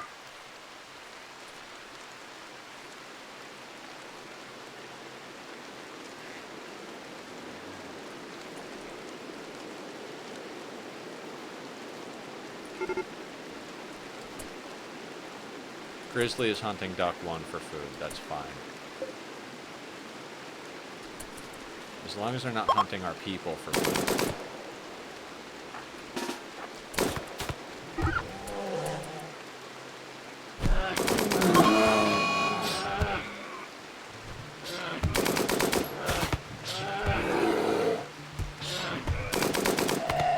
Of course, our dromedary.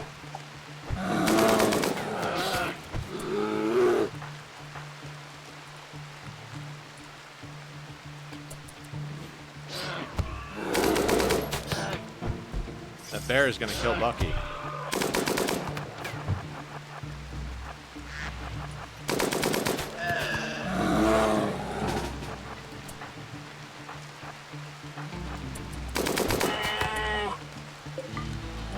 Well played, people.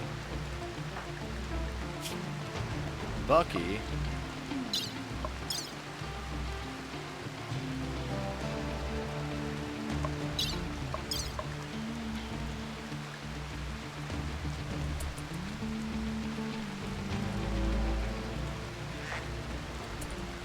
Wait, did we tame the horse? Jesus fuck, Nether. Get the stallion.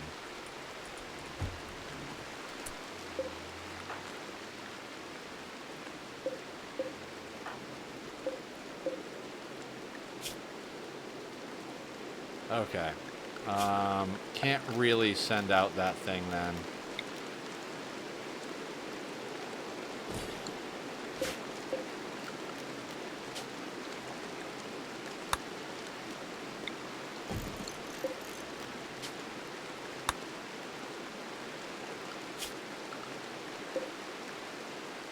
Oh, add the caravan. And then let's take the dromedary out of the caravan.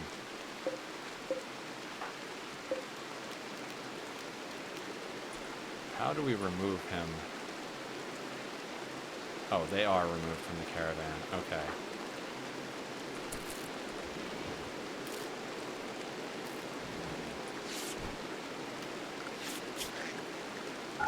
We won't kill the ducks because Zolotov... Like, you wanted your name to be Molotov, but you're like, nah, it can't be Molotov. It's got to be Zolotov. So Zolotov is going to take our ducks. Hopefully we can sell them for a little bit. Refugee leaving. Bye, Jerry. Your time here was appreciated, I suppose.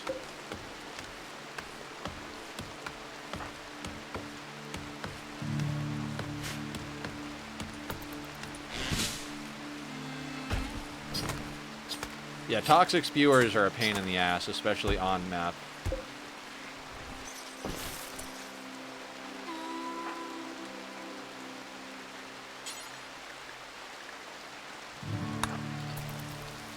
We'll have them bring that as well.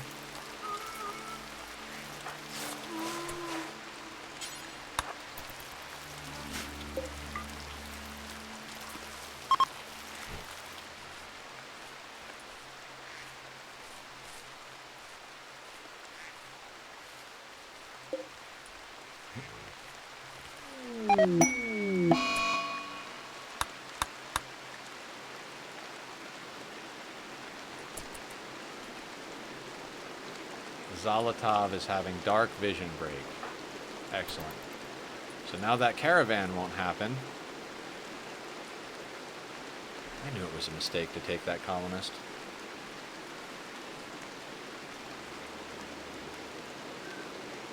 So now we got to wait for them to stop mood breaking before they'll finish assembling the caravan. Come on, Zolotov. Your job was to sell some ducks.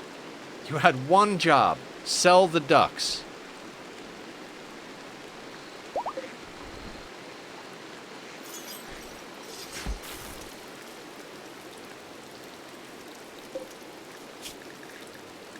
put this to 12.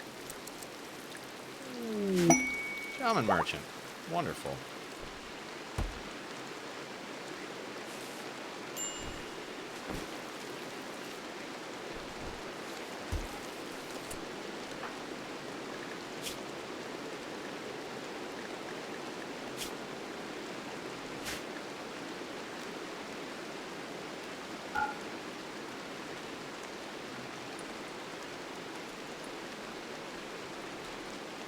Cancel the caravan.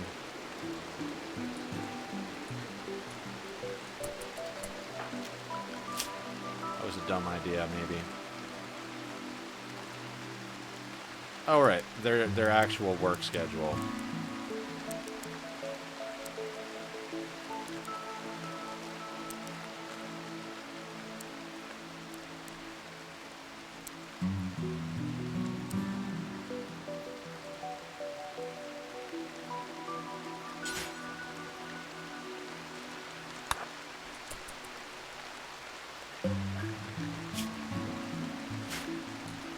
They brought the bear skin up here to load onto the horse before they led the horse. It's phenomenal what pawns do.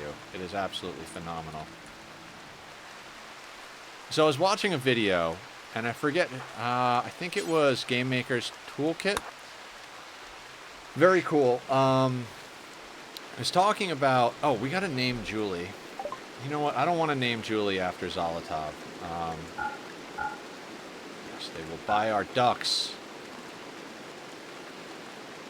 Do we sell? I think we got... Killer, I'm going to change your name to the horse. I'm going to sell the dromedary.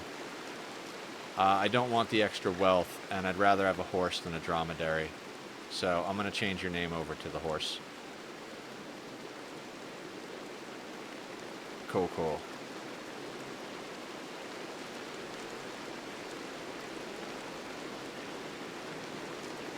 They do not have anything worthwhile here.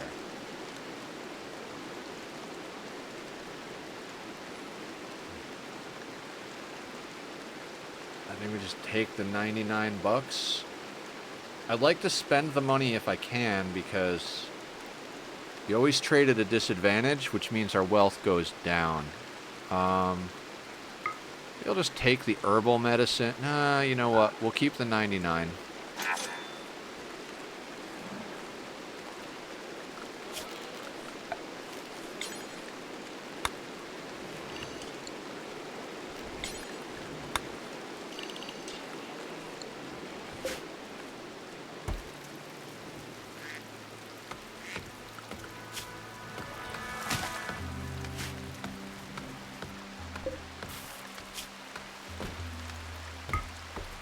Sell them the deer skin?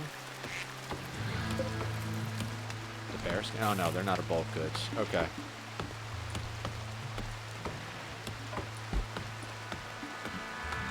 I might still send Zolotov off map.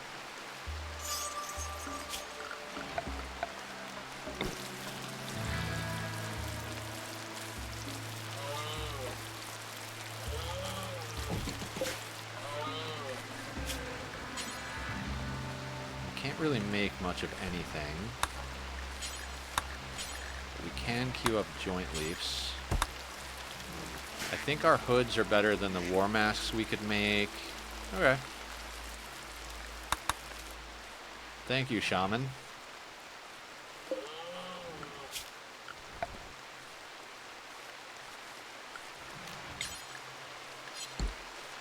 Okay. Doing quite well. Good job. Oh, Nether, don't do that. Let Bucky eat that.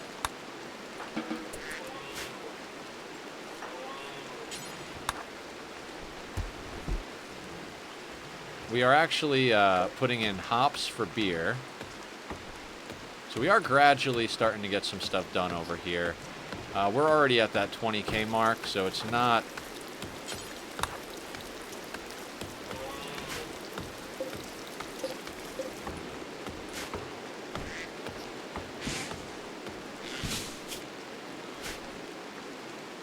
I really did want Zolotov to leave the map with the caravan. We might have to send them out anyway. I really don't want 20k on my map. So here's the hard part about staying under wealth, right? 20,000 is about 3 to 4 colonists in a single room like this with nothing extra. Like, if you get a 5th colonist, you're definitely over 20k, and sometimes even 4 colonists, because some of the stuff on the map counts towards your wealth. I'm not entirely sure how that works, but there are people that come in and the first thing they do is claim the whole map. If you're trying to do a difficult playthrough, I wouldn't recommend that, because everything you claim increases your wealth. If I were to go and claim the whole map right now, my wealth would go from just over 20%, or just over 20k, to probably like 25, 30, 40k. And so, like, that's a lot of wealth that's not doing anything for you, that the game now calculates into how it sends raids at you, which can be a lot. You know, like, if you're playing on 500%, abso-fucking-lutely. How are we doing on Pemmican? 360. I like that. I like that. Because inevitably we're going to get smacked with a cold snap or something. We're going to need that Pemmican, so...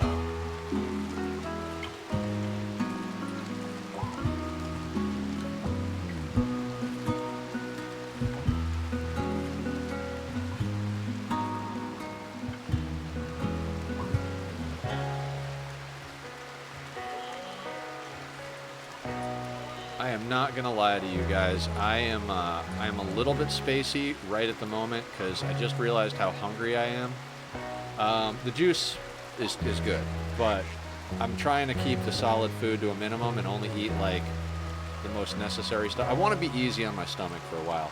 Too much coffee.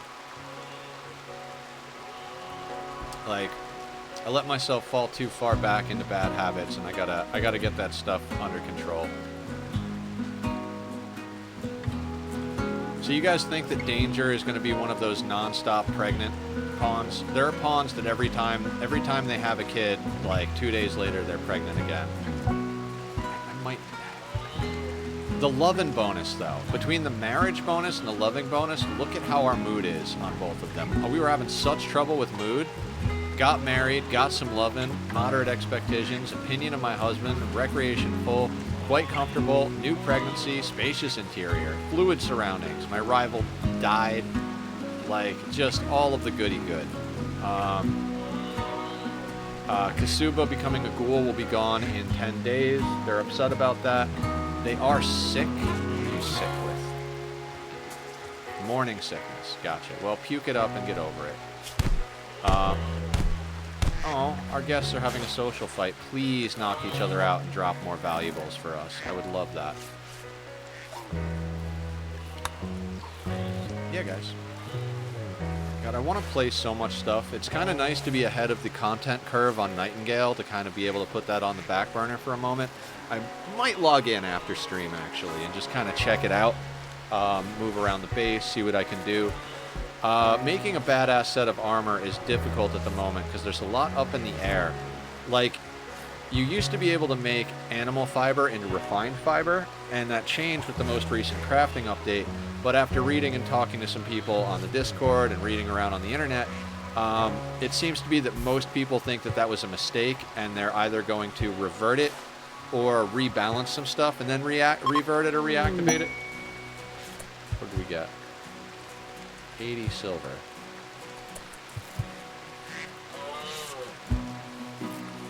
Okay. Thank you for the gift, I guess. You just want us to be over 20k. So, there's definitely a lot I learned, and kind of want to keep doing streams of it, even though there's not that much left. The thing is like, we might start doing split streams. Like, we're doing our first Magic stream tomorrow. And if Magic isn't something we can do for 6 hours straight, maybe we'll switch over and do a little Nightingale hunting. Because that's basically where I'm at, is like stockpiling resources, organizing. I did a lot of organizing, extracted a bunch of garbage gear, moved all of the best stuff to one side of the storage room from all over, like checked every box all over the place, put all of it in one good spot, put a lot of like decent stuff that would be up for grabs. If anybody joins Nightingale and wants to play, let me know. If you want to experience everything by yourself and, you know, grind through the first time, go for it. If you want to come over and use my good workbenches, I can give you an invite to the server. You can come hang out and go home. I can't have anybody else live on the server. I'm already, like, Linus is living on the server with me. He's been my friend for more than half my life, you know. And he promised he wouldn't do crazy building stuff because the decorations, the lights, the workbenches all take up this cap that's really low. Devs know it's low. They're going to be changing a bunch of stuff. It's just one of those things we don't know when. And that's what a lot of Nightingale is in its early access state right now, is that there's a lot of good stuff going on with it. It's just that a lot of it is still in the works, so it's going to take some time. All right, we have our festivals available. We have 64 wood, which should be plenty. I want to start knocking these out. We've got a little while before we can convert Zolotov again. I mean, the other reason I took them is like... Wait, are you unrestricted? Where are you going?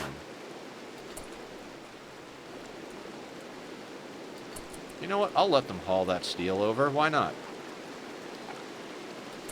But, okay, I'm going to take another quick restroom break, everybody. Then we'll get some festivals popped off, and hopefully we can get some new recruits. Again, I'm going to put up the links to Bobby's music. If you're watching a VOD back, it'll be down in the description.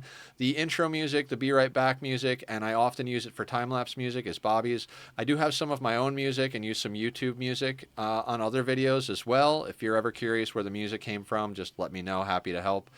Point you in the right direction. Love to support my music people.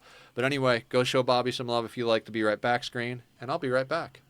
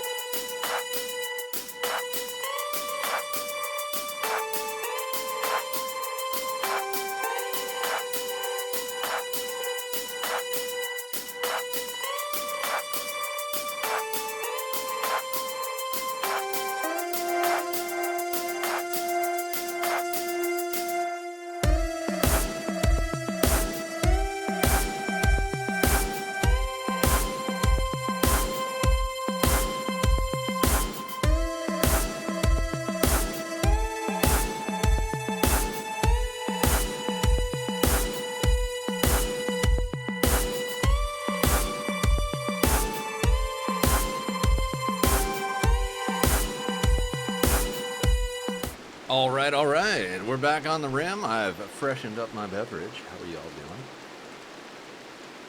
Here we go. Gift from the Green Deer. We already got that message.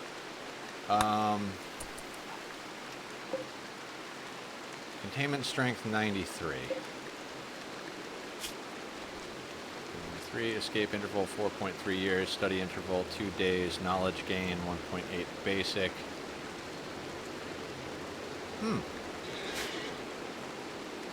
Oh, we got to name the horse killer. Forgot to do it. Sold the dromedary before they... well, I mean, we sold them for like 19 bucks or something, so... the killer, the stallion.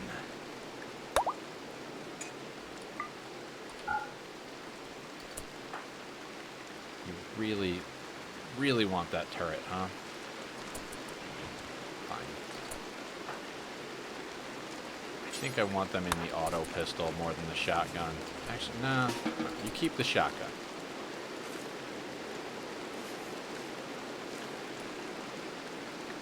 Not the colonist we need, but maybe it's the colonist we deserve. Chemical fascination.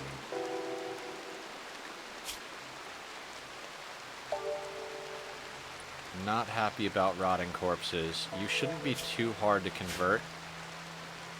But they have chemical fascination. They need to be on 1 beer a day, and we don't have beer. Well, that's going to be fun.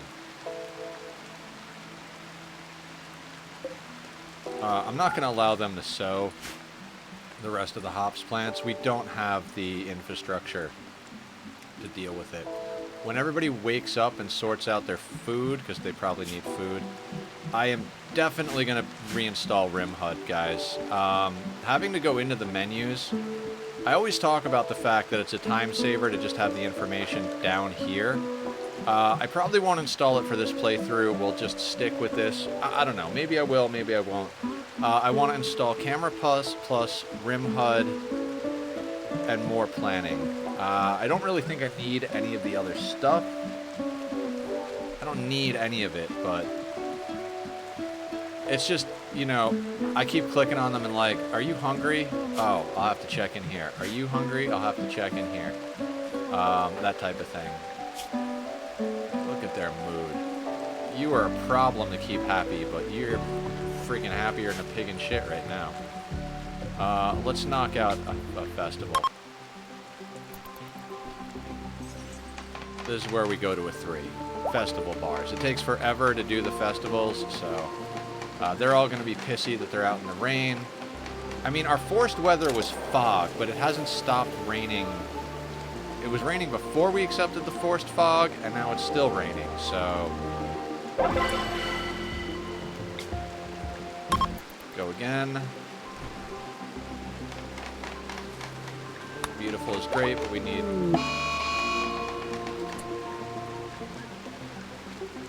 Three shambling corpses is approaching. The inhuman force that animates them is fading, so they will collapse within a day. If you can capture one, you can study it for anomaly knowledge. Otherwise, they might not notice you if you leave them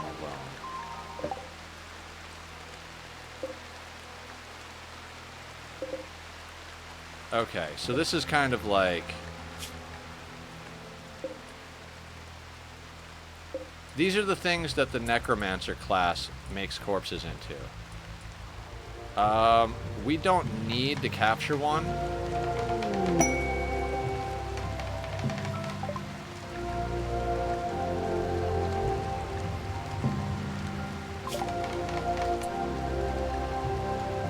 Perform a psychic ritual which will draw a horde of animated corpses. While hostile, the corpses won't attack your colony directly. They can be captured for study.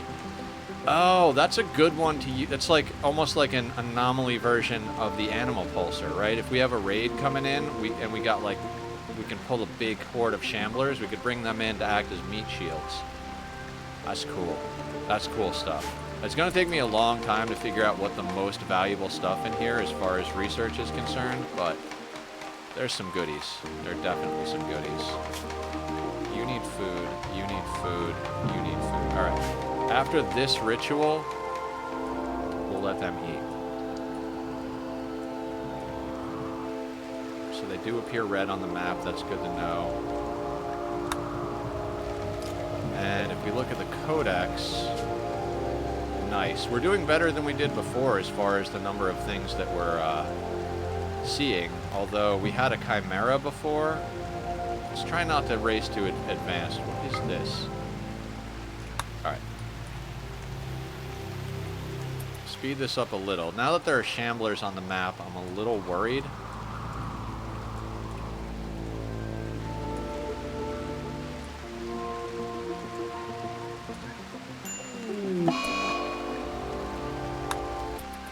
Muscle parasites. Of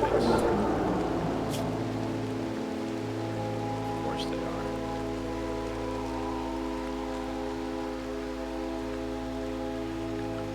Okay. Ooh, no, not on glitter. You go there. Terrible high advent. Excellent. Let's let everybody eat, and then we'll have them party again. We need new recruits. We desperately need new recruits. We've got enough bioferret that we can do one skip abduction, but we do need to go into... once we finish skip abduction, we're going to immediately go into bioferret harvesting, because it'll be on cooldown long enough that we should be able to research it.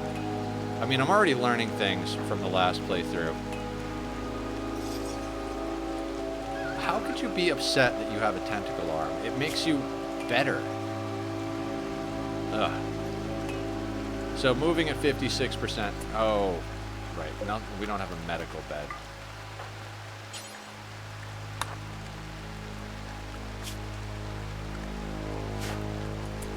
Zolotov, let's get you some doctoring experience. They're gonna have muscle parasites for fucking ever.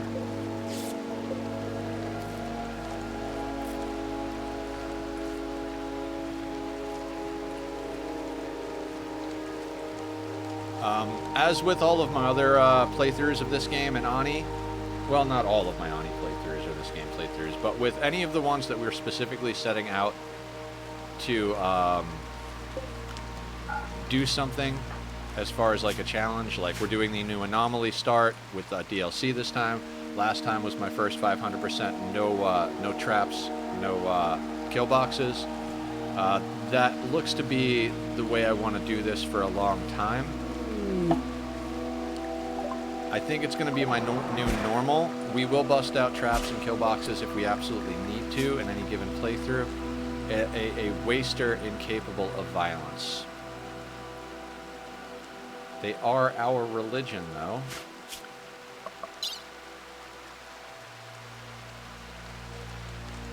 Not affiliated with faction. I mean...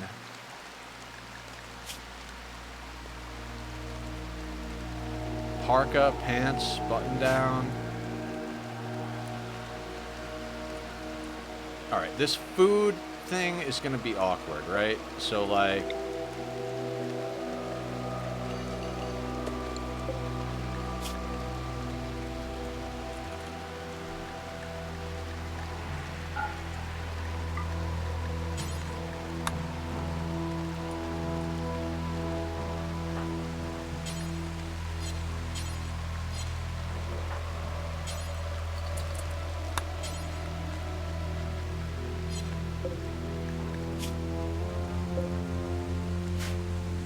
Alright, now our transport pod crash. Where are you again?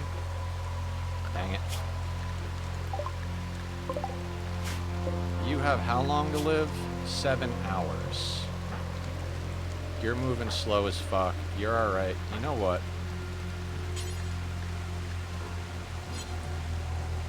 I don't want to rescue them, right? We don't want to rescue them. No, we want to capture them. Which is why I was doing this. We'll leave that there. Well, I guess today is organ harvesting and upgrade day.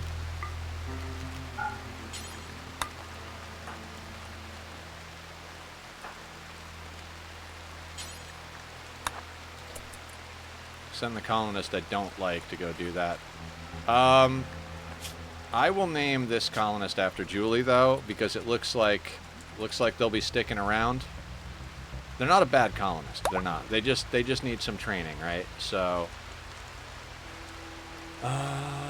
Bucky, how you doing on food, bud? Oh, that's not good. That is not good. Okay, is there anything we can have you eat locally?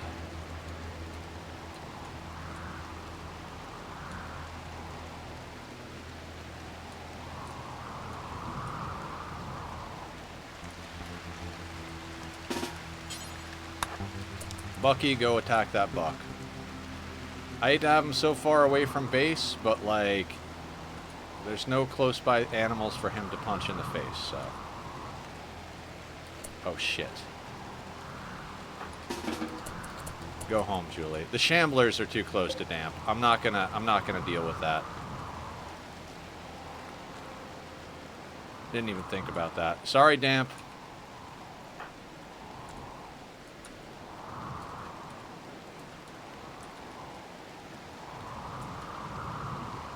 Can't wait to get walls up again, I gotta say. God, how much would I love it if we just, like, walled in this entire thing and then just moved our base to, like, the center here. I'm not necessarily opposed to that, to be honest with you. I intend to take some time with this playthrough. I want to check out all of the content, make sure that we get a good look at what's going on with this DLC, have some fun with it, you know, maybe build some cool stuff.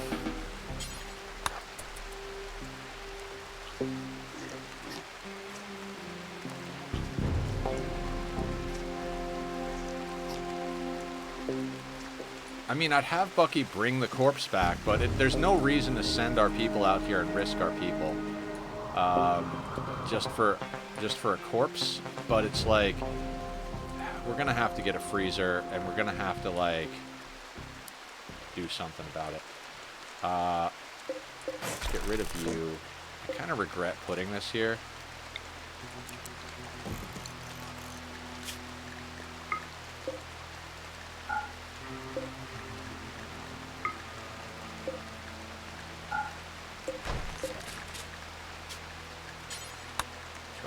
Floor. Drop on floor.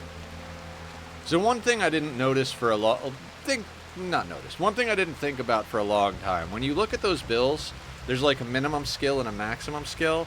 And like, I'd never even really thought about it, but like, that maximum is a really great one to adjust. Let's say you've got a badass crafter, right? And you don't want them doing bullshit work. They're like a 16, 17 crafter. And everybody else, like, you want them cutting blocks and doing other basic crafting stuff, but you don't want your main guy wasting his time cutting blocks. You want him making weapons and, you know, the important stuff, right?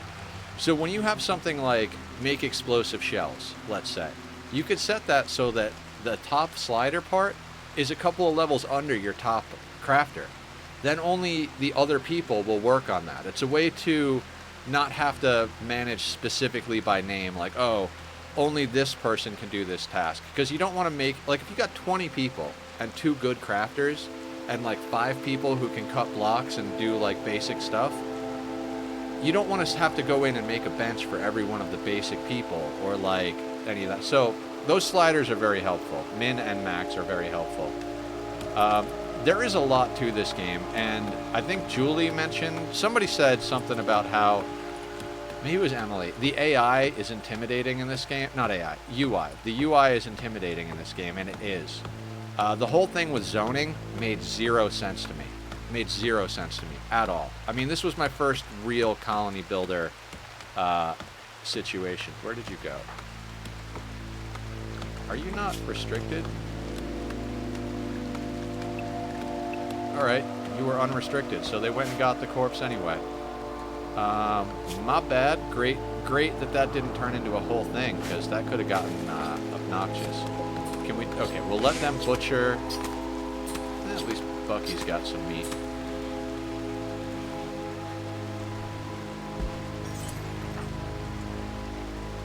Cooking a simple meal. How much... Okay, we'll let you cook. I guess we'll let you cook. Bucky, how you doing? Can you eat a little bit of venison? Just a little bit. I'm trying to keep Bucky fully topped off because I'm guaranteed to forget about it. Alright. How are we on everything? Mood is good. Food, sleep is okay. All that's good. We need at least, I mean, we don't need people. Post in my base and general chat when you get a chance or after stream. All right. You know what? We're doing a festival. I'll take a quick look while we're doing a festival. Not bad. I like the look of that, actually. Good shit, dude.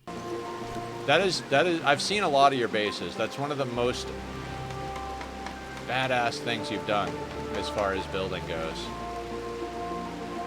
You've got some segmented rooms, you've got an outside courtyard, you've got a house, storage. I like it. I like it. Good job, Killer. I personally think you go a little overboard on getting sun lamps and stuff and a freezer up as quick as you do. But, again, you do you. But it definitely looks good. I like the look of it. It's got, like, nice segmented parts. I love having an actual, like, courtyard outside area. Like, it drives me crazy right now that there's just inside and outside. There should be inside, outside, and walls, you know? But we'll get there. It just takes time.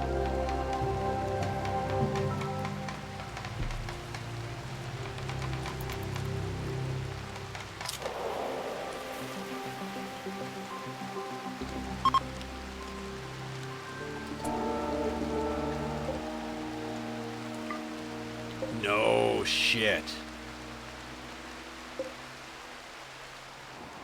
Okay, so the Shamblers died.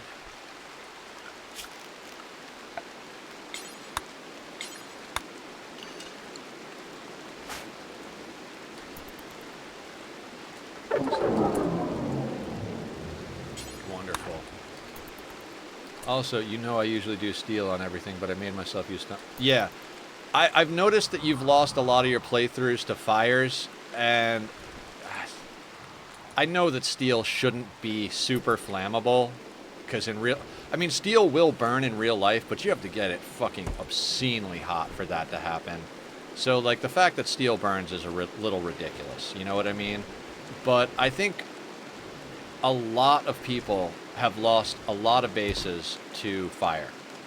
I think it's one of the most common losses when people start playing the game. It's just like, your shit's gonna catch fire. Raiders are gonna set fire to it. Like, I mean, on our plus side here, we've got rain nonstop. Again, I don't know why we have rain. It should just be fog. But apparently, fog and rain are the same thing. So you know, we'll deal with it.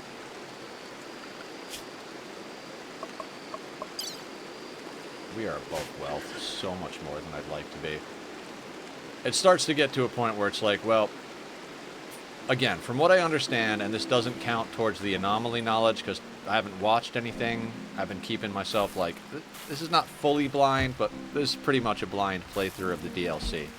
So not all of my knowledge applies. They might have changed something, and I totally forgot what I was just going to say. I like to preface stuff with, too much, Nether, too much.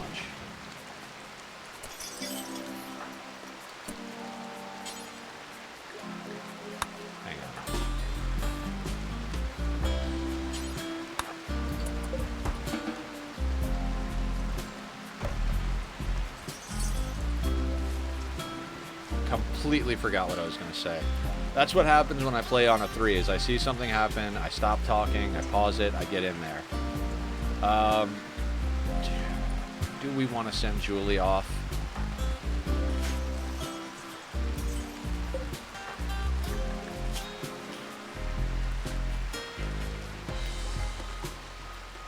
They will be good eventually. They will be good eventually. Passion in cooking, construction, and shooting. Double passion in medicine and intellectual. They're young. They're a little green, but we can work with it, I suppose.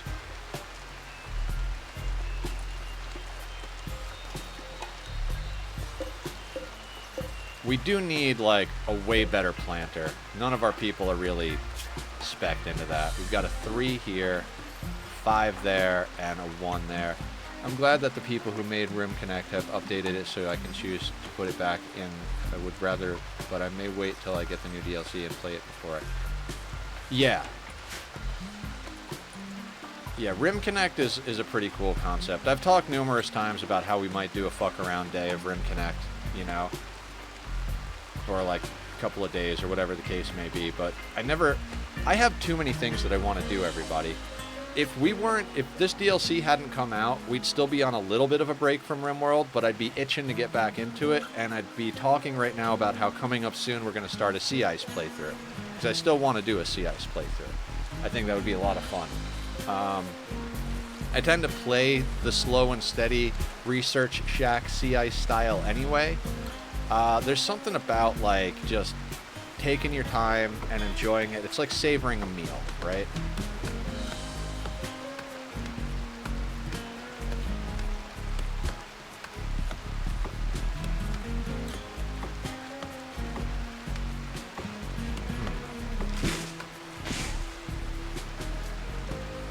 Have to be growing enough food.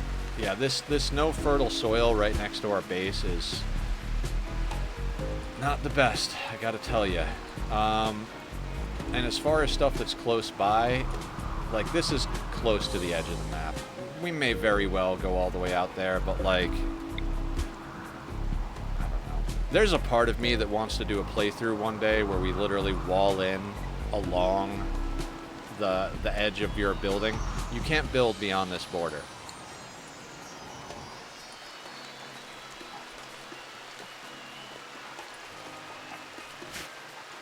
But again, I'm not super... It was before they said about the DLC. Could I suggest a mod that you may or may not... Yeah, of course you can suggest it. Anybody can suggest anything, just as long as nobody gets upset that I don't do something you suggest. I've had people be like, you should do this or you should do that. And I'm like, no, that's not what I'm going to do. And as long as you're okay with that, anybody can suggest anything they want.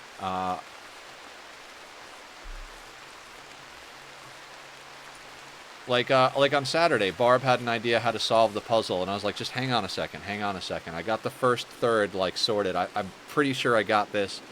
And I wound up solving it, and she was like, oh, yeah, no, I was wrong. And I was like, can I get that in writing, please? Barb is right more often than me. Like, there's a characteristic I have about figuring out a game, but it also causes a little bit of tunnel vision, right? I always talk about thinking like a dev. So a lot of times I see, like, the line to where we need to get to, so some of the stuff on the periphery just kind of falls off. And Barb's real good at seeing all that stuff when I don't see it. I don't really know how to articulate an example right now, but she's good at seeing the whole big picture. So, all of us have very different play styles and ways we like to approach the game, and I think that's really cool. I think that's part of the fun thing about playing online. I'm going to shrink this just a little bit.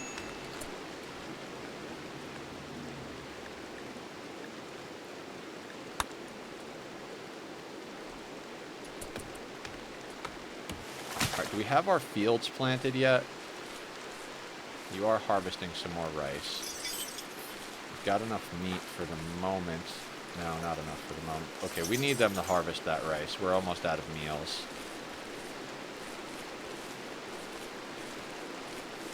Tiled soil.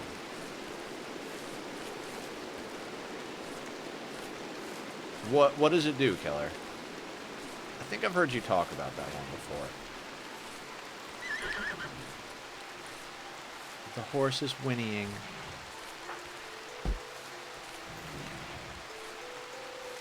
Gotta say, though, our research is going quite well.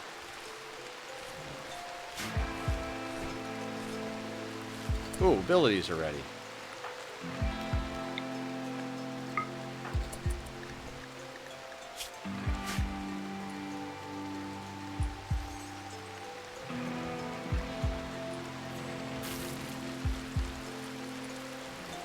God, I love this game.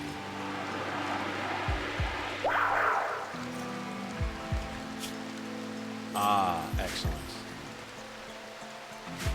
Yeah, I would suggest that. So, Supremacist is such a good ideology to start fluid if you're trying to do challenge stuff.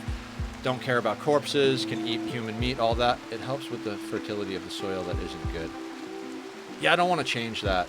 If I wanted better fertility, I would just go into the custom settings and turn up the fertility.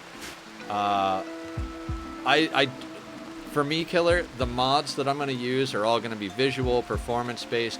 If anything changes, like how a gun works, changes how crops grow, changes how soil works, makes it so you can, like, replant the enema tree, all of that stuff, that is stuff I will probably never install. Unless I do an extreme modded pack where it's like, okay, this mod pack, I'm going to play it. It's, like, well known to be a good one.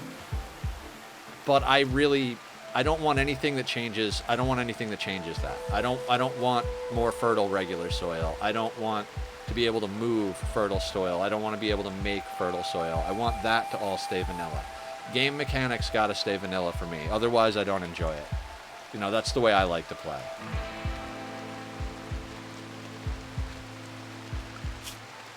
Anomaly.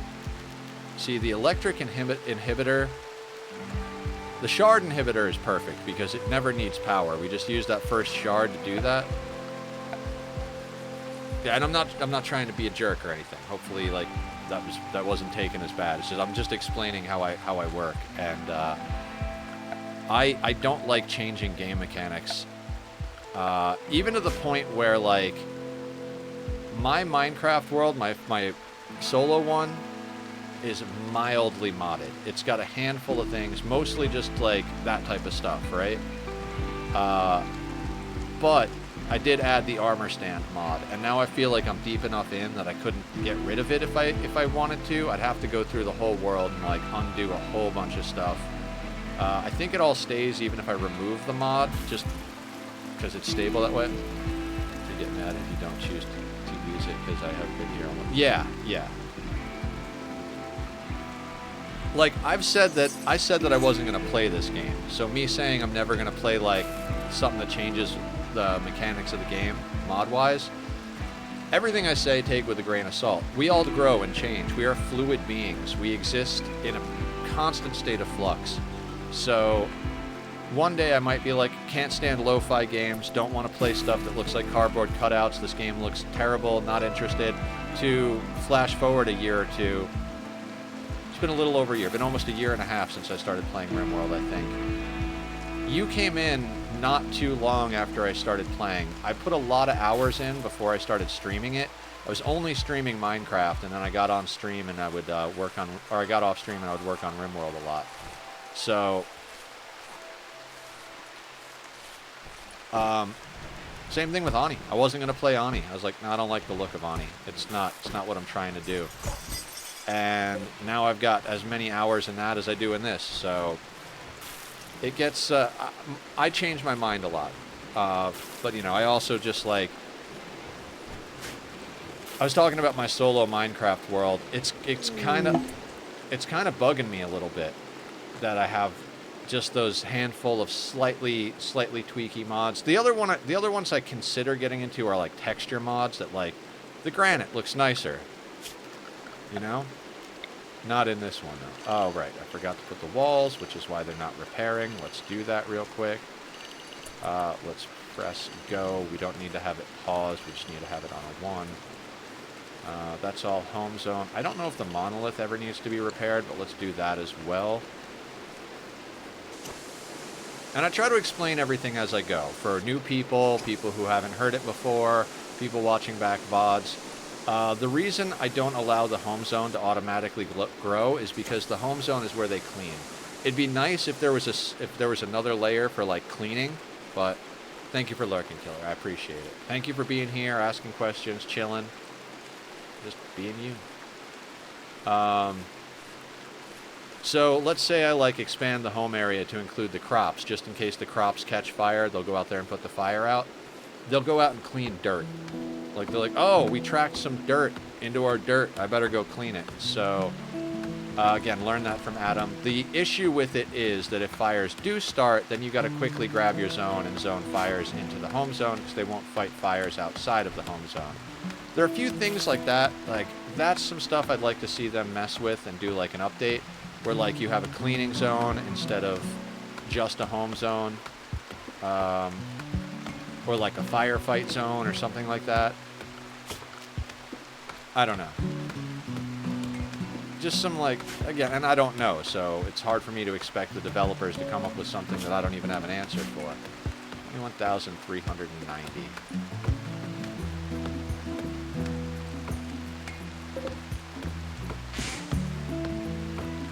Gotta love pemmican.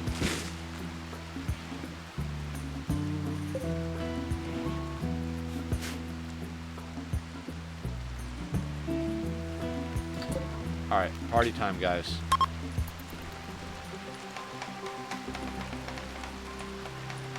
I'm just keeping an eye on our meals at the moment. Like, we only have 3-ish people working, and I think only 2 of them are set to do the fields, and neither of them are amazing at that either, so we gotta make sure not to, like, overwork our people, so to speak, as far as, we need to make sure that they're doing the necessary jobs, like food. If we micro them too much and make them party too much and they don't actually plant food to eat, we run into a problem, right? So, alright, so we have friendly visitors that came. They might leave us a gift, whatever. We didn't get a single recruit yet. Wanderer joins, excellent. One more, guys. We'll grab the Wanderer after it. If hopefully we get a second one. Just grab them all at once. Bucky needs food.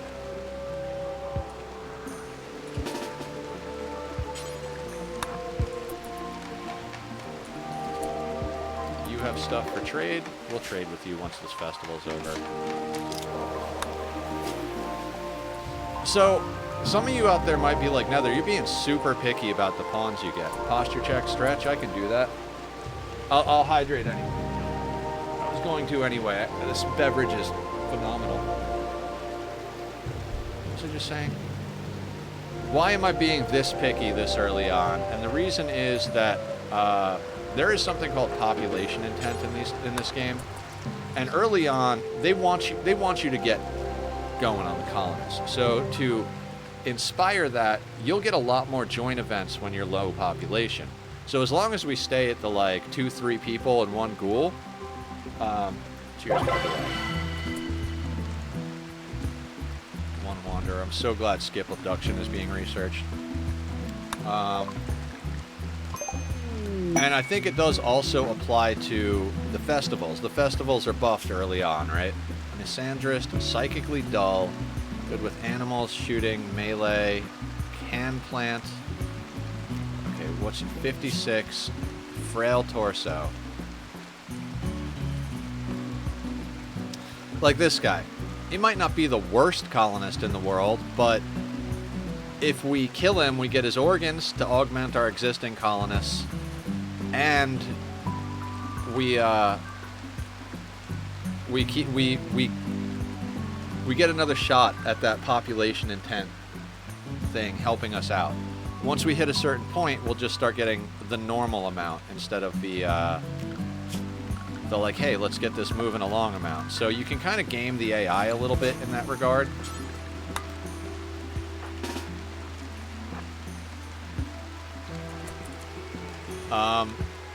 Be picky early on is basically my best advice for pawns. Because you'll get a lot more... Oh, turret pack? Hell yeah.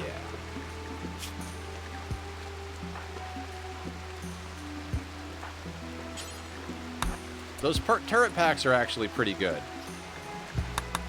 Especially as a distraction, right? Alright,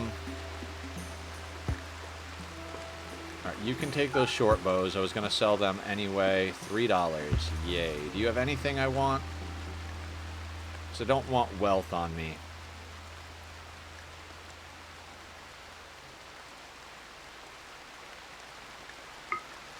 Let's buy their pemmican.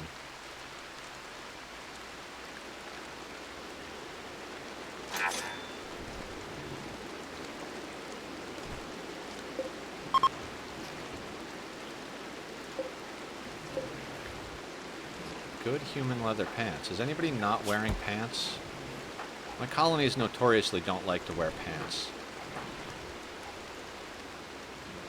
I mean, I don't blame anybody for not liking pants. They are not fun.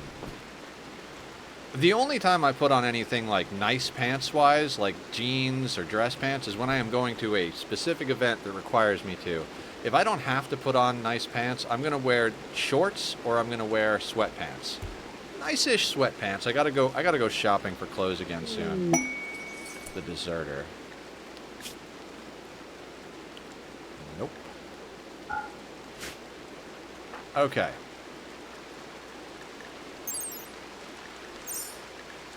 Drop your knife. Take off your clothes. Drop your meals.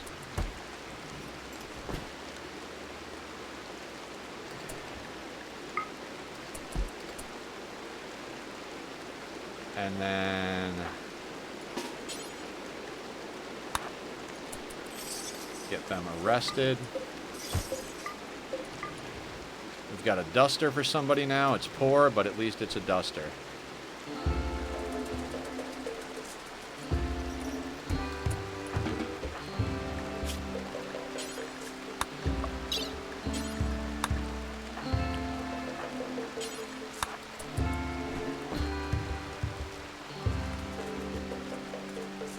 And if we get an organ or two, we will send Julie out to go do some trading. It'll keep wealth off map. Anybody not wearing a duster? Cloth lab coat. 7-3.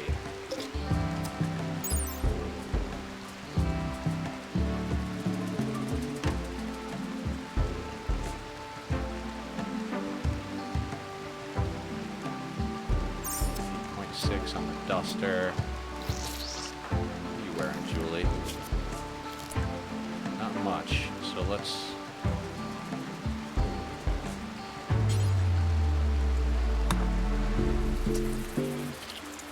get Julie into the duster.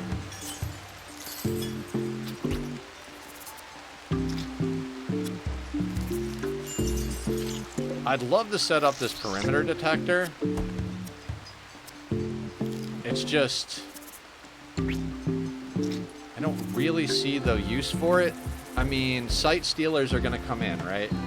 And like, but they appear usually with enough time, and I keep my people close enough to home and close enough to our ghoul guardian that it hasn't been a problem up until now. So let's also make sure to feed them nothing. Doctor care, no medicine, so that you can tend.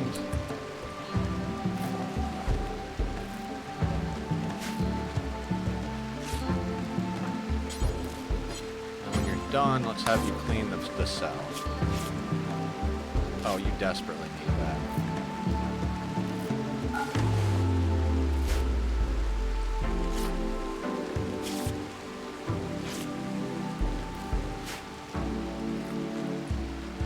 Talk about a small colony. We might have to grab that colonist that's for sale over at that other encampment.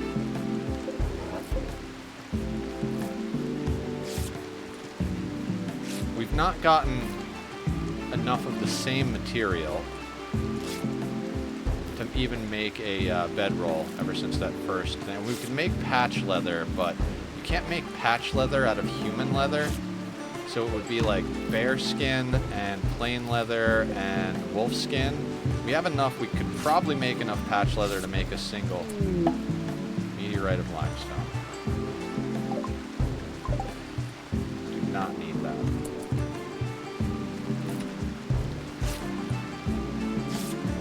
But yeah.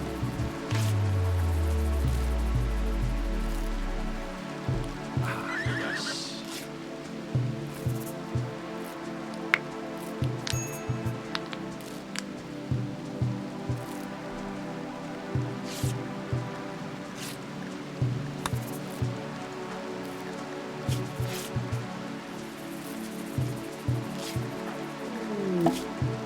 Danger's already up to an 8.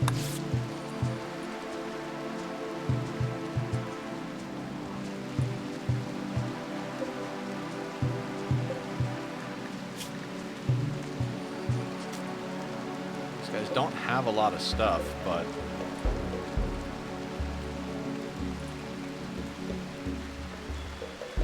We gotta let Danger sleep.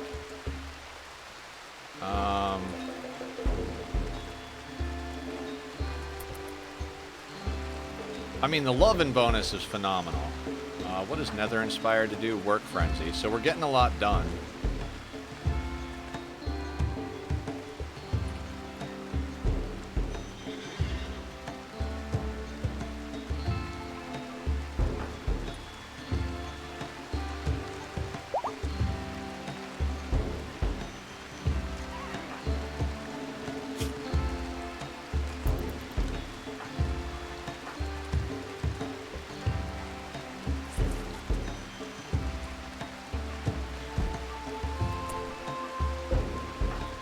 You took your pants off. Okay, you put on better pants. I'm okay with that, but let's not just be taking the pants off. Let's make sure to put on better pants.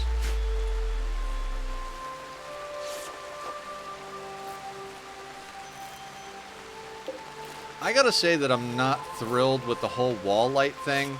Like, okay, it's kind of cool in the sense that you can put lights in different spots around the base. We're definitely going to end up using it. But at the same time, like, one torch in the center lights this entire room. A wall torch here kind of gets half of the room. So you got to kind of put in double the amount of stuff, which costs materials. Kid pants. I don't want any of that. Like, I don't want any of that.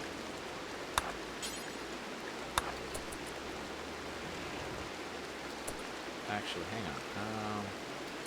No, they're going to move too quickly. We'll send out Julie to do a trade.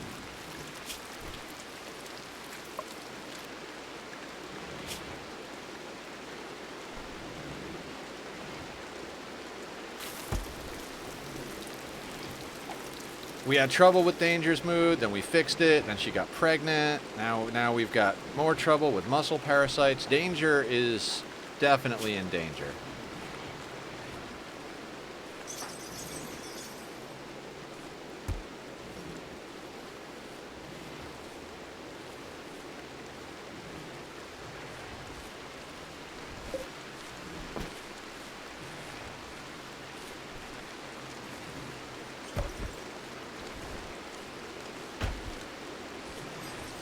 Danger is awake. Let's get some more organ harvesting going here.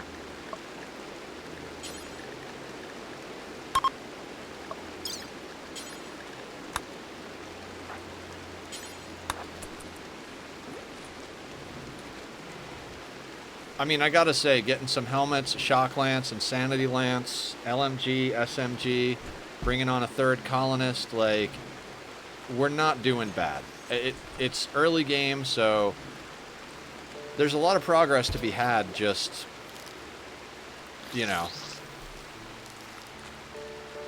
just doing basic stuff. I mean, yeah, our pawn count hasn't jumped out of control. We haven't put up crazy outdoor walls, but this room wasn't even finished when we got on today. We've acquired some wealth. We've traded some wealth. We've done organs harvesting. We've done 6 festivals. It's helping our mood. We've had visitors. We had a raid that we dealt with. I mean, I think all in all, we're doing quite well for the day. Granted, if I was playing it on a 2 or a 3 the whole time, surgery failed. Of course it did. So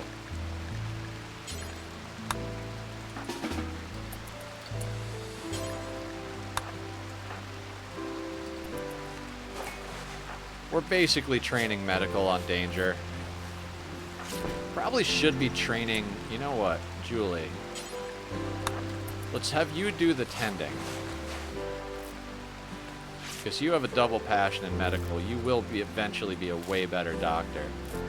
But I would prefer the higher level ones be the ones doing the actual surgeries.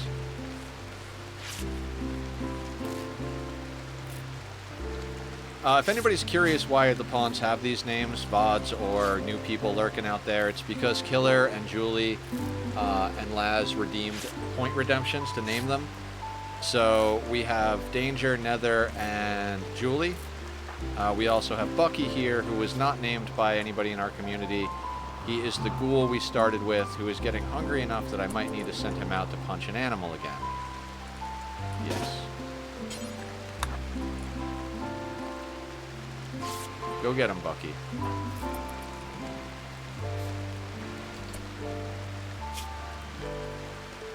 Alright, good deal. Left kidney.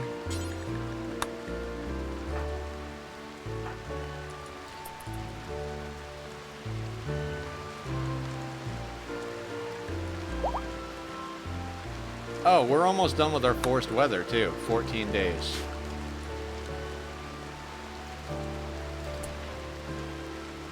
Bucky has probably, yep, already killed the deer. Good job, Bucky. Too bad you can't carry the corpse back to your den to eat it.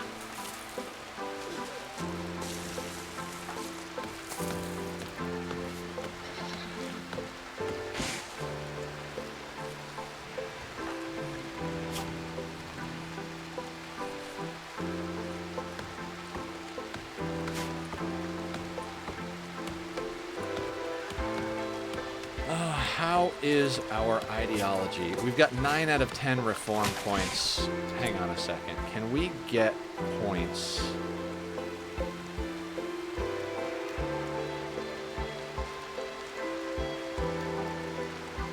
Probably execute a prisoner. The executioner will give a short speech. Executes the prisoner by cutting and say something.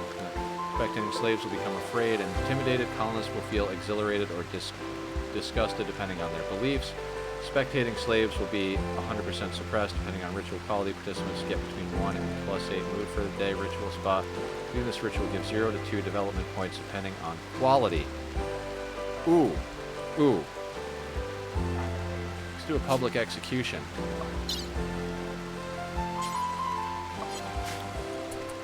We'll get less organs, but we'll be able to reform our ideology. Not that it matters, but hey, kitty boy. Come here. It's kitty time, guys. Might as well just grab him before he walks across the desk. This is Tachyon. We have a little kitty time every stream, because either at the beginning or end or both, he wants a little attention. Hey, bud, you know I have an hour left, and I know I went late yesterday, but we had plenty of time to make up for it last night. God, I love this animal. You ever just love someone or something so much that you can't even, like, describe it? Like, I swear to God, it's, you know, I know some people are like, I hate when people say cats, like, animals are their fur babies. It's not a real kid. It's different. It's different. This is my son. This is my son. I love him with all of my heart. Hey, buddy. This is the cutest thing ever. I love the attention. Can we do laps? Laps or naps status? Another hour, sir. He wants both hands right now. Good boy. It's a lot of work for Papa to hold you up, buddy. We don't need both hands 100%, but I need at least one hand mostly. He's such a good boy.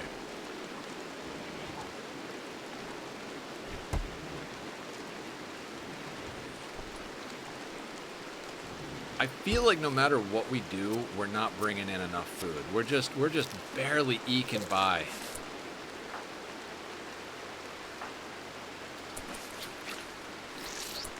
Ooh. Well, I guess we'll give Julie a shot at removing the organ. Danger is just not doing great.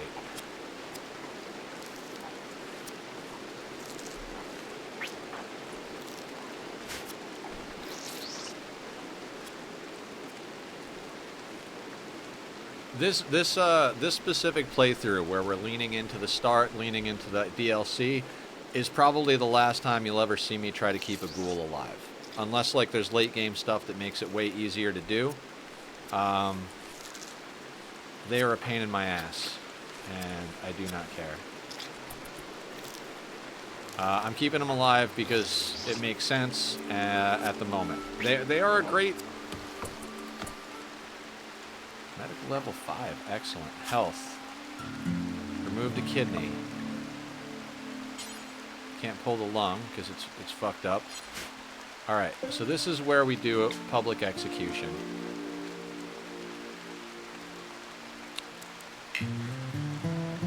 They are down. Okay. That's a good Bubba.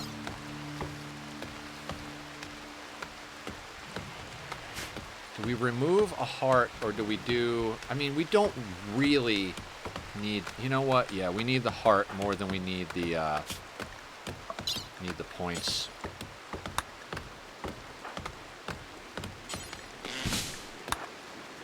Actually, clean and then prioritize. Actually, Julie is cleaning and hauling. Or Danger is. That's fine. I was gonna have Danger do the surgery, but like Julie went up so fast with that surgery, we'll just let her gain the experience. She's gonna be the better doctor in the long run anyway. If it fails, it fails. Probably should take a look at our medicine stock. 25 is not bad. That's plenty of medicine for keeping our colonists going through some sort of plague or something.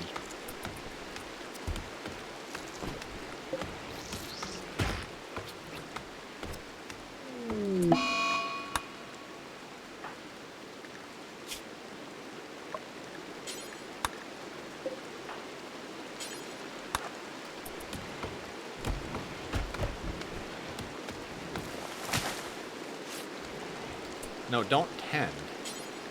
Operate. No! What part of operate do you not friggin' understand? Fine. Doctor care, no medicine. I don't want to tend to them. I want you to rip their heart out. I don't care if they're bleeding. Take the friggin' heart. Medical level 6 already. I think that's almost as high. Tachyon? Hi, buddy. This is his thing. I'd say it's a new thing, but it's been going on a while now. Hi, bud. This is adorable assertion of dominance. You are in charge. When cats want to be above you, that's because they want to be in charge. The top dog lion of the pride, the alpha lion or whatever it is, they sit at the top of the tree and survey their area. So it's like an instinctual thing. When they sit on top of you, it's adorable, but it's also them letting you know, like, hey, I'm in charge. You're my pet, not the other way around. So I watched a couple of cat videos here and there. There's that awkward noise.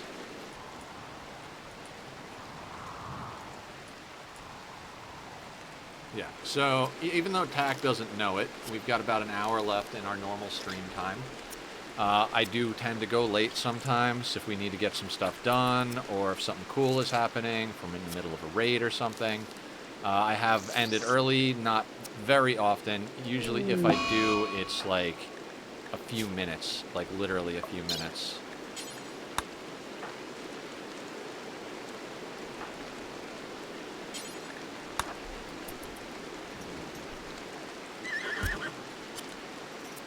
Please get this organ. I need enough organs to buy that colonist. I don't want them, but...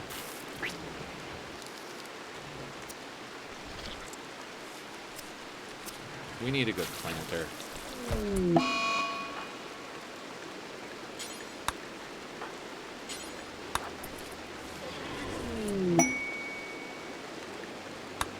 Danger has inspired recruitment.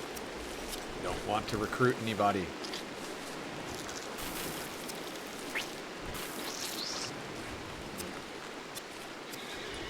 Yeah, we're botching enough harvests that we have to overproduce because we just do not have the planting skill.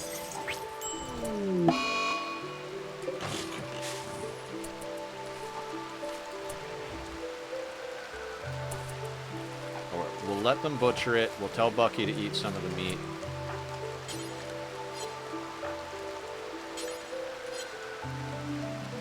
Nobody is assigned to cooking. Everybody should be assigned to cooking.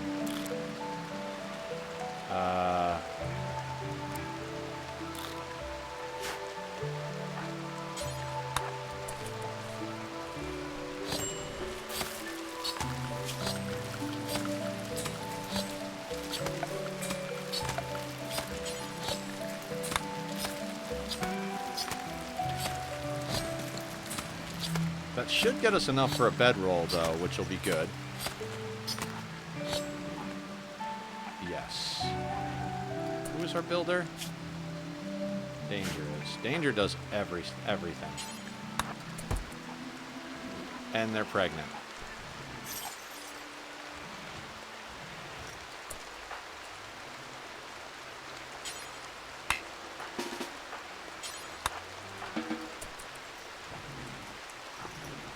So we'll have Danger make the bedroll, then we'll send out Julie with the organs and a few other miscellaneous bits.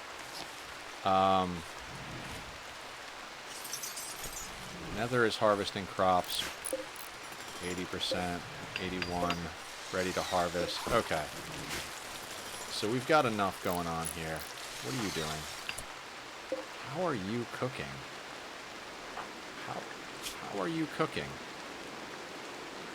Oh, you're level 4. What level is Nether? 5. Okay, so we need to make sure that our level 4s don't get in here.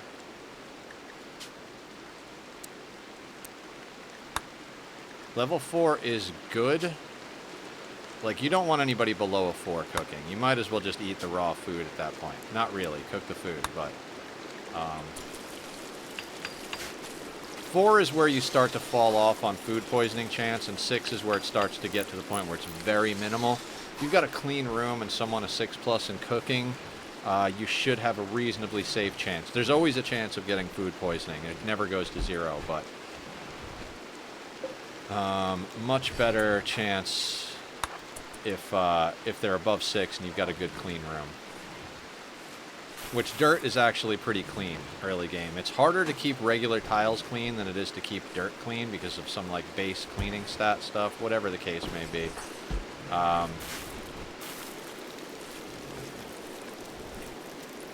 looks like we got enough rice coming in at the moment to sort things out.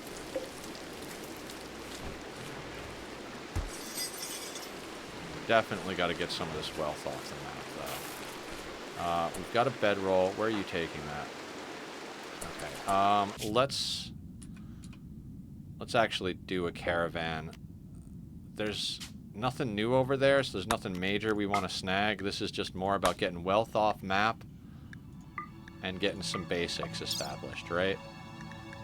Plain leather, wolf skin, bear skin, the last scraps of human leather. God, I am tempted to sell that proximity detector, but it's not even worth anything. Organs, steel knife, toque, kids' pants. Take the silver with you. I mean, I'm keeping the clothing, but I'm not even sure I should be keeping the clothing. I will for now. We'll just not automatic. Simple meals 3, that's good. You don't need to take any rice with you. You're taking the bedroll. Take that other one. I think it's... You know what? Take the odd ones out. We'll let you take one of every meal.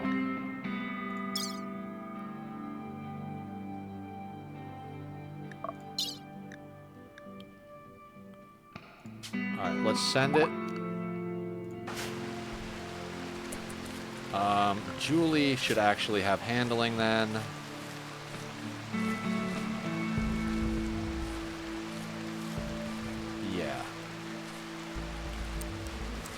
Put that on a 4. So here's the reason I put everybody on cooking. Anybody can butcher, and butchering gives you cooking experience. So I set everybody to cook as their first thing so that whenever we get fresh corpses, they get chopped up quick. When you get to a certain point, one person chopping everything up is not going to keep up with the amount of corpses coming in. Whether you do a massive hunting mission or you're doing cannibalism with supremacy, you get to a point where there's a lot of corpses rotting, and you want to make sure that you get get everything out of them that you can, right?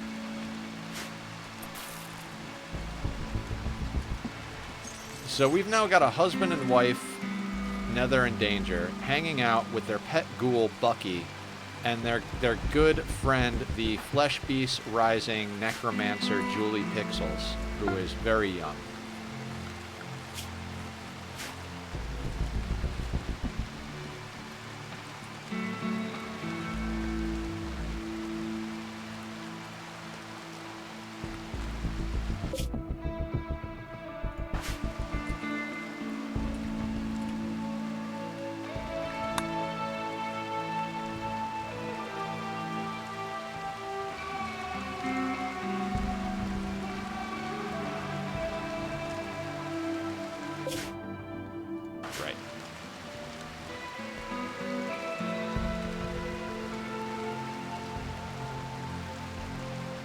I gotta say right now, if we did get a siege, I don't know that we have the ability to handle it. I mean, those lances would probably sort us out quite good, but turret packs maybe could help some.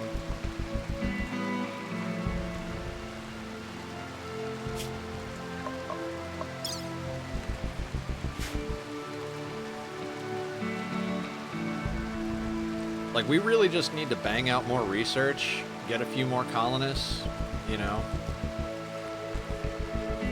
Standard issue start stuff. I mean, we're playing against Randy on 500%, so anything could happen. He could go to sleep, we could get all sorts of stuff done. He could get active, and we could lose this colony 10 minutes from now. It's just a matter of, like, how the RNG hits us. Pray to RNGesus.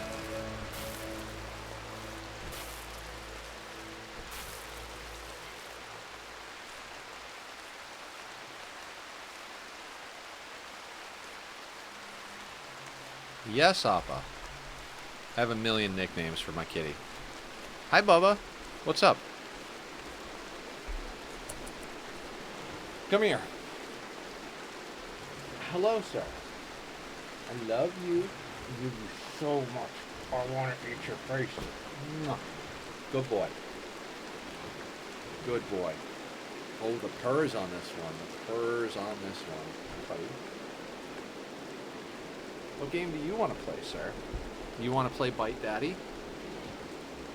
I know you love playing the Bite Daddy game. Let's not go on the desk, sir. You're notorious for knocking things over and pressing buttons that break things. I love this cat. I love him so much. Bucky's gonna have to eat something sometime soon. We might end up just buying a little bit of meat to feed Bucky. Bucky has punched every goddamn animal that we can realistically deal with. I mean, we got deer and goats over there from the punch, I suppose, but...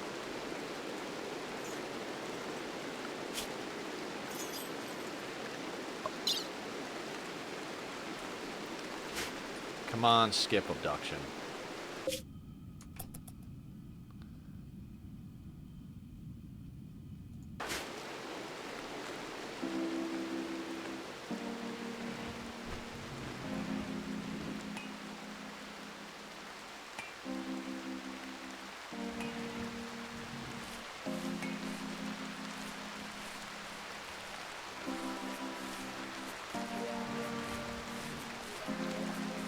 I'd like to put down some more containment facilities and get more of them to study, but it's not like we have enough people to be studying nonstop anyway. I mean, it doesn't really matter. We should get some more of these down. But I will build one if we run into a situation where we absolutely need it. Convert, counsel, reassure, preach health. Excellent. Too bad they can't preach health to themselves. Muscle parasites while pregnant. Like, God, that's just a bad roll of the dice.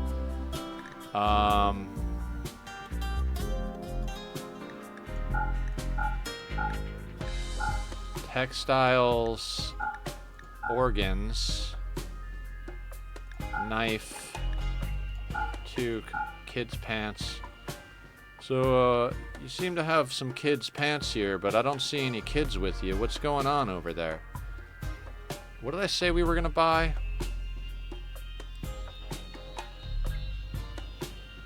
Don't need any of that, don't need any of that. I mean, we could buy a little bit of meat, but it just seems pointless. We'll just go have them punch a deer, right? We've got plenty of components, but if we don't have anything to buy, I might just buy components. These guys really just don't have much of anything. Juggernaut Serum, a syringe of opaque milky yellow liquid that increases the user's strength and speed and allows them to recover from injuries faster. The serum is injected into the user's musculature, where it adds to energy to various metabolic processes. However, the unstable substance also physically influences the mind, provoking unsettling thoughts and severely reducing the user's mood. A syringe full of rust-colored liquid that constantly hardens and liquefies. When injected into the bloodstream, the metal blood substance can harden the flesh when it anticipates a blow, making the user more resistant to damage. However, the bioferret-based chemistry of the serum also makes the user particularly vulnerable to fire. Do we mess with the serums? I think our best bet would probably be to buy more medicine to get more organs. Also, we'll snag the Soothe Pulsar, right?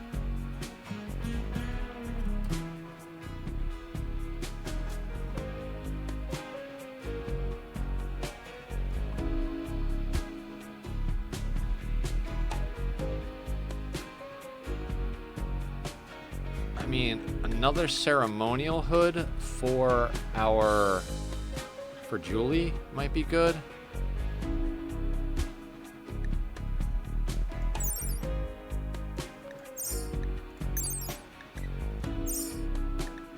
Yeah, I think we get a ceremonial hood for Julie. We want to have head equipment for everybody. We already have more turret packs than we have people to wear them.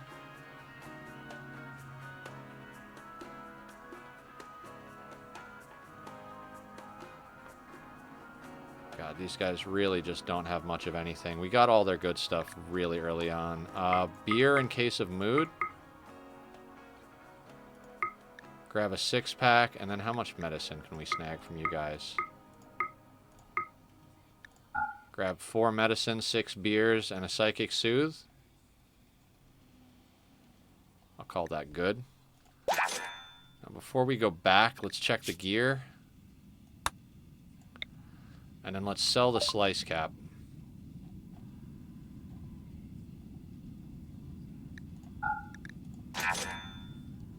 And then let's go home. Alright. Getting a lot done this last hour. Village on the desert. In a tropical rainforest. Yeah. I'm really bummed that we got nothing out of the rituals other than a couple of organs. I'm really bummed. Usually you can get quite a bit more. Like, I've had rituals where I got 3-4 pawns doing the 6 rituals. I remember there was a day where we were late in the playthrough, had everything we wanted, and it was like, let's run the rituals. 3 new colonists. Oh, we can reform. Let's run the rituals again. 3 new colonists. I took on 6 colonists in under a half hour. Like, it was insane.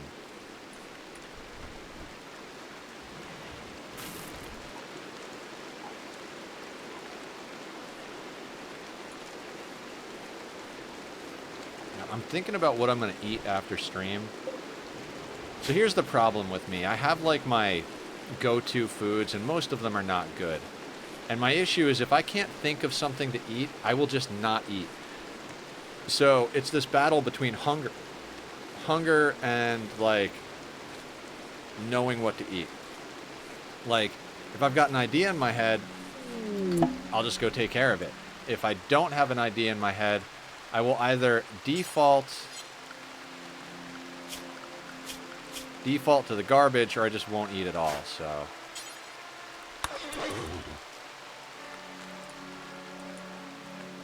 I've been mostly drinking juice because I can't think of anything that I want to eat other than junk that's going to hurt my stomach. Really, what I want to do is go brew a whole pot of coffee, sit here and drink like 6-7 cups of freaking nuclear strong coffee, and eat muffins and pastries and all that shit. I really don't actually want to cook myself, so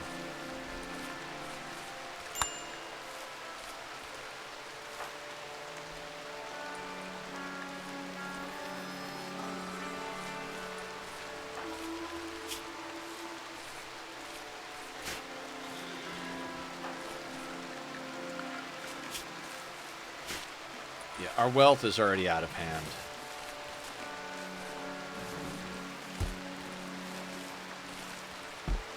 Now there's just botching harvests left and right because they're only a 4.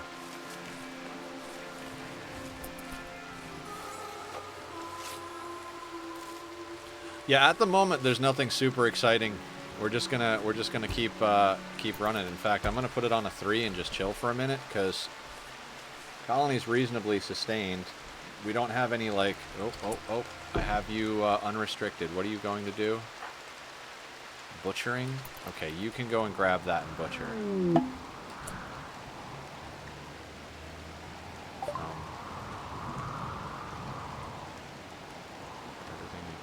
at their camp in return for help, including shards of powerful.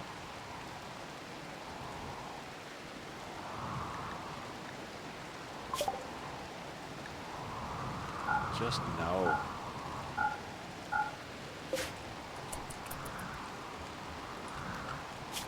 Okay, remind me to, don't remind me, I got this right now.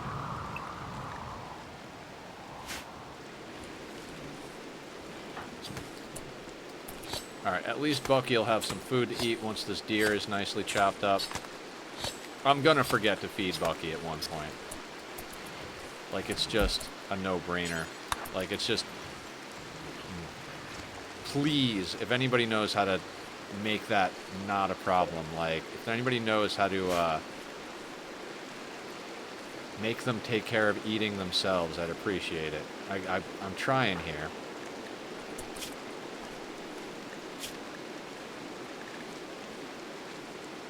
Whose amount of nutrition a creature has consumed recently, if it hits 0, a creature will become increasingly malnourished and eventually die.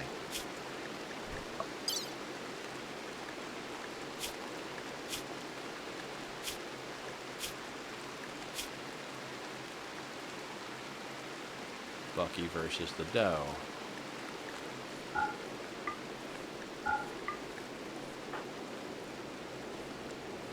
Julie chatted about makeup with Nether. Nether said a word about heel root to Julie. Julie said a word about Brooks to Nether. Nether and Danger talked about animals. Nether quipped about eating habits with Danger. Nether and Danger quipped about canyons. Nether quipped about archaeologists with Danger. Nether said something about fat people to Danger. Nether said something about sheriffs to Danger.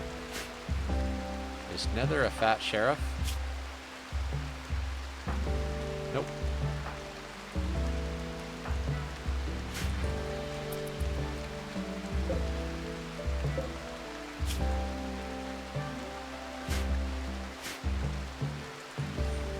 How's Danger coming along with pregnancy? Second trimester. Danger is essentially going to be useless. I put them in the same bed to deal with Mood, and Mood is fantastic. They're very excited, very happy mood, this couple, but there's going to be no work getting done on that front.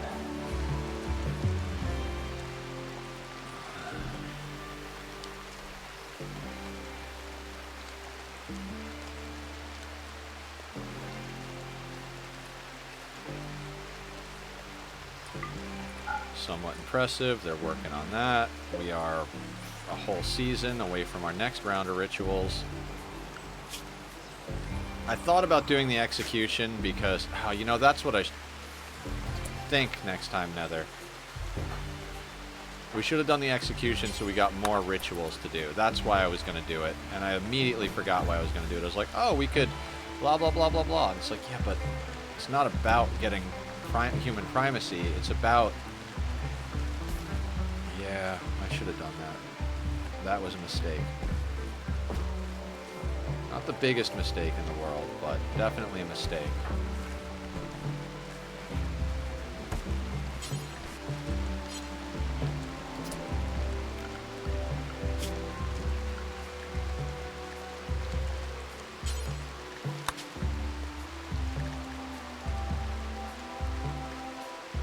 Why are you drinking a beer?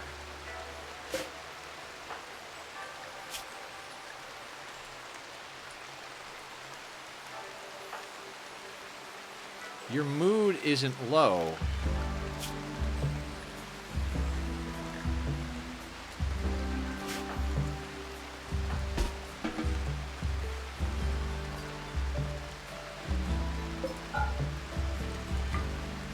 Fine, I guess drink a beer, Julie. That is not how that should work. She doesn't have low enough mood to be drinking a beer. Maybe the chemical interest thing makes it so they can drink beer as a form of recreation? Overriding the existing ones?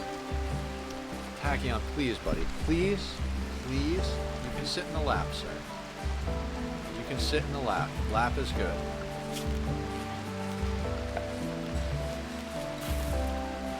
It's like, I don't want to do this, but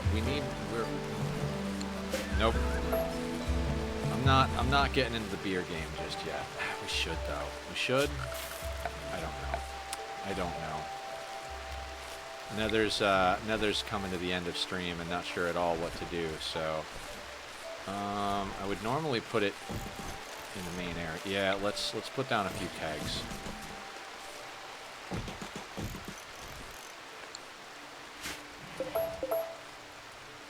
Hey Barb, what have you missed? We bought another ceremonial mask. We researched some stuff. Nothing crazy. Were you here for the wedding ceremony? Nether and Danger are married. She is very pregnant, second trimester.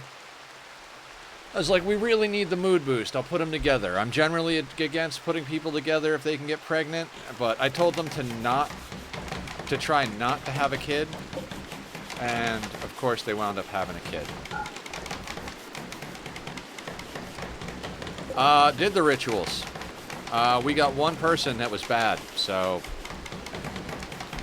not much I can do about that. We're not having luck getting colonists. We are close to skip abduction though.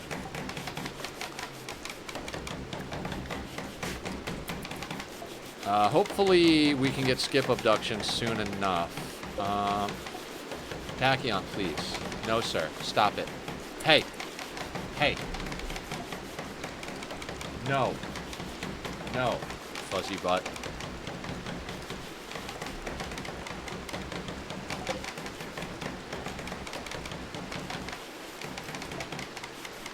I'll come back when it's time to leave. Oh yeah, of course. We got another half hour or so. Stretch? I can do a stretch. We got another half hour or so in stream. I'm confident. I'm confident we can get skip abduction. Let me do that hydrate in a second here.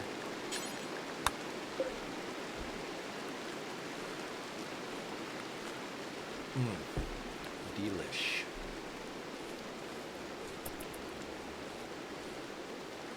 Alright, we're starting to get a little bit of food saved up. Not a lot, but I don't want to overproduce, but I want to have enough that if we get a cold snap or something, we can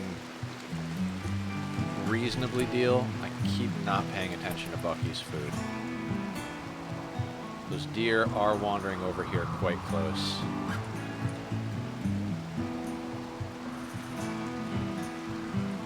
You know what, everybody? Shooting practice time. Bucky needs food, and we need to be able to shoot things, so...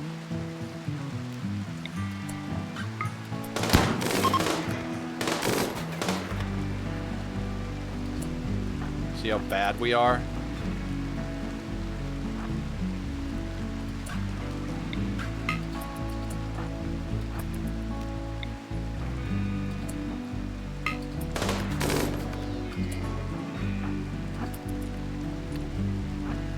This should not be this difficult.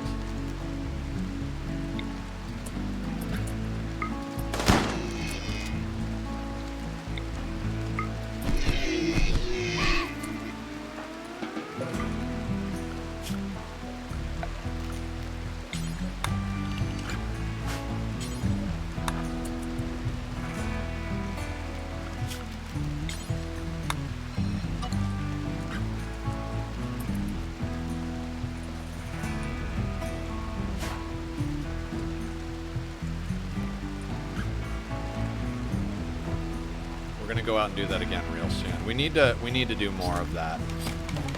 Our shooting is atrocious.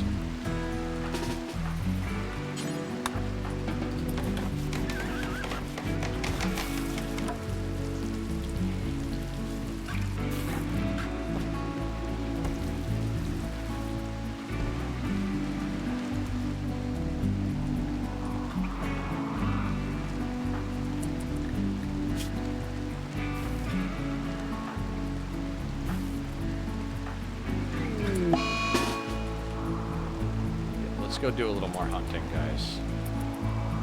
Let's go up here and hunt the goats. Dangerous move. Between the muscle parasites and the pregnancy, but everybody needs shooting experience right now, so...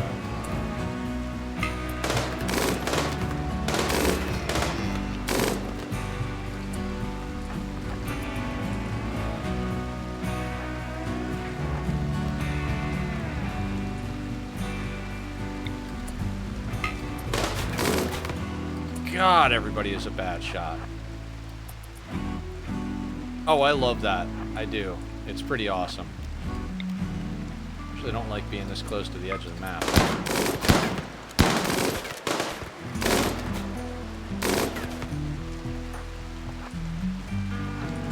This is why we got to go out and do this. We're just this bad at shooting.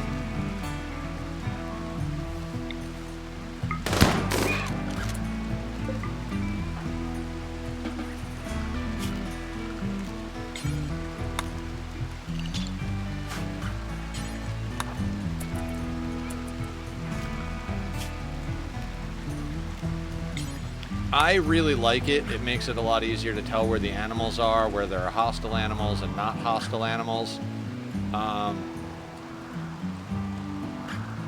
What is it you don't like about it? Maybe I'm not noticing something. I kind of really like it. I got nothing negative to say about the animal change.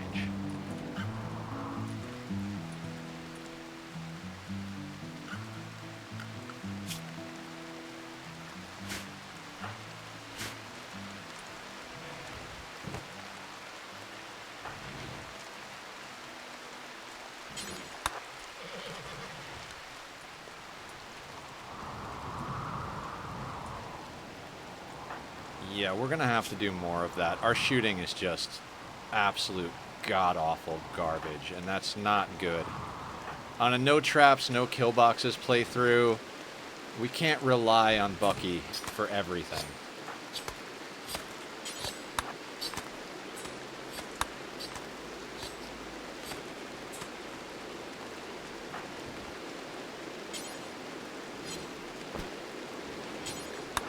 Get that inside real quick, Nether.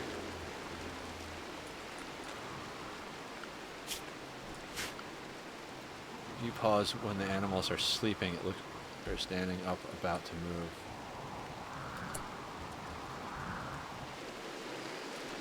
Huh. I'll have to keep an eye on that.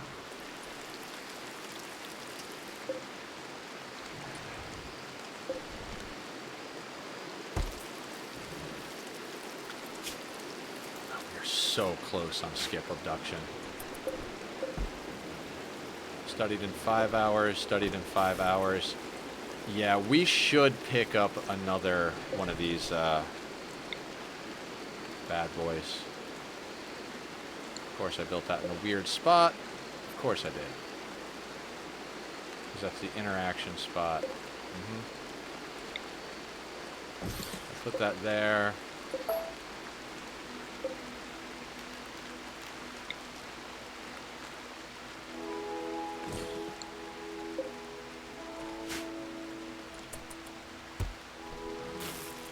We'll try and capture ourselves another threat to study faster. It's just like I said, for the amount of wealth we have, to the number of colonists, like, those lances are not going to last forever, so...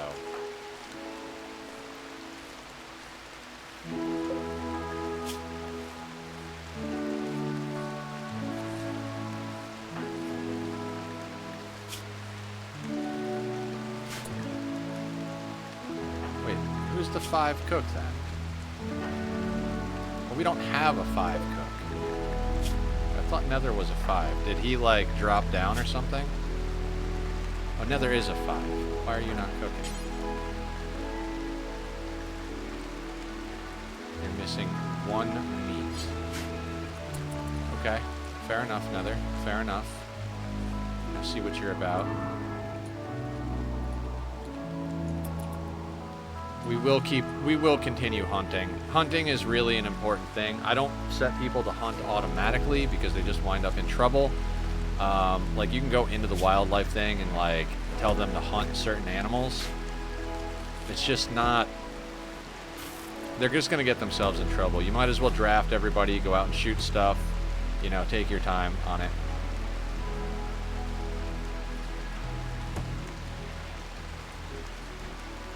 Nether seems to be off the same schedule.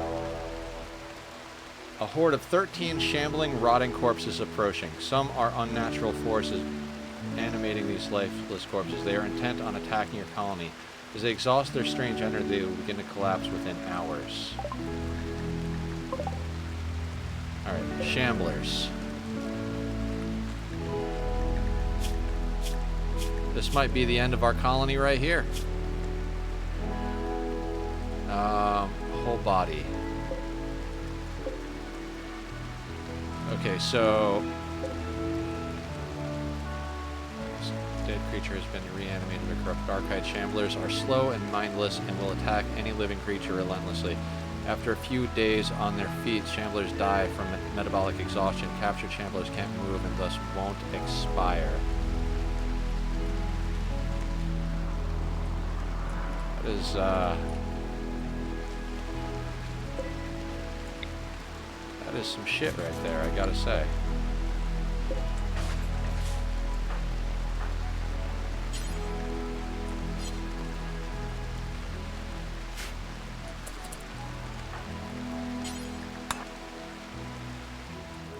I want to get the horse inside.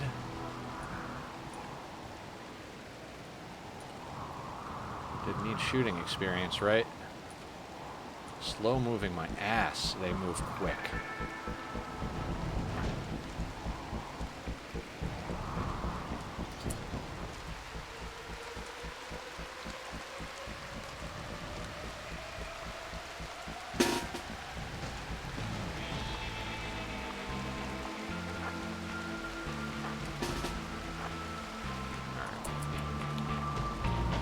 We're gonna see what we can do.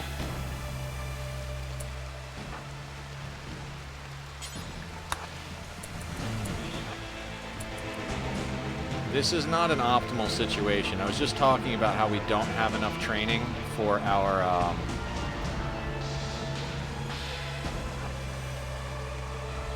shooting.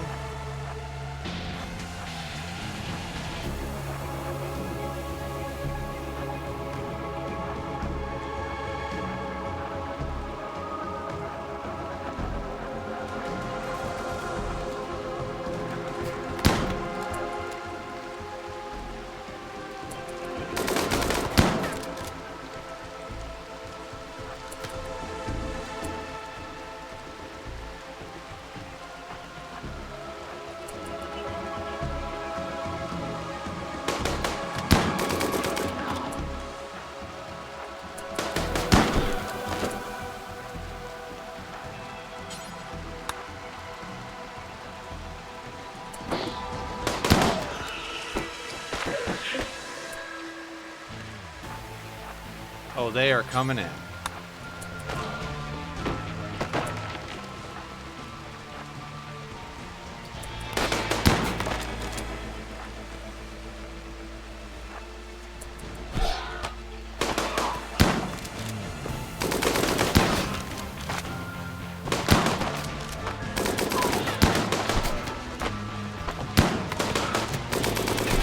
Are you people really that... Okay.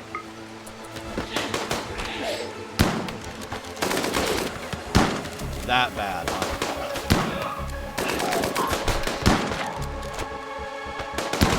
Yep, destroyed a research bench. Because we're that bad of a shot.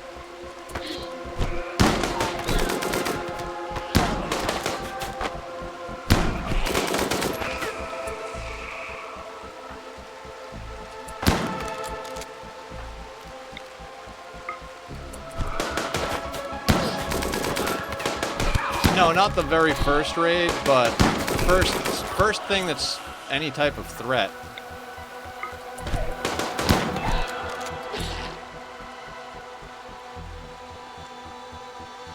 Bucky is most definitely gonna die.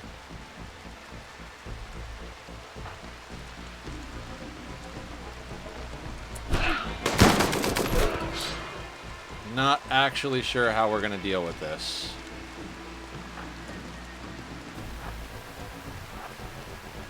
back this pig up. Actually, no, because they need to shoot.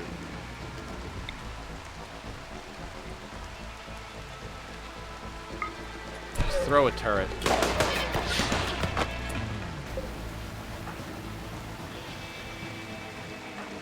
I'm not sure how to deal with this.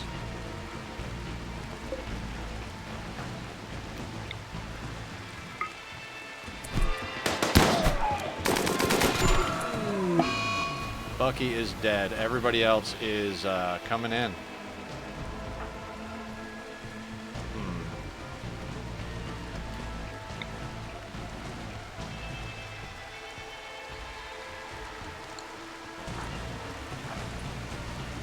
Run.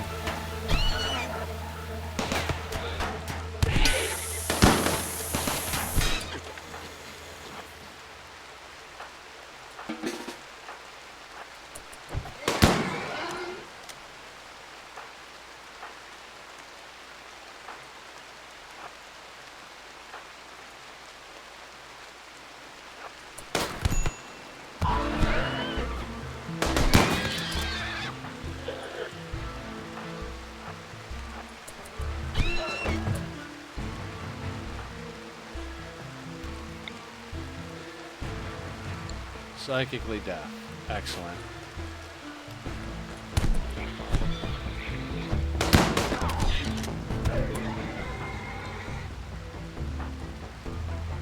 We might be starting a new run tomorrow.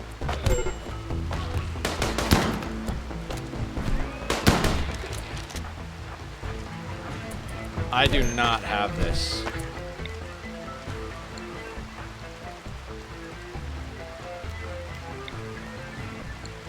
Lances aren't going to help here.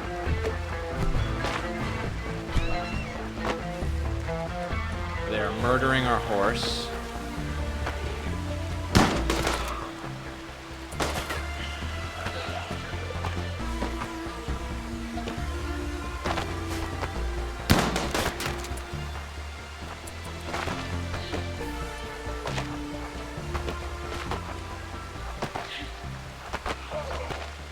Base is getting wrecked.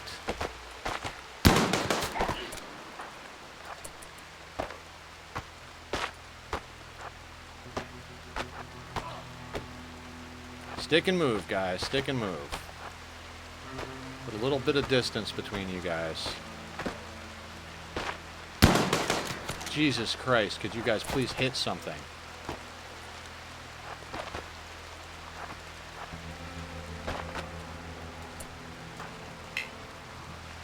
Danger is crawling to a bed. Hi, Tachyon. Come here. Did you come to bug me during the raid? We've got 15 minutes left. We're having a crazy time here. Is it okay if I take a minute to finish this up real quick? Is that okay? You can sit in my lap, sir. He is not happy. Is Danger gonna die? 12 hours. There are shamblers all over our base.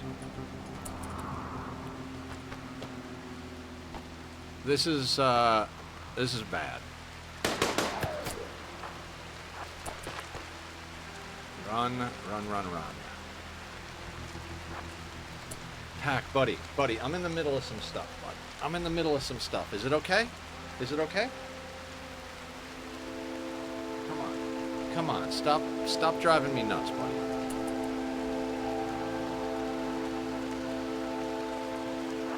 Yeah, here come the other ones. Hard enough dealing with one.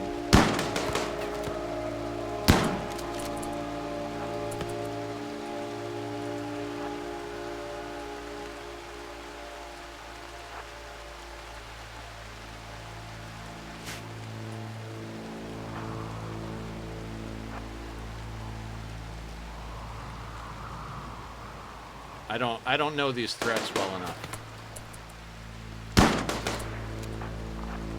All right, nobody less than a 6 shooting next place through, or next iteration.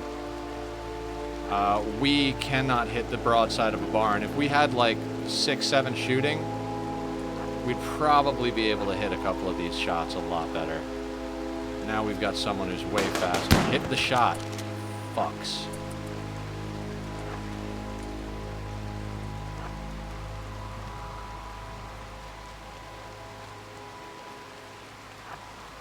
So lances aren't going to help us.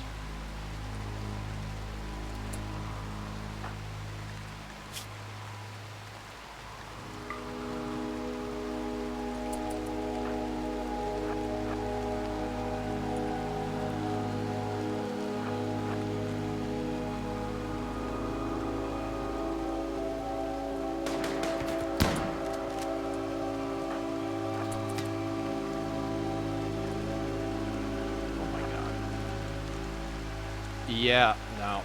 We need better shooters. Yeah. Can't rely on the ghoul. Ghoul gets overpowered by shamblers if you've got too many shamblers.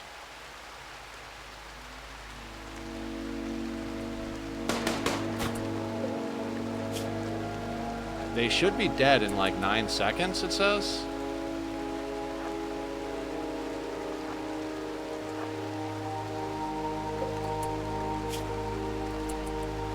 Yeah, they're dying. Okay. 32 seconds. We just gotta kite them a little longer, and they will all die. Yep, horse died. I also don't have auto rebuild on.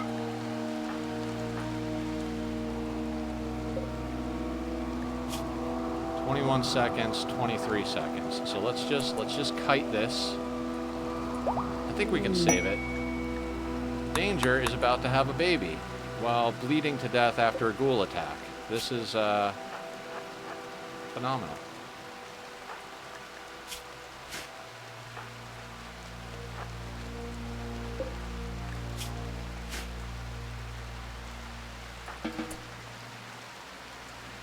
Who is our best doctor? That's going to be Julie, right?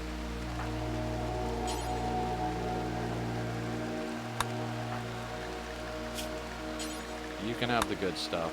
Let's get Julie tending that. Let's get this wall up. Lucky.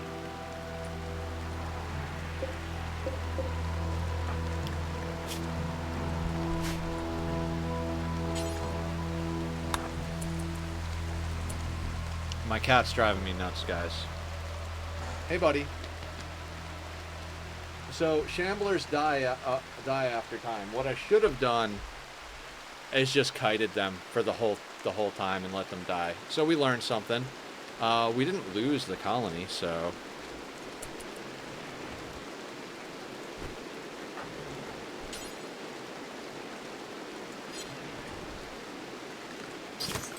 hey, buddy. 15 minutes, sir. Sir.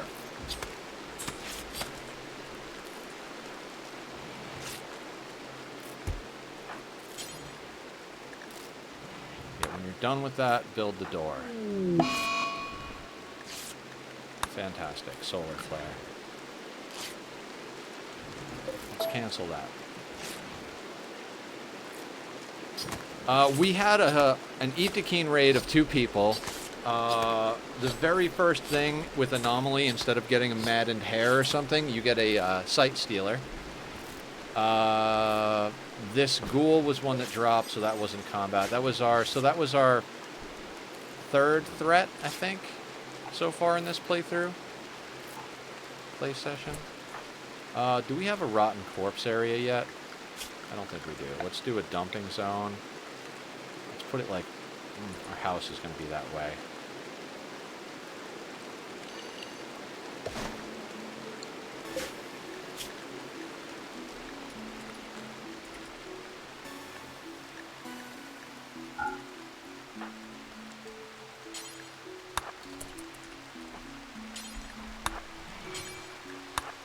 Bub, I'm not gonna put up with this nonsense, sir.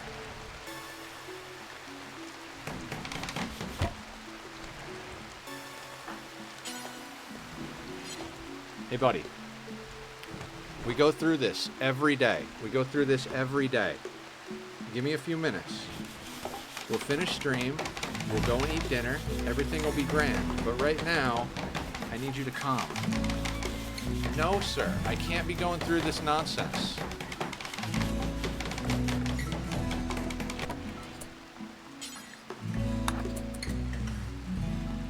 How many blocks do we have? 8. So if they botch this, we're hosed. So let's do, like, another batch. Alright, now... Danger's gun.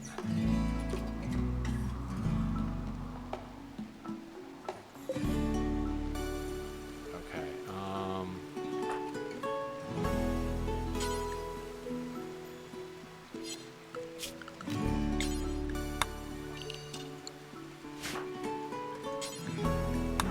get that inside. I'm also trying to prioritize hauling the rotting corpses.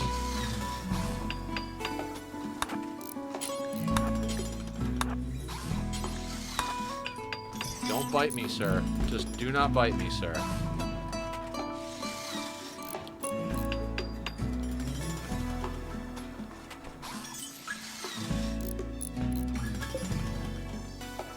Alright, base repaired. Danger. Did you take any major hits? Third trimester, blood loss, bruise, scratch, scratch, scratch. So they should be fine. Okay. Well, we survived the Shambler attack, and we learned that you can just kite them indefinitely till they die. Cool.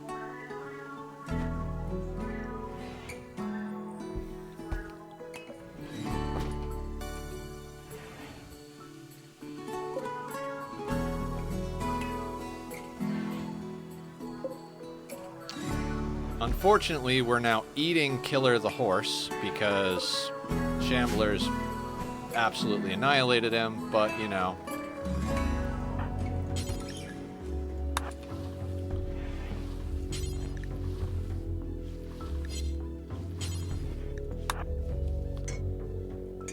Get Julie cleaning. I mean, it was nice to have a threat today, you know, something to mess with. We'll get Julie to clean things up. I don't think we actually needed that second research bench. I love this little search bar they added. The Z button, you know how we always like, fuck, where is that thing? I know I have it. It's somewhere on the map. They added in 1.5, you press Z, and you can search the map for any item you're looking for. It's very cool. One of those quality of life things they added that's just phenomenal. Buddy, stop.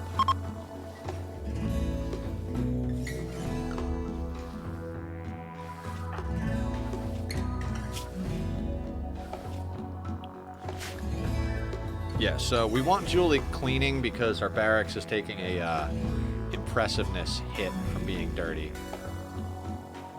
Yeah. And we want it to be impressive because that's how we're dealing with mood at the moment, so.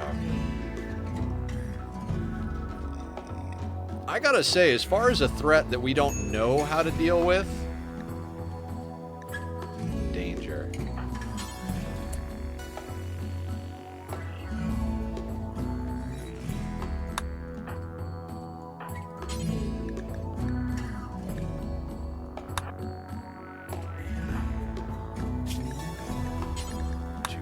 Herbal.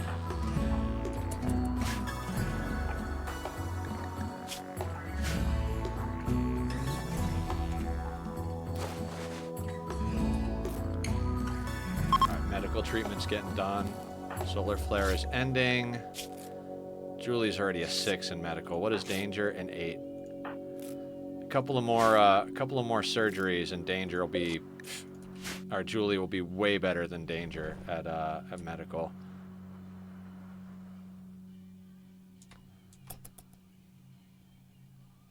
That was good. That was a good time. That was way better than when we had to learn about the cultist raids. The cultists are just nasty.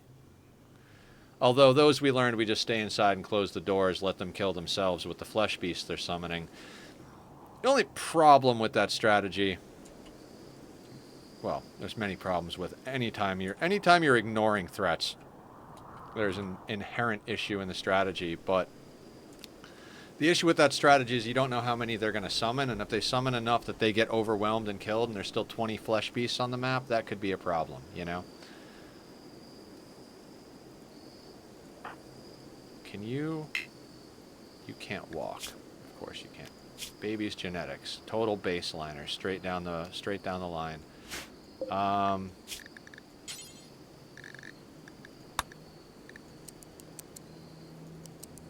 going to say 10.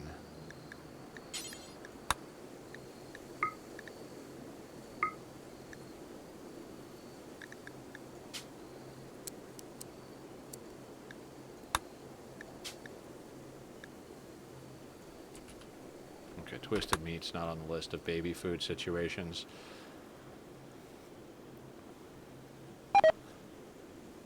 Simple meals are rotting away. Good thing we have some more meat to cook with.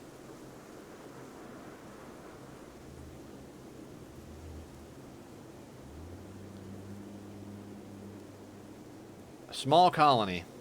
Small colony. Yeah, if we get killed and have to start over again, guys, main thing we're looking for is shooting. Main thing. Like, no colonist below... I don't know, like 5... I know 6 sounds like an arbitrary number, but I feel like 6, for me, is where things start to get decent. 5... Why are you drinking a beer? God damn. Is utterly fascinated with chemical sources of enjoyment. Consuming recreational drugs will create a good mood, while abstaining will lead to increasing frustration over time and possibly drug binges. She will ignore directives to not use recreational drugs and will consume more than a normal person. Gotcha.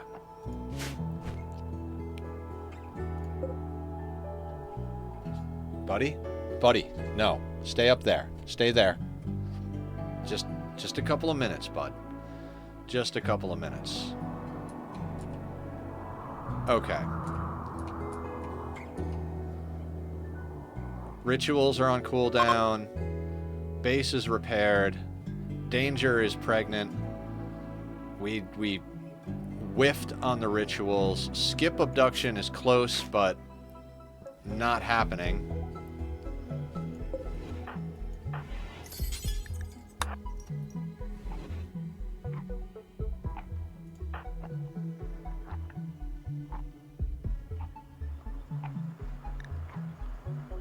Where is... Okay, so there is a bookshelf, right?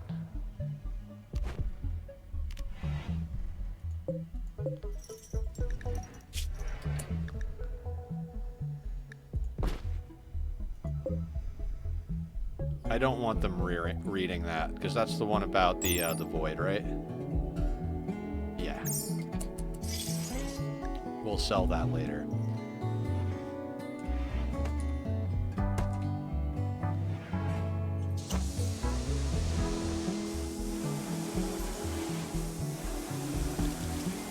Okay, is there anything we need to sort out before we call it for the day? I mean, we had a threat right at the end. We got a few pieces of research done. We traded some stuff for some decent enough weapons. We learned how the Shambler threat works. I think all in all, today was a good day. I know I played a bit on the slow side, but that's just the way I roll. So we've got a lot of meat for Nether to cook up into pemmican. That shouldn't be too hard. Julie's repairing the walls. Danger is resting up and healing, and then is going to go into pregnancy. Okay. So guys, I think what we're going to do is we're going to save, quit to menu, look to see if any of our friends are online, and we're going to call it a day. Thank you all for hanging out today. It's been wonderful. I appreciate it. If anybody has a chance to go check out the YouTube, Nightbot just posted that up. I could use just a little bit more help pushing to that next tier of accomplishment. I'm very close for that being monetized. A lot of people are playing Planet Crafter. That's got to get in the mix too.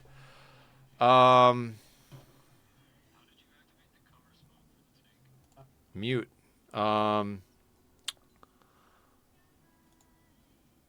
You know what? I can't remember where we met this person, but they are also playing Rimworld. It is Namus 54321.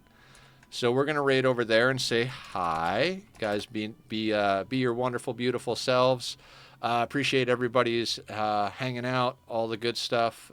Thank you so much for everything. If you see me on Discord, come say hi. And yeah, we'll get into some more shenanigans this week. Magic tomorrow, Rimworld Wednesday, and then we'll see what Thursday brings. And then definitely Rimworld on Friday. Take care, everyone. Be well.